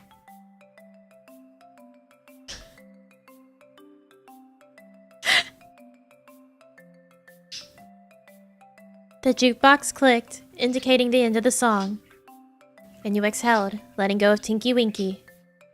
You stood in the center of the diner with your eyes closed, letting your other senses take over. Minutes later, when you opened them, Tinky Winky was gone, the only thing left of him being the cash he left on the table to pay for your meal, and a quarter for you to put into the jukebox. Old habits die hard. No, the crappy IHOP was in the writing, yeah. So how do you feel after your moment with Tinky Winky? Definitely a Waffle House? Oh, absolutely a Waffle House. How do you feel? That's it. That's the end. Kind of conceptual, don't you think? Discuss?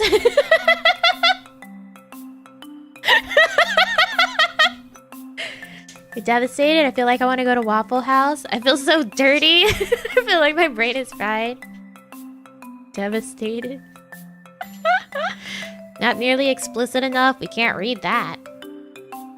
That reminds me, Wendy's is now in the UK. What's the thing to order? Chicken nuggets. Wendy's has some of the best chicken nuggets I've ever had. Get some Wendy's chicken nuggets.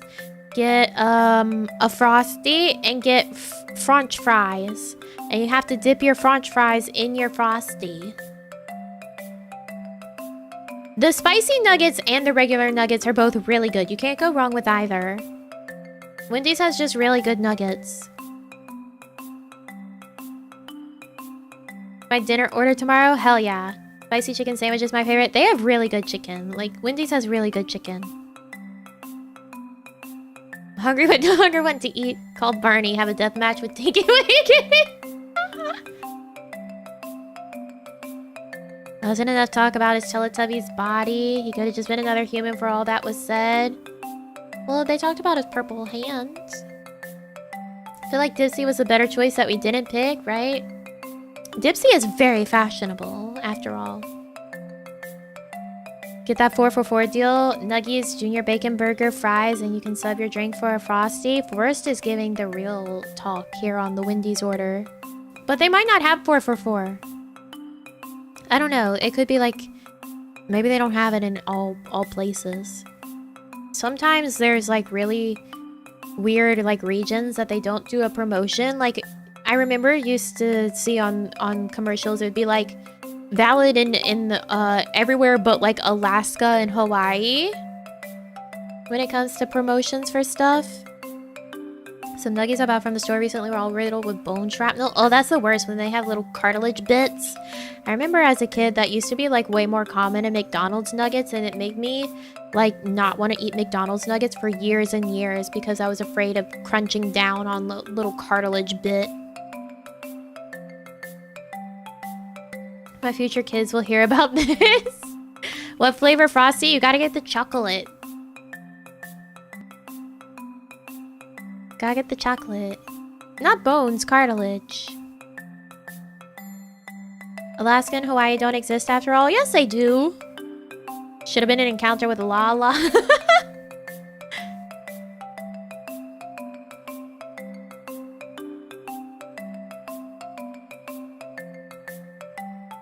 Or there was one that had a beak. Oh god, that's fucked up.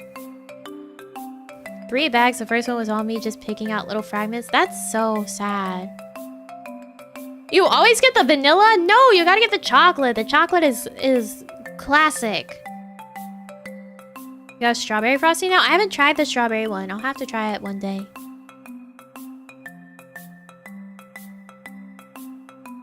Vanilla superiority? No, no, you gotta get the chocolate. You gotta get the chocolate.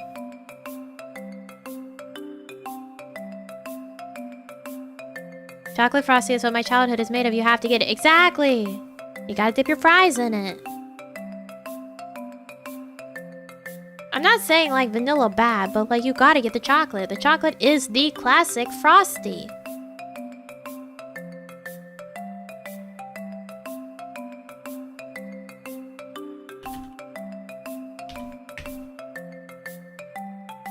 I'm looking at the history of the Wendy's frosty.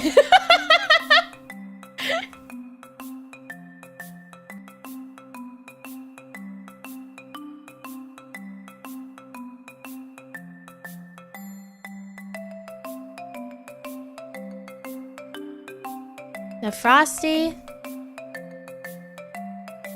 is the signature frozen dairy dessert of Wendy's fast food restaurants, introduced in 1969 when the first restaurant opened. The original light chocolate flavor, actually a combination of chocolate and vanilla, was initially the only flavor it offered. You have to get the chocolate! Told you. I know my Wendy's frosty history. Wendy's founder, Dave Thomas, thought that a pure chocolate flavor would overwhelm the taste of the restaurant's hamburgers. In August 2006, it wasn't even until 2006 that a vanilla flavor was introduced after repeated customer requests. In the summer of 2022, the vanilla frosty was temporarily replaced with a strawberry frosty. Okay, well apparently the vanilla frosty isn't even available right now because it's summer of 2022.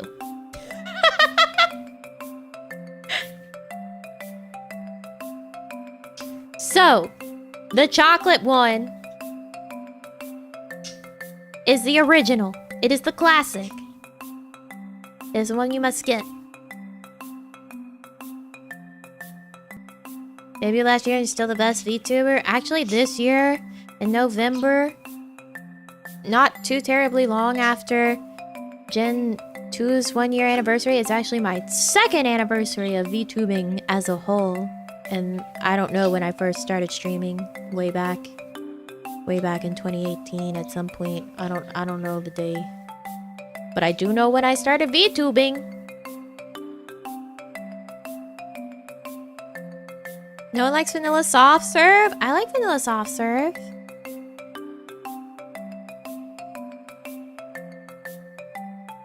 Oh, really? Yeah. Yeah, it's like near the end of November.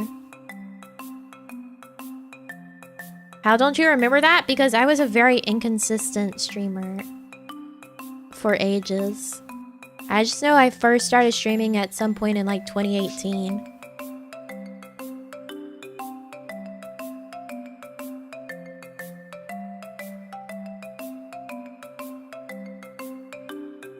Always get the swirl soft serve, but only because it reminds me of a frosty. I don't like chocolate soft serve. Like whenever you go places and they have a soft serve machine, I don't like the chocolate.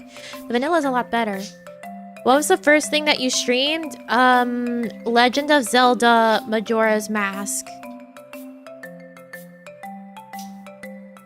I think so. I think that was it. I think that was the first thing I streamed.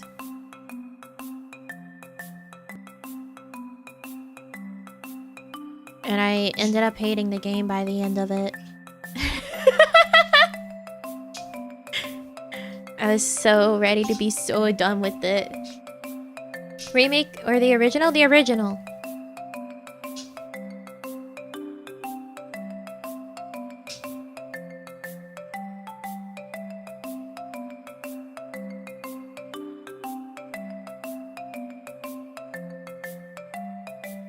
Yeah, I hated it by the end. It made you want to start streaming back then? I was like, oh, I'm good at talking to myself. I would be good at this, I bet.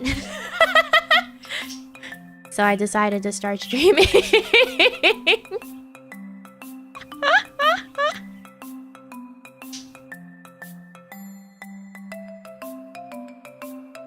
I said I'm good at talking to myself.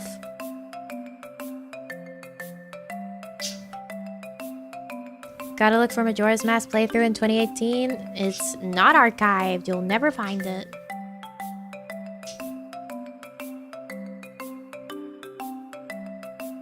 Very good at talking. I agree.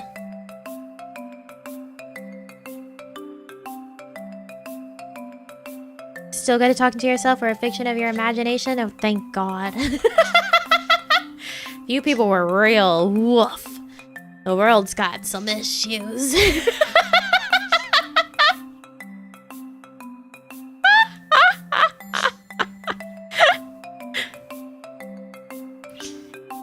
Yeesh, imagine if you were real.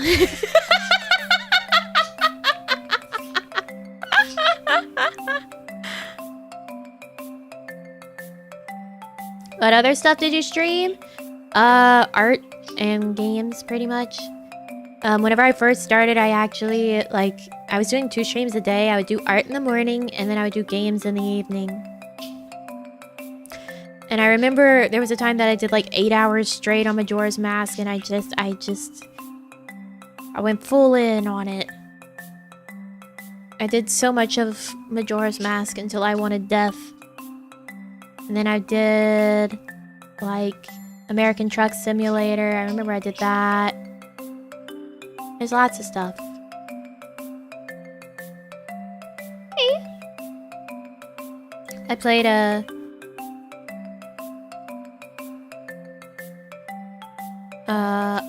this fun, coding-based game, this programming-based game called Auto Chef. Is really interesting, but it started getting hard where I felt like I needed to actually understand programming functions, and I am not. I am not programmer, but it was a fun puzzle programming based game. Majora's Mask is a rough game on streamers because you repeat so much content. It was awful. I hated doing it. Allowed to ask what your model was like? It was very different from this. That's what I'll say. It was not blue. That's for certain.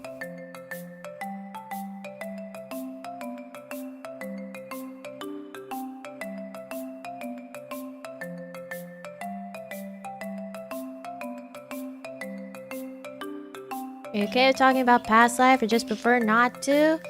I mean, I'm not gonna go into details. I'm not gonna go into details.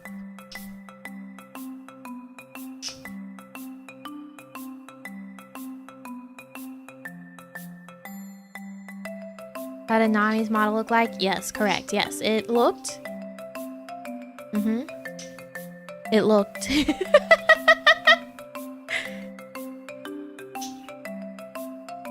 Clearly a Teletubby VTuber, guys. Yeah, that was me. I was a Teletubby before. In her past life, Nami looked different and had a different name. She also did things. Yeah. Yeah. So true. So true. I keep remembering these guys are here. Dada, Ruru, Ba, Ping, Pumby, Duggledy, Nin, Mimi.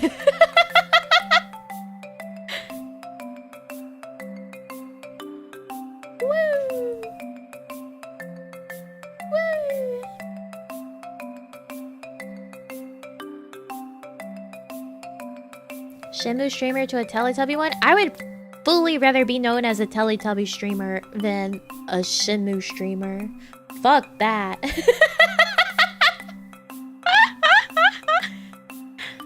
Fuck that.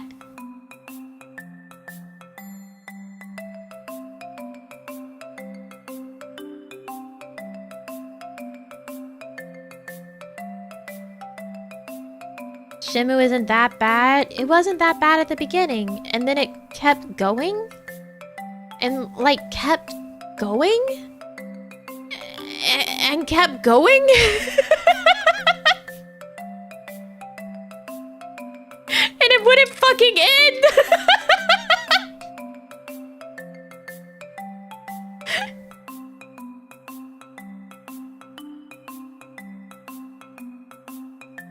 When is Reina's cooking stream?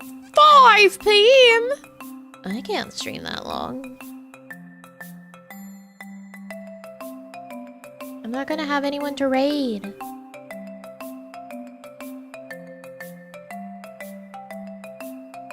I regret to inform you, on a fresh YouTube account, if I type in Shenmue VTuber, you're the only one who pops up. Who is going to be looking up that set of words, okay? Who's gonna be looking up that set of words?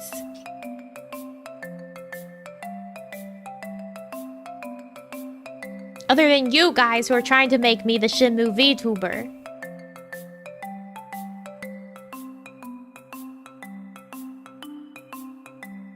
You rate Ami yet? No. She is not there.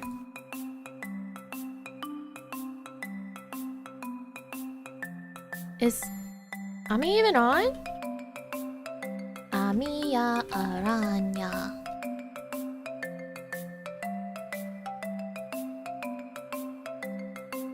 Yeah, she's on right now. Oh, she just started! That'd be a good time to end. Until you go watch Ami. No, I can't raid Ami. Amiya Aranya. There's not someone I can raid.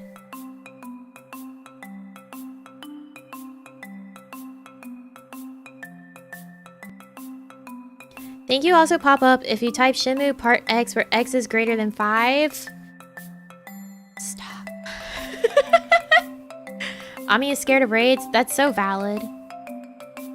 There are bad people in this world.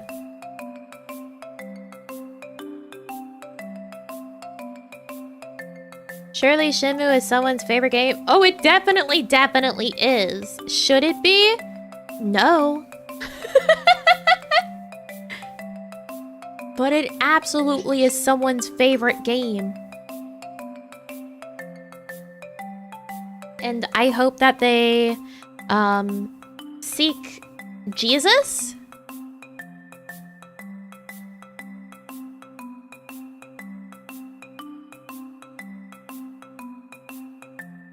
Nami's favorite, but she decides... No, not at all. Not in the least is it my favorite.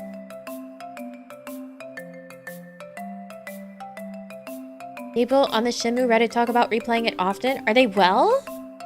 Are they okay? I think I'm in better mental state talking about Teletubbies for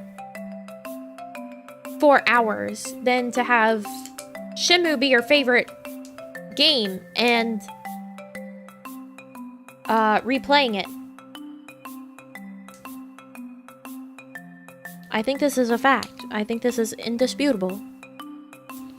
Debatable? No. They only talk about replaying, but no actually doing it? I bet they do.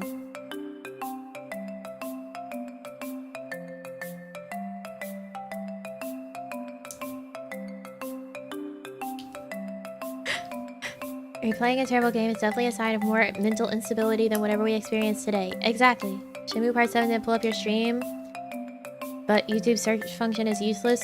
So true. Did pull up this stream that I'm currently watching instead? Wow. It said, don't worry about it. Just watch this. Don't look at Shenmue. Shenmue is great though? No. No. I disagree.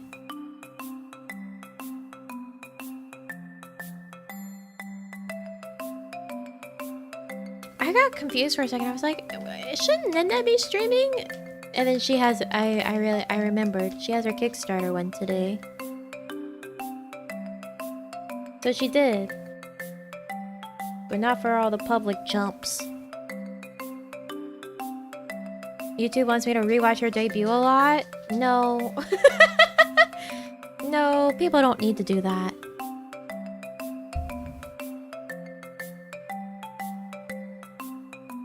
Just came from there? Nice. You're gonna have to find somewhere else to go. Very soon. I need to go, eat food? And also retrieve my Falcor, wool. That just got delivered today. The Falcor inspired wool. That one just got here today. Nap? Maybe. I don't know if I should nap before raid. Even though I'm still in the, like, midst of spinning the other wool that I got in. It's really pretty. I'll have to take a picture. Watched it again last month to take some screenshots? Why would you do that? Why would you do that? Please try for that scarf marriage. I'm gonna try. I'm gonna do my best attempts at learning to spin well enough to do that. I don't know when it'll be that I could actually achieve that. But yes, at some point. Gonna sleep before my own raid this evening? Hell yeah. Get that energy up.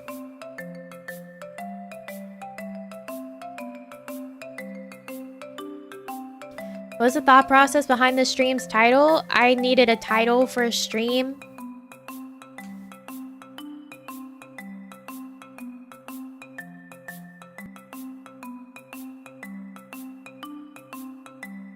That was the thought process.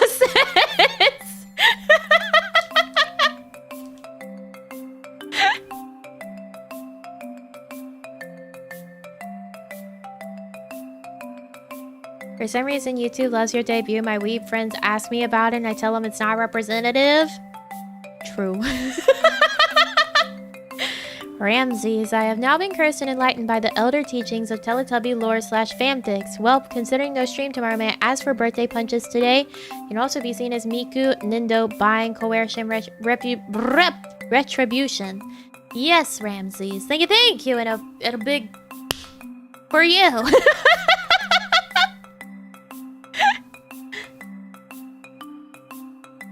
Happy birthday.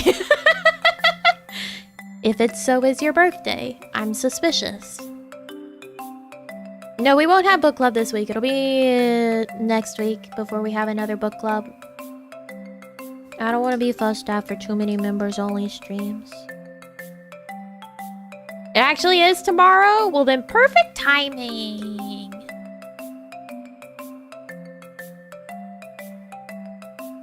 Perfect timing.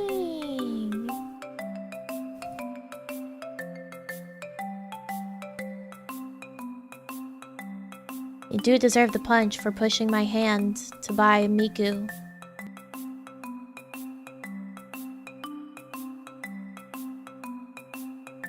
Management doesn't like you doing so many member streams? No, they said I need to try not to do too many. But that was whenever we were having like the Kickstarter and I had more for like working on the surprise art for Shiki and stuff. They were like, consider having like no more than 6 a month. I was like, okay. Don't have more than 6 a month, that's okay.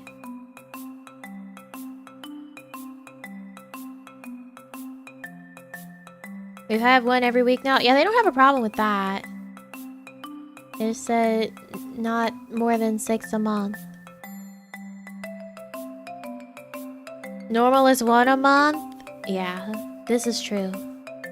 Consider opening to the public. That's pretty much like the idea behind it of like they're like fans are like a bucket with a hole in it. So you need to be pulling more in as some will inevitably like leave. But if you're focusing only on like your members, then you're not pulling in more people and they'll leave and then there's no one to replace them. that's the idea of try not to have too many member streams. Because that then takes away from a public stream slot more often than not.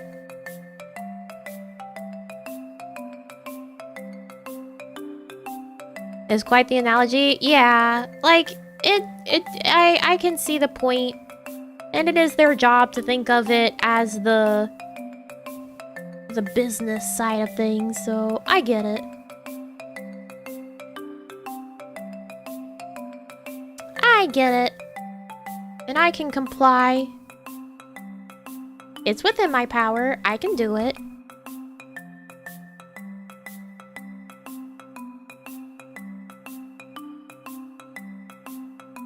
Pictionary one next week. That one's not going to be members. That will be public, yeah. This was a member streams. I know I wouldn't have been able to experience this, and instead you got many hours of brain rot out of it instead. You're so welcome. Consider membering as member streams are even better. This is a pretty good taste of member streams. I know the member streams always say book club, but secret in industry hint. Sometimes it takes me like 2 hours just to start reading the book. Like last week it took us like 2 hours to start reading the book.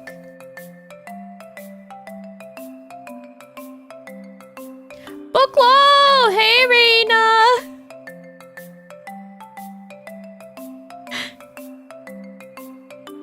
Hi, Rena! Book club seems pretty comfy, actually. It's a good time! We have a good time at book club.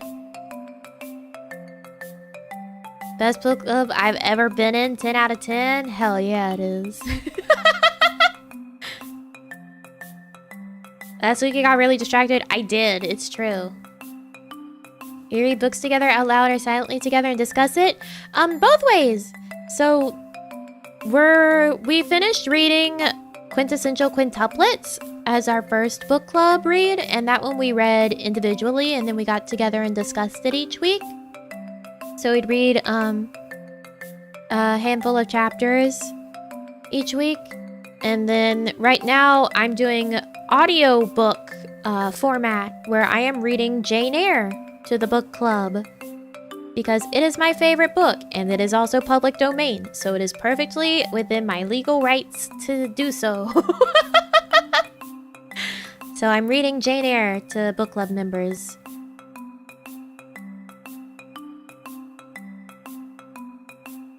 Sometimes Demon raids book club and me and Nami read together. Yeah, that's true. We had a good time that time. Are member streams usually not done so often? No, a lot of people I know, like their members streams, they only do like one a month.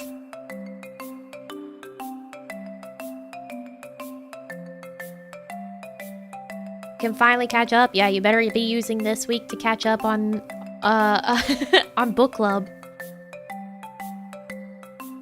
Because next week it's... What chapter are we on? Chapter 20. Wow, we're really not far off from the end now. Because it's only 38 chapters?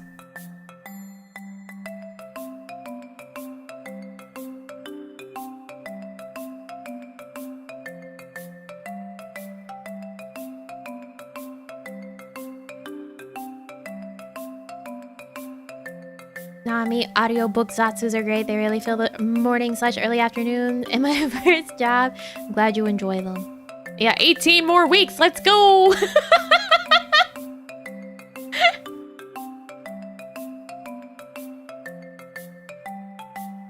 General thing seems to be one per month, though there's always exceptions, of course. Yeah. I think even like in Kawaii before Gen 2 came around, it was much more like common for Gen 1 to do it only like once a month.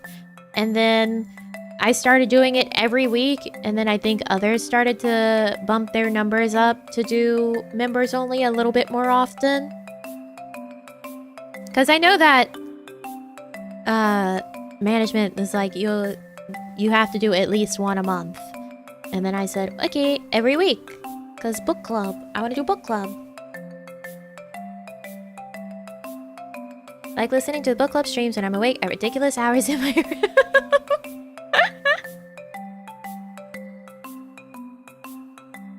Kawaii as a whole has more member streams in a month, and I'm glad for it. Yeah, yeah. As you guys pay for content. I'm here to give you that content. That's also why, like, for members games, I try to do, like, only free-to-play members games. Just because of the fact that, like, you guys are already paying money to be there. I don't want to ask you to buy a game in addition to that. So that's why, like, our members games have been things like Super Animal Royale and Crab Game, etc.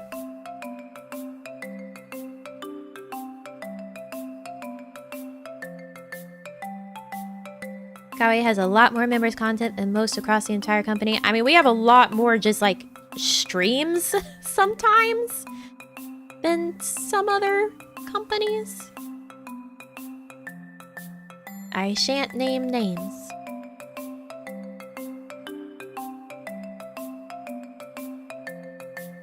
Amogus? No. No. Not the Amogus.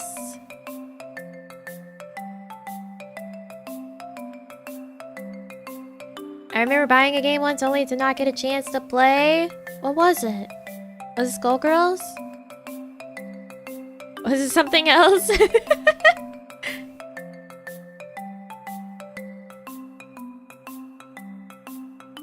Because we'll be playing more Skullgirls at some point. No? Okay. You know what game he bought? What was it?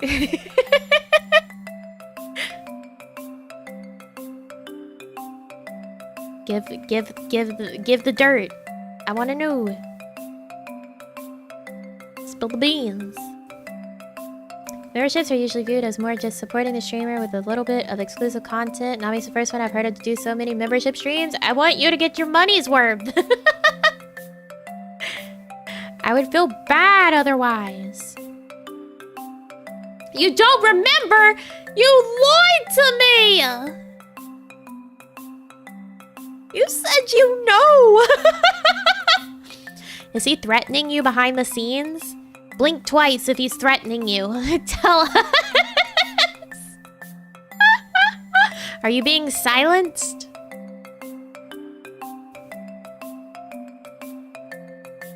Shang! Thank you so much for those gifted memberships. Thank you!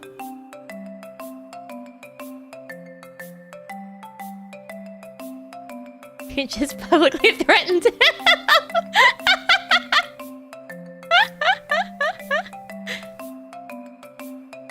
Giving away more than the money's worth. Thank you. Your membership is the most value for what I pay with anybody's. I do my best. I like to give something for it. There you go. Some of you get to experience membership content.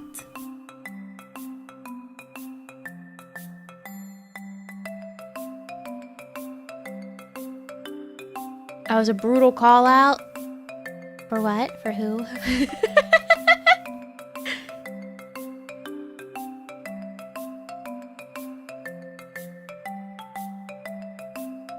New members go listen to the ASMR streams. Oh yeah, there is a members exclusive ASMR. Can you get a schedule preview? No. You basically already know what's there. I need to find out what we should have as like the title for golf game. I have to set up that waiting room. I have to be responsible.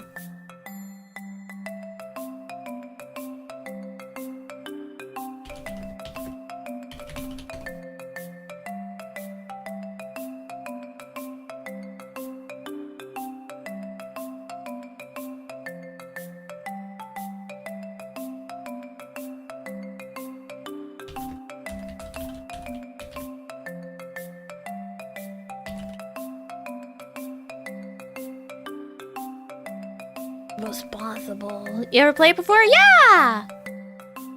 There's ASMR stream. How far back is it? It's somewhere. It is a Slack moment. Is it better than the Where Do We Belong short? I don't know. I can't judge these things.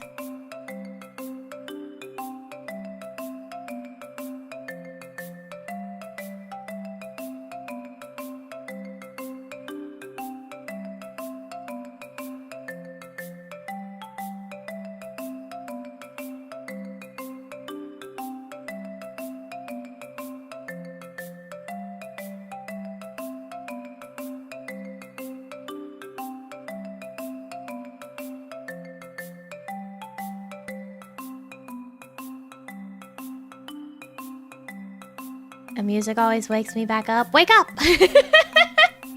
Wake up! I think the ASMR was the very first member stream we had. Was it really?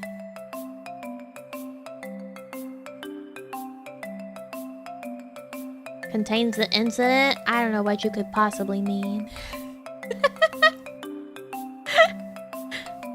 I don't know what you could possibly mean. No, it's not the very first member stream that we had. The very first member stream that we had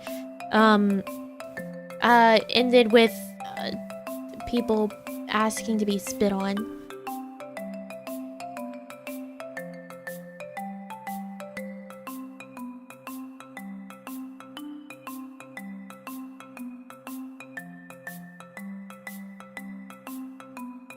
You remember that? I do remember that. Yes, I do.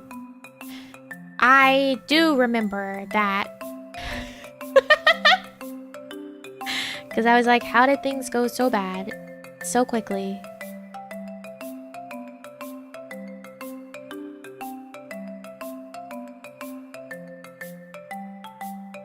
Start the playlist, fall asleep by the time the first 10-minute scripted one is over, and then the intro of the first proper ASMR mic stream is loud and wakes me up. I'm sorry. I said I could mute that, but I think people don't want me to because then it would kill the chat replay. Tuned in this morning and tuned in again now. How have y'all spent the last 2 hours talking about Teletubbies? Yup. Yup, we got on Teletubbies and we didn't leave.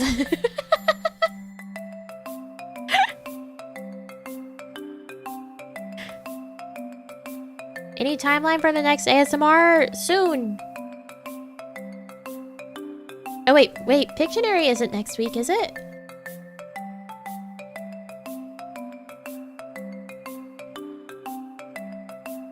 No, Pictionary's not next week. I lied. I'm a liar. I lied. Pictionary's not next week. I thought it was next week because I didn't remember. I knew I had put it on the schedule at some point, but I didn't. It's not next week.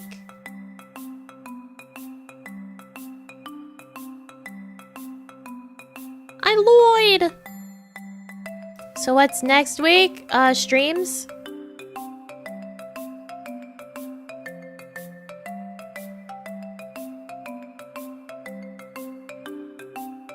You already have another cover song release coming up or thinking of doing? We have Good Riddance, but I don't think I'll do it next week. I don't know. I might push it until the beginning of next month. Just because I put Moon Song and Strawberry Blonde so on top of each other.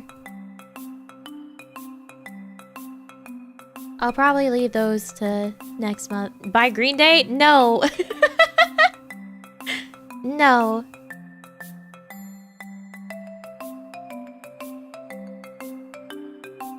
Anything for Monday since Stray is done? We're starting Half-Life Alyx Monday. And then I tweeted about I have already got our next RPG for after Half-Life Alyx for RPG Mondays. It is one of the Atelier games. So we're about to have a lovely time sink on our hands for Mondays. After watching your first stream, how long were you're able to keep the wholesome attitude? I don't think.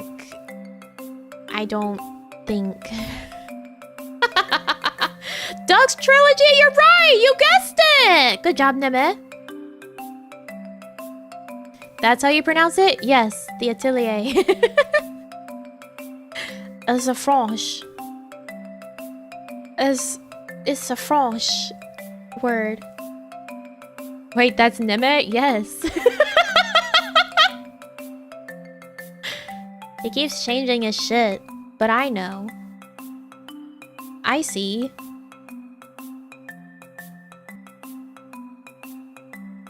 One of the best trilogies. I've never played an Atelier game, and so whenever I was looking it up, I was doing a lot of research into like what people would suggest for your first Atelier game, and the Dusk trilogy was one of the first ones that most people said you should play that.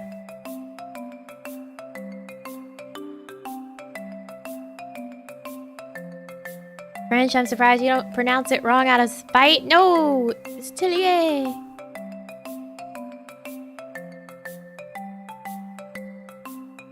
Are they not actually super long on their own? We'll find out how it goes for me as a person. I remember watching you the first couple of streams and not talking at all because I was too fearful of being bullied. Now I embrace the bullying. That's the culture here. You must accept being bullied.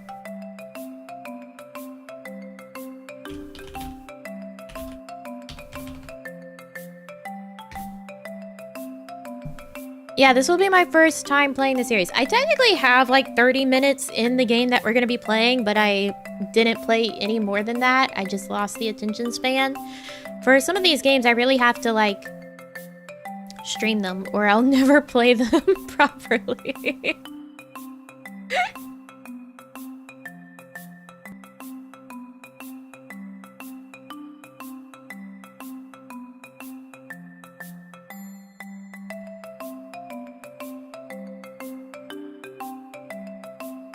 Atelier main stories are very short, but there's tons of side content that's just fun. I know the one we're playing is one that has like a time limit still. So that will keep me in check, kind of. But it does have a time limit. I think you only have like 3 years in the game. Played a good amount of Atelier, never really see them get played much. I have a friend, or I had a friend years ago, like Atelier was their fave series, so I was always like, maybe one day I'll check it out. Aisha, yeah. Yeah. Time isn't that bad compared to earlier games. Yeah, that's what I was saying too. Like, people were saying that the time limit's really forgiving in terms of Atelier.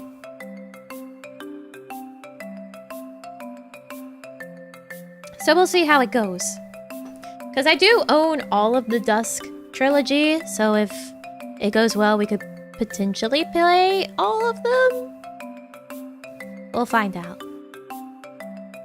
We'll find out. But I'm going to go for real now. I'm gonna go for real now.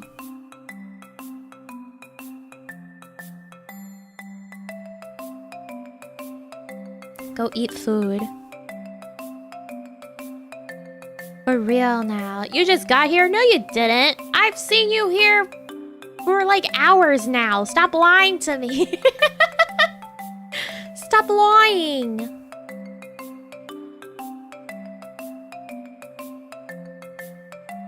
Although you're looking mighty ripped in this new image, Nathan.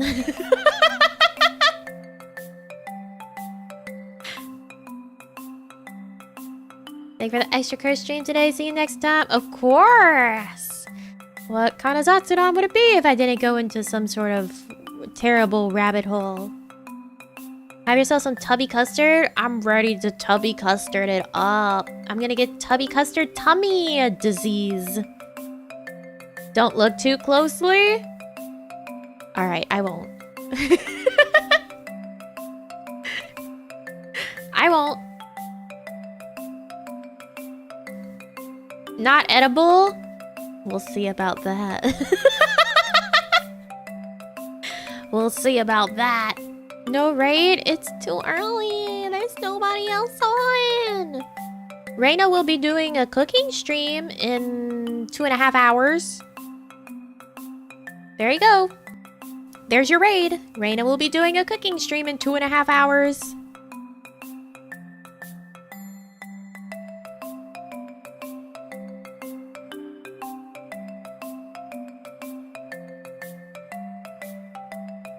Thanks once again.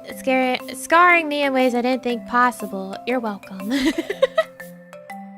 Reina cooking Tubby Custard? Maybe if you ask her nicely. Maybe she'll try to make you some Tubby Custard. Why can't you stay here for 2.5 hours? Because I have a human body that has requirements. And a brain that says we're ending stream. And will not stay longer than the time allotted.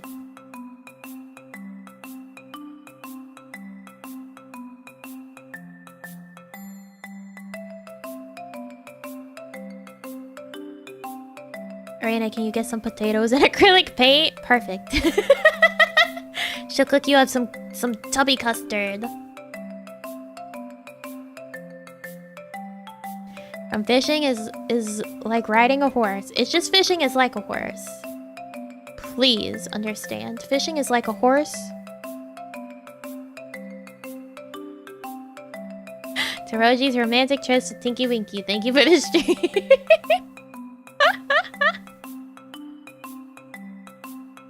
Yeah, thanks. Thanks. Fishing is just like a horse. But are horses like fishing? I don't think it goes the other way around. Yeah, no, I don't think there's a transitive property here. Fishing is just like a horse.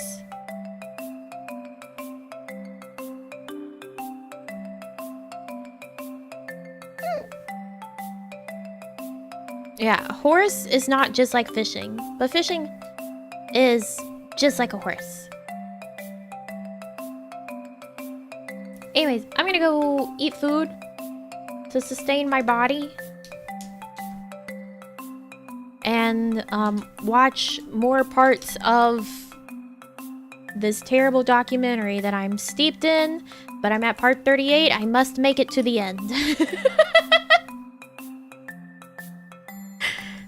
I must make it to the end. Enjoy the mozzarella sticks? I wish I had more Costco mozzarella sticks.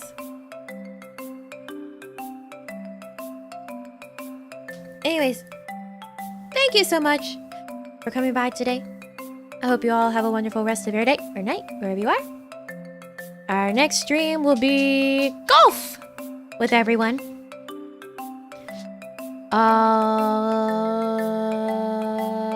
I love you all so much.